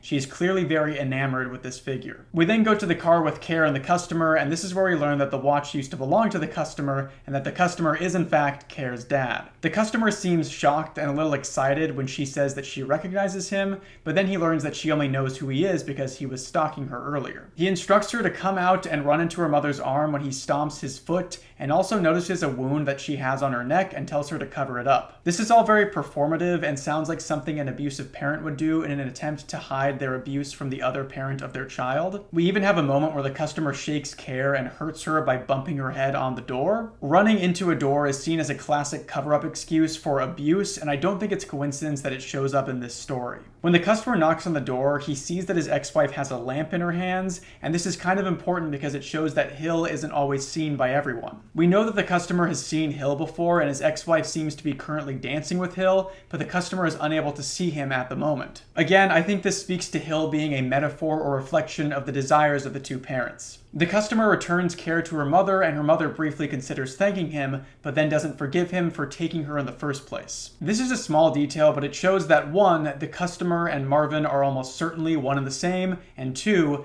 that Kare's mother knew who took her. She could have gone to the police at any time and had her daughter back pretty quickly, but she just couldn't be bothered to do that. The chapter ends with the door being slammed in the customer's face, something he was clearly not expecting. Let's move on to the next chapter.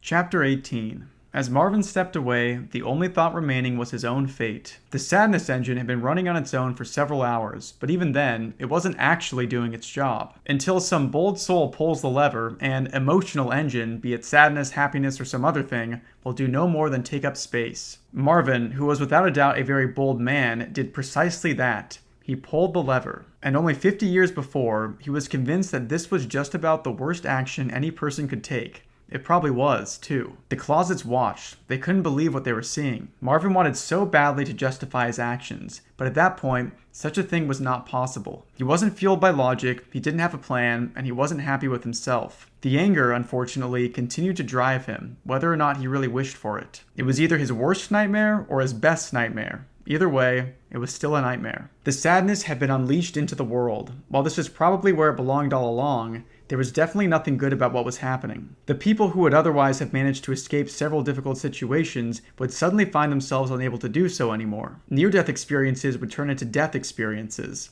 All of this was going to happen, and there was no way to escape it. This felt like a good time to cry, but it was far too late for that.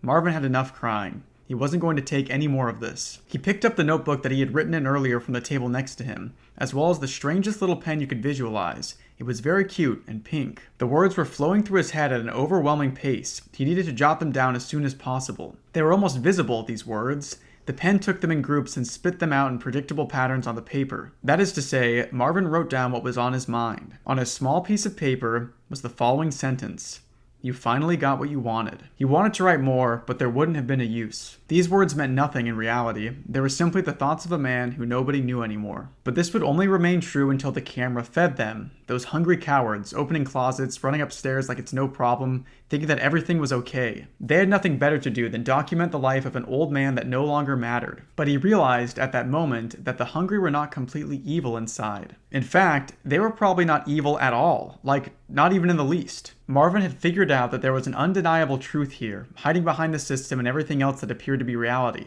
The hungry were never fed. The hungry only collected the food, which could have been anything from evidence to opinions to thought processes, usually secretive, giving it directly to the master. If they were truly evil, manipulative, and cunning, then they would not be hungry at all. They would most definitely be feasting upon 20 new meals every second of their lives. But no, that didn't happen. Only one person was fed, and the rest followed. The largest risk, worse than anything else, would have been for the master to die or to go missing. The only choice in that kind of situation would be for somebody to come to the rescue. As much sense as this all made, Marvin didn't want to believe it. He threw himself at every wall, stomping on the floor, screaming at the closets. But the screams soon turned to whispers in the dark, and his fit of anger destroyed every last light bulb in the basement. "You have to believe me," Marvin said, tears nearly pouring from his eyes. He continued to stare directly at the closet door, wishing for all of it to end. "I didn't mean for it to happen. There are too many bad people. There are too many." The closet didn't respond. "I think the engine has worked," he said. He lied there for the next half hour,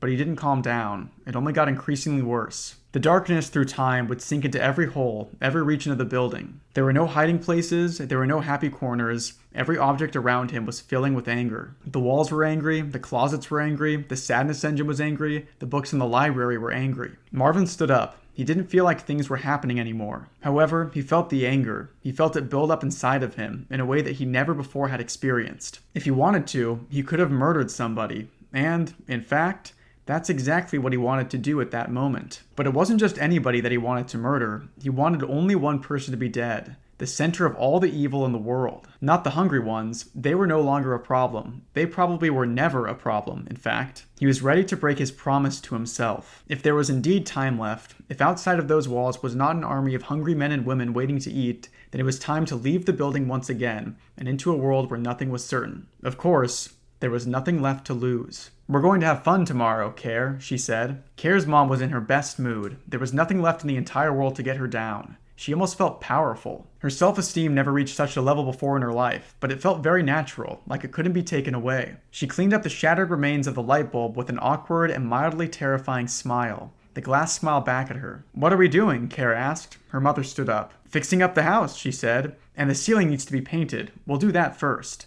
Care whined. "I know, this is exciting," her mother continued, placing the lamp back on the table. "I've got all the paint we'll need in the closet, 15 buckets of it. Belonged to my daddy back in his day." Essentially, nothing had been accomplished here. Certainly a situation like this would have taught the world a lesson, and if not the world, then it would have at least taught Care's mother to keep the damn windows closed.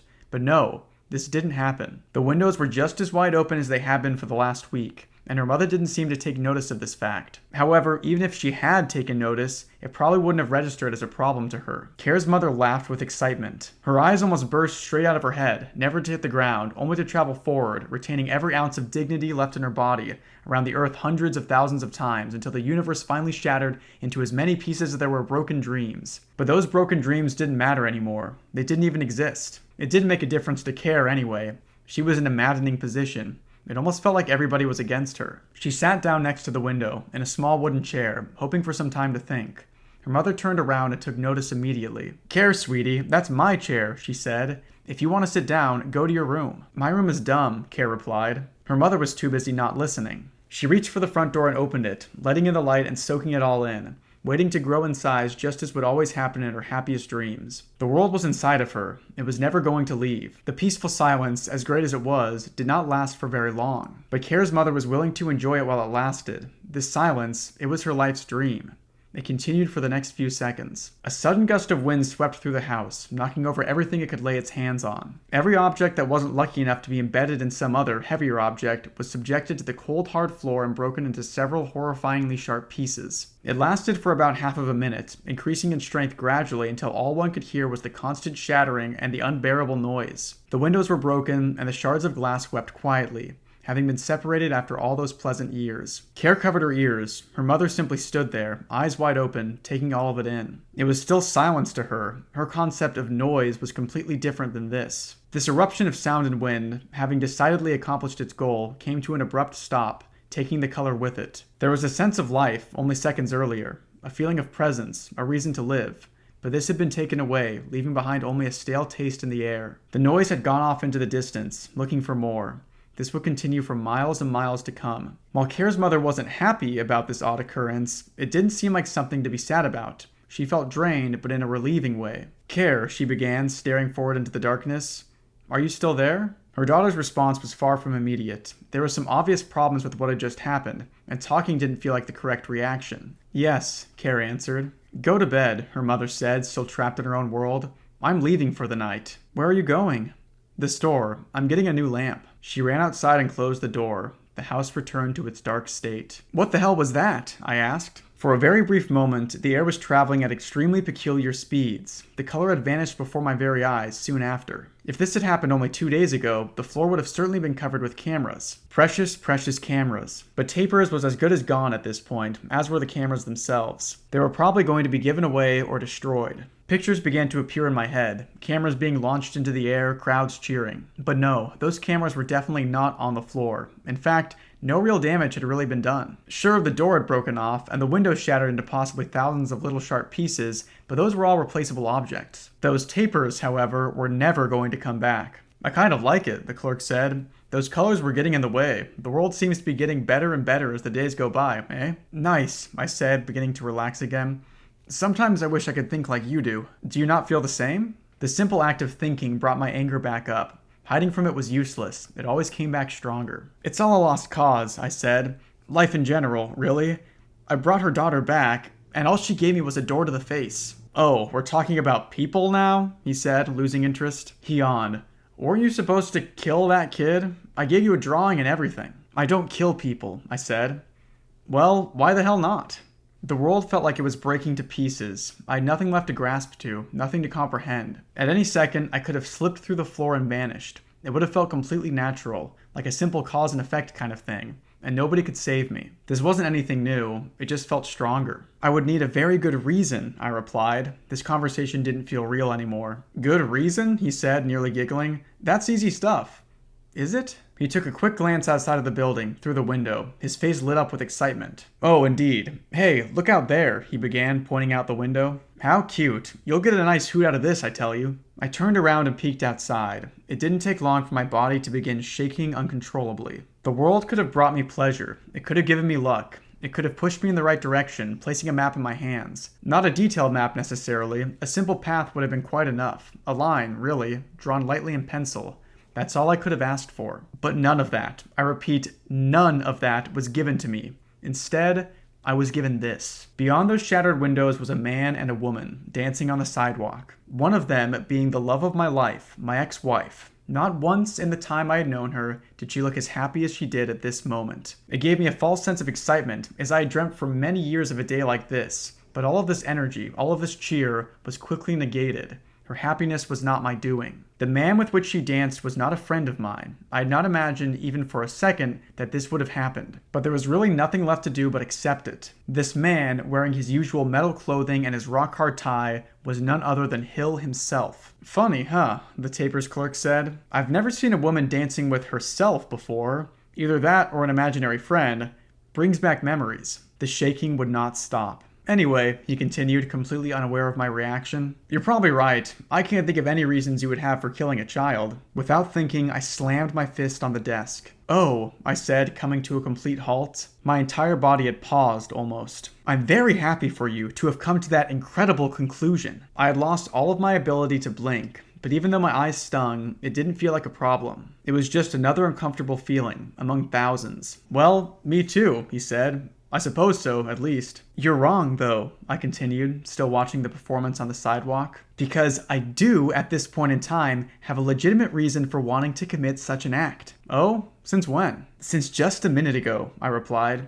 Anyway, I'm going now. Important business to attend to. Have a spectacular life. If the door wasn't already on the other side of the room, I would have probably pulled it off myself in anger as I left the building. Neither Hill nor his new lover noticed me outside of the store, but I didn't want them to. They were far too busy adoring each other, and I didn't want to disrupt that. I began the short walk to my ex-wife's house. Ideas rushed through my head, one after the other, of what my next act would be. I certainly had a weapon, and the anger necessary to do something drastic. It felt pretty good. All of my worries were long gone. I could have done anything without the slightest bit of guilt. The world felt kind of ghostly. All color was gone. Human presence was almost gone. The feeling of familiarity was gone. While I would have voluntarily ventured into this dark new world myself, I was being pulled in anyway, being forced to do something that I would have been happy to do. The houses continued to stare me down, showing off their superiority. I was surrounded. There's a reason for me saying that human presence was almost gone. I knew that somebody was behind me, but I didn't want to figure out who it was. The footsteps were pretty loud and obvious, and they were giving me a very uneasy feeling. Somebody was clearly following me. I turned around. Yes, there was indeed a person there. Looked very familiar.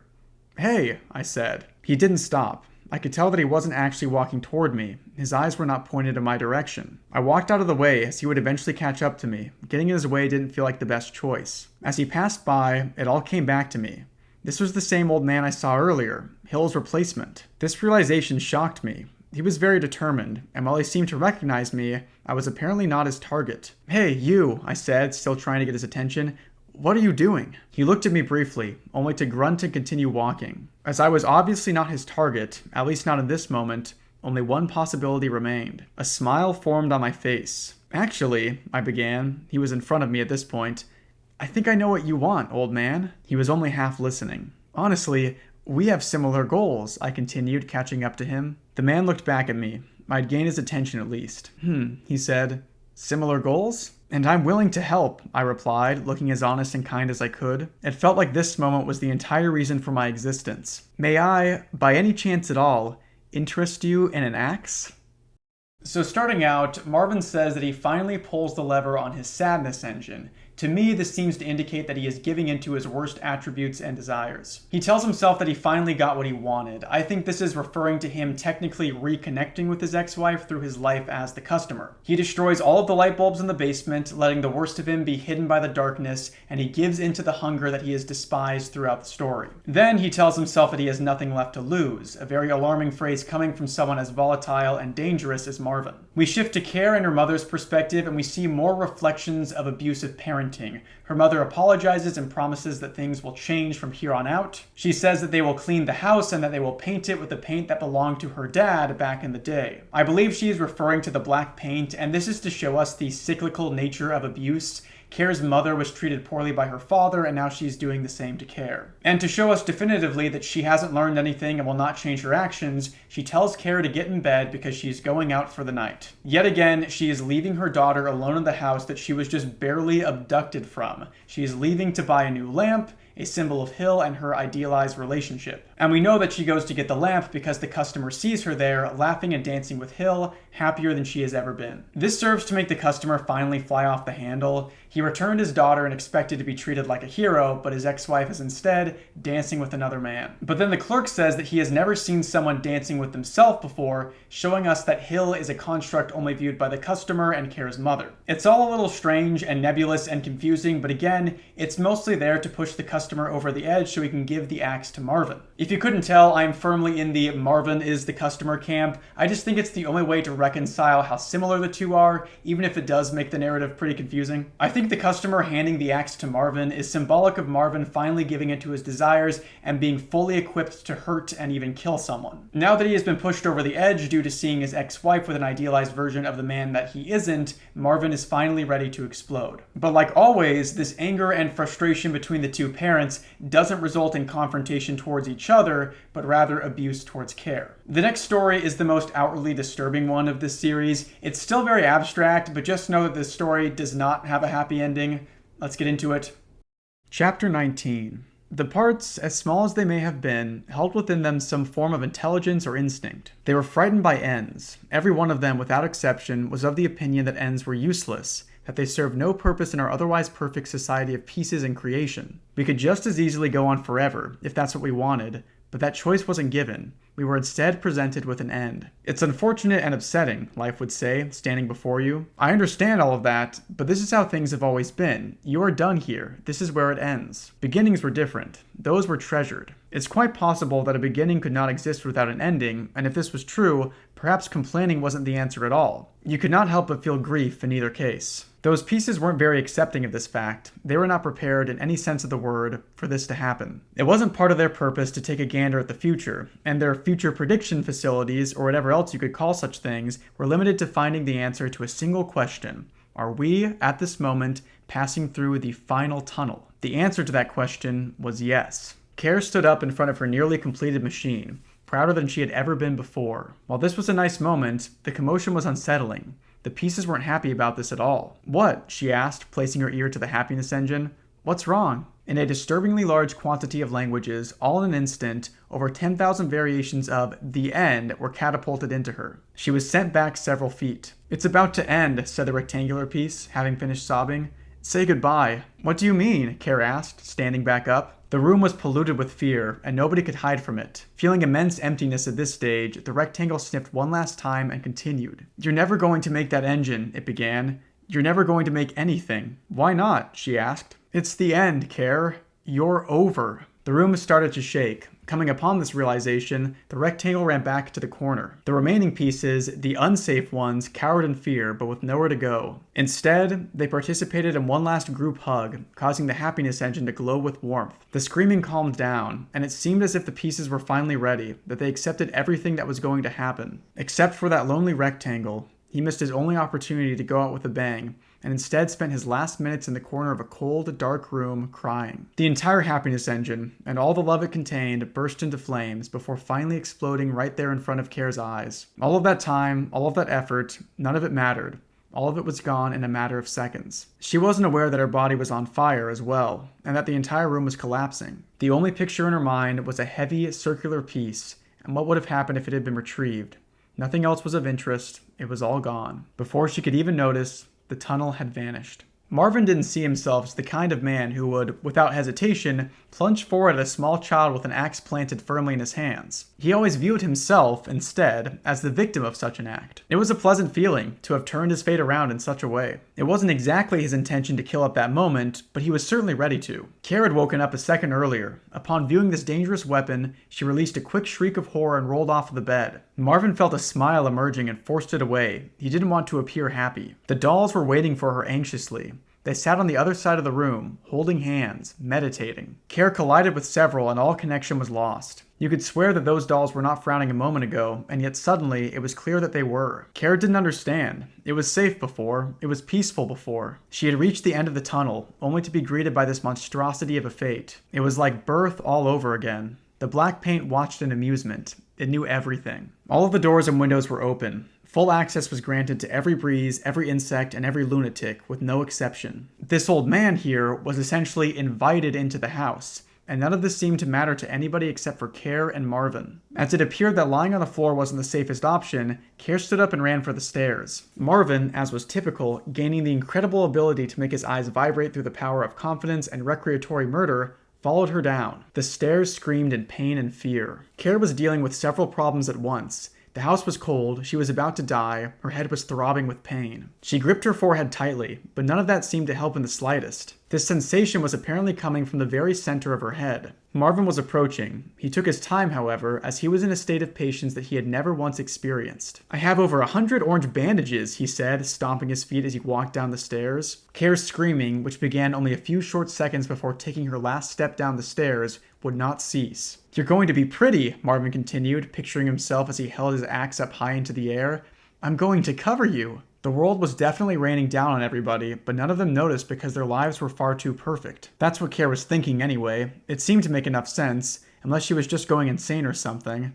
That felt like a possibility too. Maybe. She searched around the house for what would hopefully seem like a good place to die, or live if that was feasible. The back door was much more intriguing than the front, which she had considered earlier. It was almost safer, glowing even. The darkness had taken over every other door, but this one was inviting her. It wanted something that she had. She approached the door, quite steadily, but still aware of the situation. Or not. Everything seemed to disappear into her head, where the throbbing pain continued to intensify. Opening the door felt marvelous, and an incredible warmth spread throughout her body. "Where are you going?" Marvin asked, watching as Care took her first couple steps outside of the house. Care turned around and briefly uttered a single word.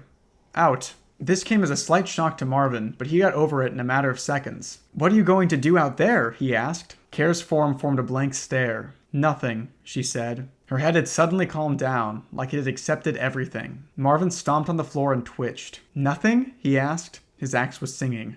"Great." The universe danced around him. It came to him at that moment that this was all just a musical, and we were all having a grand time. The planet waited with anticipation. "I'm thrilled to hear the resulting avalanche of your discovery," he continued, "and I'm positive this is a fabulous axe." But he could wait no longer. If this axe was so magnificent, what sort of reward would it deserve? Only as Marvin regained his position in the world did he hold up the axe again. It smiled back. He charged at Care, wasting more of his precious energy on screaming than on anything else. Care waited. When Marvin found himself close enough, he finally decided to act on his wishes. As exciting as this was, it was fairly short-lived. Care took that time to scoot out of his way, intentionally tripping him with her foot. He fell to the ground, but only after his scream came to a sudden halt. Care felt the urge to giggle at this. Marvin cursed at society. It was not his intention to be lying on the cold ground, but indeed this was the fate presented to him. The plan for Care was to run, but her current distraction was the sight of a small human silhouette standing behind a tree. He was carrying an intriguing device. Yes, quite intriguing. Care didn't appear to have anywhere else to run. It would have been a smart move to find help, but up until that moment, the world felt emptier than ever before. The good news caught up to her, ending her temporary delirium. This was a lucky situation. She attempted to retrieve his attention through jumping and waving. It clearly worked, but his only response was to hide. This was normal. It's not like anybody was paid to keep her alive. Care accepted it, but only for a fraction of time. This happened to be just enough time for her to notice Marvin, who was once again standing on his two angry legs. His forehead was pumping with glorious juices, the kind you would normally only experience in a moment before your equally glorious demise. Care's goal was a glorious demise, but this wasn't it. "I hate you," said Marvin, shaking endlessly, eyes bulging from his head. His feet were glued to the ground. "I want to take you. I want to take everything away from you. I want to do this, girl. I want you to die, girl." The pain came rushing back. It wasn't playing around this time. There were serious problems. She grabbed a hold of her head and shook it violently. Nothing would work. The world was inside of her that day, eating its way out. This wasn't planned, nobody saw it coming, but you can bet that, in the corner of their minds, the opportunity was given consideration. The opportunity to take a poor little human and put her in a situation that her head could not withstand.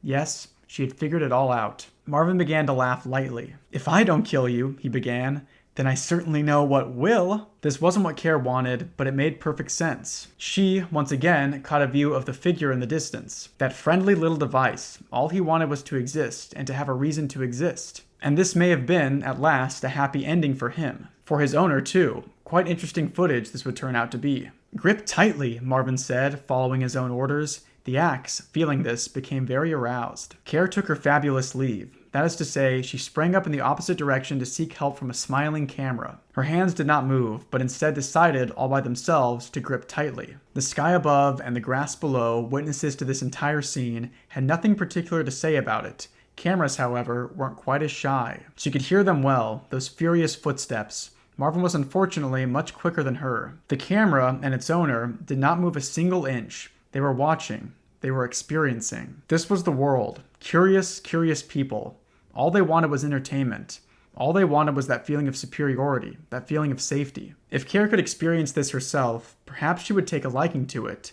But, at least in this lifetime, she was on the other side. And this head of hers, as disruptive as it was, she appreciated it. No pain in the world was worse than this, but that wasn't a matter of concern. The matter of concern, or rather the only truly good news in the last week, was that, in the next minute, her dream was about to come true, and it was all on tape. She tripped, falling a mere 2 feet away from me.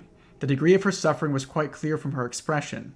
Marvin continued to follow. In the center of Care's head, I can only assume, was some sort of chemical substance. In the center of my head, I can only assume, was some sort of intense satisfaction. If one were asked, for no apparent reason, to compare the size of her head at one moment to the size of it at the next moment, it would be quite natural for him to experience some amount of confusion. Why would there be a difference after all? This confusion, however, would be microscopic in comparison to the absolute bewilderment involved in confirming the size change. In other words, one may laugh at an unusual idea, but the moment proof is presented, this laughing will surely cease. And I, along with Marvin, were done laughing at this point in time. To put it all in simpler terms, Care's head was growing at an unbelievable rate. Marvin stopped, and his axe hit the ground. We didn't talk, we forgot that words existed, we forgot that axes existed. Nobody made a single noise, except for Care.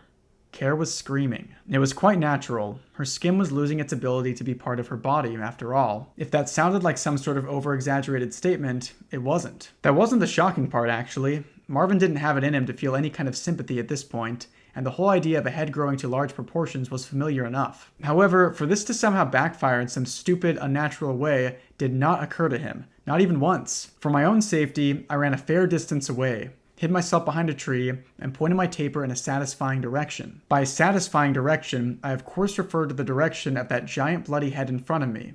It was a happy feeling. Care's veins were in the midst of some kind of terrifying claustrophobia. It would have taken buckets of restraint to keep from remedying this. It was, unfortunately, a useless consideration, given the fact that not even a single ounce of restraint had existed in any of us that day. Her veins, therefore, could only make the obvious decision, breaking free of their hideous cages and reaching out into the world. This was the shock. This is what Marvin suddenly dreaded. As Care's veins, infinitely enraged, burst out of her shattering body, Marvin could only stare forward and give in. Half of them planted themselves deep into the earth, in effect anchoring Care to the ground. The other half swept forward and grabbed Marvin by the feet, causing him to fall over.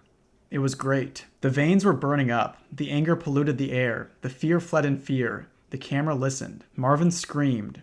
It was wonderful. For a brief moment, I allowed my tongue to escape from my mouth.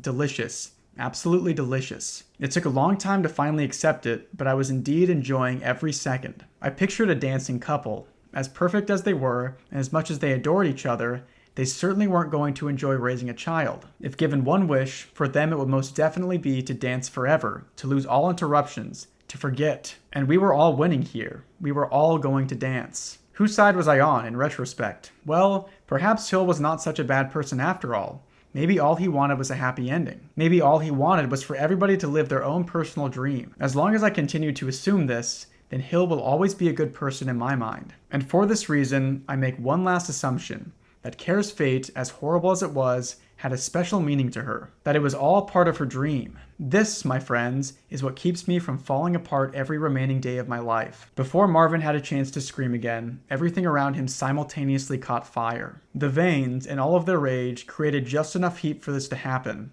Upon realizing this, I ran even further away. Care was still screaming in pain. The skin on her face had removed itself, and her blood had begun its escape.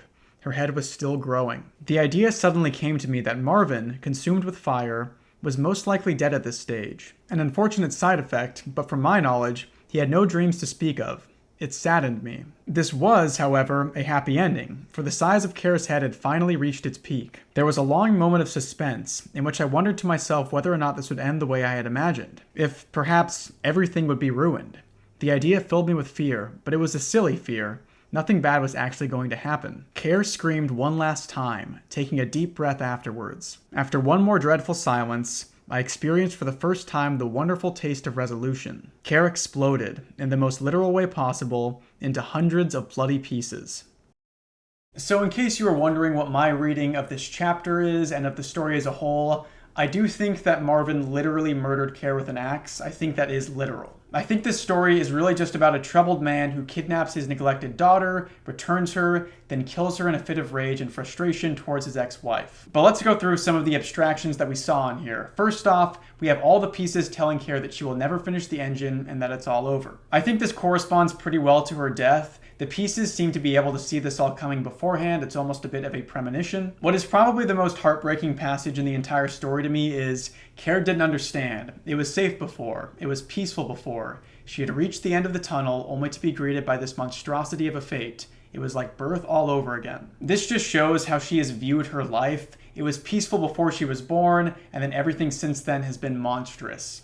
Heartbreaking. Marvin chases her around while she runs out of the house and towards the customer, running towards the lesser of two evils, but still towards her own death. The way her death is depicted is really strange. Marvin strikes her in the head with the axe, and then it describes her head swelling up in size while she screams. I think this is a representation of everything that she is as a person being released and destroyed in the moment that she is killed by Marvin. The loss of a life, especially the life of a child, is the loss of everything contained within that person, every thought that they have had, every dream they've ever dreamed. We are seeing a physical representation of all that loss. It is grand and terrifying and completely consumes Marvin by the end of it. There is a moment near the end of the chapter where Marvin pictures a dancing couple perfectly in love with each other. He says that as much as they adored each other, they certainly weren't going to enjoy raising a child. This is obviously Marvin and his ex-wife. He says that their one wish would have been to keep dancing forever without interruption or distraction, because that's all they ever viewed Care as, a distraction. And having killed his daughter, having finally given in to this horrible desire, he himself is consumed and burned up by the heat created from her dying corpse. The customer had said that his plan before was to kill someone and then kill himself. I think that's what we're seeing here. Marvin has taken his own life. If you were to view this ending scene from an outsider's perspective, you wouldn't find a little girl's head expanding and bursting into flames. You wouldn't see her running towards a man with a camera while being pursued by a different man with an axe. You would see a single crazed man drive an axe into the child. Then, with the child dead, the man would take his own life, and all of that bombast and exuberance we previously read would be a lie. Because the story was always being told from Marvin's perspective. He can try to rationalize his actions, but at the end of the day, he is a remorseless, despicable child murderer. The last chapter of this story is more of an epilogue that really only serves one major purpose, and I'll read that last chapter now. Chapter 20. Beautiful things lie behind smiling doors. It's a wonderful thing, began the happy man, to be greeted with a smiling face in such an unlikely place. Tapers as a store was long gone. Society had taken that away from us. While being an unpleasant truth, this did not cause any long-term effects on our happiness, nor did it take away our ability to communicate and collaborate. It couldn't have done either of those things. The moment I opened the door that day, this became clear. I'm a little shocked, I said. My camera was excited. He felt at home once again. The happy man looked back at me and smiled. His face, as they would say, could turn the entire world upside down. I never understood what that meant exactly, until just that moment. Don't be, he said. It's always been like this. But I don't understand, I said, looking around. The room was brimming with creative people, all of them chatting among themselves. It was paradise. It's easy, he said. We were never exactly a store, or a magazine, or anything. We never wanted to be in the way. What's that supposed to mean? He patted me on the back and began to stare into my eyes. These people are beautiful, he said. I can count on 1,000,000 hands how many dreams have come true in this building. To the best of our abilities, we try to keep all of these things afloat, or else face the consequences. When I stepped in, everybody noticed. Everybody knew. Hundreds of eyeballs were drilling into my face. All I could do was stare at the floor, waving at them. I feared their reaction. For all I knew, the floor could have been made of cameras. The walls could have been made of cameras. The people, with their aggressive expressions, were most definitely made of cameras. They don't seem very friendly, I said. I was more nervous than anything. This, being my very first Tapers convention, felt also like the first, perhaps final, day of my life. The building wasn't even familiar. What was familiar was the happy man next to me. It was difficult to understand how, having lost everything, he could continue to smile. Almost 10 years earlier, he brought Tapers into existence. Now it was all gone, except for a small convention and annual competition. You must prove to them, he began, how astounding you are. Do you believe that this can be done? Oh, yes, I said, getting my confidence back. My taper here would agree. The other cameras were equally enthused. At the end of the room was a gigantic screen with several hundred chairs planted in front of it. It would have, frankly, been amazing if any of them remained unoccupied by the time the audience sat themselves down. Quite a thrilling prospect for a bunch of small, underappreciated cameras. That's pleasant to hear, said the happy man, looking down at his wrist. His watch presented him with slightly surprising information. Oh, nice. It looks like we're ready to go. Where? To a magical place, he replied, pointing to the screen. He turned around and made a gesture to the man at the end of the room. In reaction, this man picked up his little microphone and began to speak into it with his objectively beautiful voice. Tapers and gentlemen, he began. A few women quietly complained, but they were ignored. The man continued. If you haven't taken your seats as of yet, do so now, he said. We only have a few comfortable ones left, and the rest are garbage. The entire room suddenly filled with noise. The happy man, still standing next to me, looked quite amused. Oh gosh, I said, preparing to run. I need one of those good chairs. After the last chair was taken, the room began to quiet down. One rather large human being, having lost his chance of a seat, released a terrible moan. For a brief moment, the entire room was looking at him, but they soon redirected their attention to the man in front of the screen. Cool, he said. We're good. I can hear my voice again. The audience listened attentively. Fun stuff. Alrighty, anyway. Hopefully you've all written your names on this little paper here, he said, holding up a clipboard with the paper on it. Written on it was a list of participants. He squinted at it. And hopefully I can read your names. I raised my hand and called from one of the back seats. The man looked up. Yes, he asked. Mine has a little camera drawing next to it, I responded. The people next to me sounded irritated. He looked back down at the clipboard, squinted his eyes again, and smiled. Looking back up, he shrugged. Cute, he said. You're on the bottom. I frowned and lowered my hand. For a moment I could have sworn that the audience was cheering. It's a rather nice drawing, though, he said. Seems fair that I called these names in reverse this time. Yes, I shouted. Everybody around me looked pissed. Indeed, this seemed perfect for me. I was about to surprise all of them. This was going to be my day. I didn't have enough time to change anything, or even watch all of it. My camera, in the past week, witnessed many events, some of them hideous and others wonderful. Great things lied ahead of us both. Awesome. I took this moment to jump out of my chair and run to the front of the room. Fiendly words left my mouth, but they were far too loud to be understood. I was alone with myself in this world, standing in front of a large, intimidating screen with a tape in one hand and a happy, glowing camera in the other. All three of us were smiling. The audience could have been fake for all I knew. They didn't matter. Okay, I said. What now? This here, boy, he began, pointing to a large contraption next to the screen, will make all of your dreams come true. Place your magnificent tape in our very own Taper's videotape machine, the only one in existence, as only one has ever been manufactured. This is all very confusing, sir. Don't worry about it. Everything is fine, he said. I am, however, quite irritated that you are not doing what I have just instructed you to do. The audience was getting unnecessarily loud. I walked over to the machine and popped my tape in, still wondering about the action I was carrying out. You guys made this crazy thing? I asked. If so, why the hell would you do that? The man looked at me sternly. This thing is wonderful, he said. How dare you ask such a question? The machine began making a surprising noise, almost like 1,000 pennies dropping simultaneously every second. I covered my ears until it stopped. If you must know, however, he continued, we didn't make it. We asked a brilliant man to do it for us. Yeah? I asked, not listening entirely. The audience began to quiet down. He disappeared, unfortunately, the man said, but the machine works like a charm, despite being rather broken. We didn't want to use anything normal because, well, you can see for yourself the kind of magic we have in our hands now. The lights turned off. Everybody directed their attention to the gigantic screen. As this was happening, I suddenly realized something. Wait, I said. Quiet, the man replied. We're watching your thing. No, seriously, Shut up, it's movie time. The fear began to build up, but I could do nothing about it. Everybody was about to see. Everybody was going to know. While it seemed like a nice idea before, to enter a video of my recent experiences, it suddenly came to me how unfortunate a decision that was. It all seemed rather predictable from here on out. At the back of my mind was one question, however.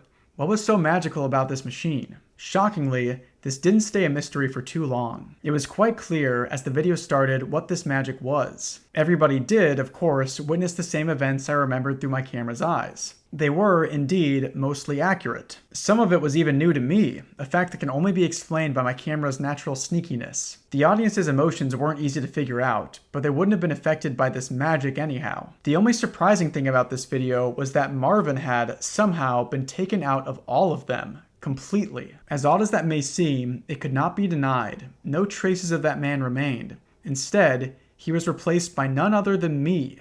Yes, me. This was obviously the magic. The rest of the video was completely normal. However, this led to yet another puzzling question.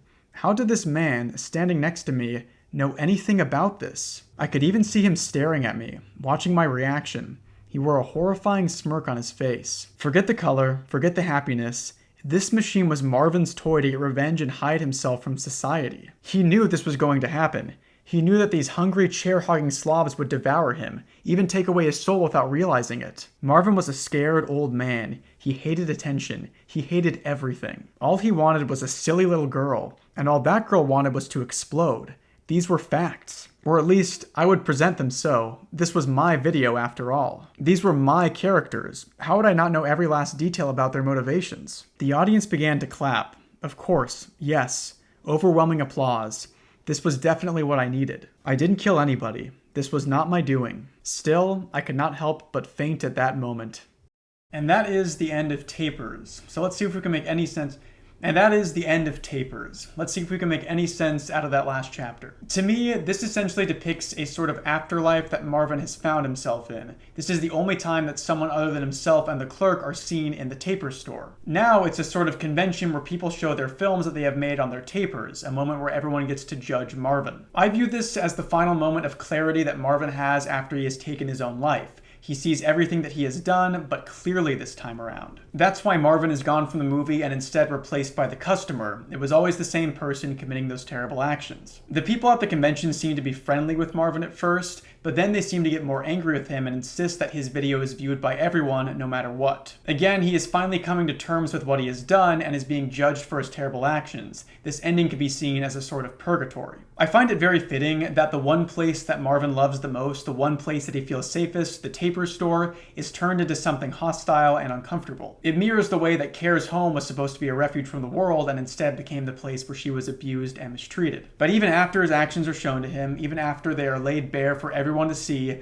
Marvin still denies that he killed anyone. He still won't take responsibility. And I think that this is a theme in all of Tony Domenico's work. His stories just don't have happy endings. Tapers, Petscop, and 3D Workers Island all tell bleak stories of abuse with varying degrees of clarity in their narratives. The fact that Tapers is the most obvious of his works is kind of impressive because the story is super trippy. We see that no one is truly brought to justice in this story. Care is dead and so is Marvin, but Marvin won't even acknowledge that he was a murderer. It's bleak, it's confusing, it's unsettling, but it's undeniably unique. The reason that I love Tony Domenico's work so much is that I haven't encountered anything else quite like it. It captures a very specific feeling. Due to the sheer amount of interpretation needed to understand a story like this, I find myself having to check in with my own perspective of how I view the world. Maybe the dark, haunting portrait of abuse that I see here is less obvious to others than it is to me, but it's all I can really see at the moment. But I do really love this story. I love how strange it is. I love how dark it is and how you are constantly fearing for Care's safety. I love Marvin's scary characterization. Tapers is incredibly impressive as an early work from one of the most inventive, promising, and fascinating minds in the internet horror space. So please check this story out if you haven't yet. Assuming the website goes back up, I'm sure there are many different ways that you could interpret this story. Also, and this is just a personal thing, it kind of bothers me how much the Petscop community seems to completely disregard Tapers. Tony has said that Petscop is not a remake or directly connected to Tapers, but there are so many similarities that I feel it's an important work to analyze if you want to understand more about Petscop. Some people in the Petscop community are super quick to dismiss any of the connections, but in a theorizing community where literally everybody is just grasping at straws, this seems like a pretty good straw to grasp at. Not only are Marvin and Care both very important characters in Petscop, but Marvin's house is depicted as green and there is another house that is painted black. Marvin takes Care to an abandoned school in Petscop and does the same thing in Tapers. He also has a machine in the school basement similar to his sadness engine in this story. The depressing bit where Care says it was like birth all over again is a connection to a theme of rebirth that shows up all over Petscop. It's definitely not a one-to-one, but I think that Tapers and Petscop are at the very least thematically related. Both stories seem to deal with themes of abuse and trauma. And Tapers is a big reason why I now view Petscop as being a very dark story that doesn't have a happy ending, even though a lot of people see it as an ultimately uplifting story. But if I start talking about Petscop now, then I will literally never stop. Let me know if you'd like to see me make a full video on Petscop or not. And thank you all so much for watching and supporting me. This video ended up being a lot longer than I was expecting, so seriously thank you so much if you made it through this entire thing. I know I've done 2 very long videos almost back to back, and I won't be doing more of this stuff like the super long stuff probably for a while, but who knows, that's what I said last time. Let me know if you guys like these like full reading videos. It seems like they do pretty well and people like the full readings. I know some people just want me to stick to kind of the more analysis driven stuff, so I tried to have a healthy mix of both in this video with there being more analysis sections. Just let me know what you guys thought. A massive thank you to all my gold tier members: Lucas Fernando, Chris Lamb, Tyler the Leper, Blue Radio Media, Miss Joy 16, Sherry Shark, Starlight Pink, Jack Zamora, Amanda Castillon, Arcade Link Author, The Official Gar, Sasso, YBab Flow, Hi, Jenna Berry, Samara, Laura Gonza, Ben Best, Classic Pats Games Plus, Marin Elizabeth, and Exnim Digital Fox, Sherbert, Emiliona Mora, Temple, Jupiter Rainstorms, Maddie, Alice Hale, Charity, Jess, Miley Bop, Abigail Wagner, Sunray Productions, Canadine, Uton, Emma Geese, Site 42, Maya S, Moss, Red, Ezra, FM, Alicia, Liminal Lake, Chipsa, Heat O'Brien, Yume the Epic, Spirit Hotline, Don't Play Brass Beast on Blue, Furbish GDDC, Catcher Elizabeth, Mayfield, Shruby, Licher Something, Hexmaniac Rafa, Jazz, Homie Gaming, Sue, Junie, Danny, Steelcut Oaths, Veronica Heredia, Phantoms Forever, Ashley, Coco Boko, BB, Archie, Felly, Killer Ray 257, Jojo, An Otter in a Trench Coat, Icky Teal, JLKA, Thespian Rose, Safety Waffles, 731 Hamsters, Corkbacked Ruler, Toby Dandelion, Red, Zappo Dappos, Tiny Moss Patch, Mary, A, Charlie Smidge, Out of the Fandom, Creepy Freely for You Too, Meadow, Soundwayne, Silent Trails, Flatwoods Monster Webkins, Merle, Cedar, Salvador Rigodi, Floropause, Patricia Zhang, Miguel, Jesse Salo, Alexandra Taylor, Finch, Oka, Violet, Hell of a Fan of Pugs, Poppy Stan Account, Geck, Lou, Racin, Dr. Doge, Meadow, Emily Huber, Chai Lancy, Kat Hughes, Rosie Vest, Leo, Marcus Cliver, Uneven Pineapple, Commissar Dorothy, and Trista May. Thank you all so much for your support. It really does mean the world to me. Lots of fun stuff coming up in the near future, including a little internet horror project of my own that I'm excited to release, so be on the lookout for that. And thanks again to everyone for watching the video, and I'll catch you in the next one. See ya. Take me up again, let me see the stars. Is there life on Mars? 'Cause I've run out of luck here on Earth. I'm a wanderer. Another trip around the sun makes these memories flood, and I could wash it down with the atmosphere. You're cool blue and crystal clear.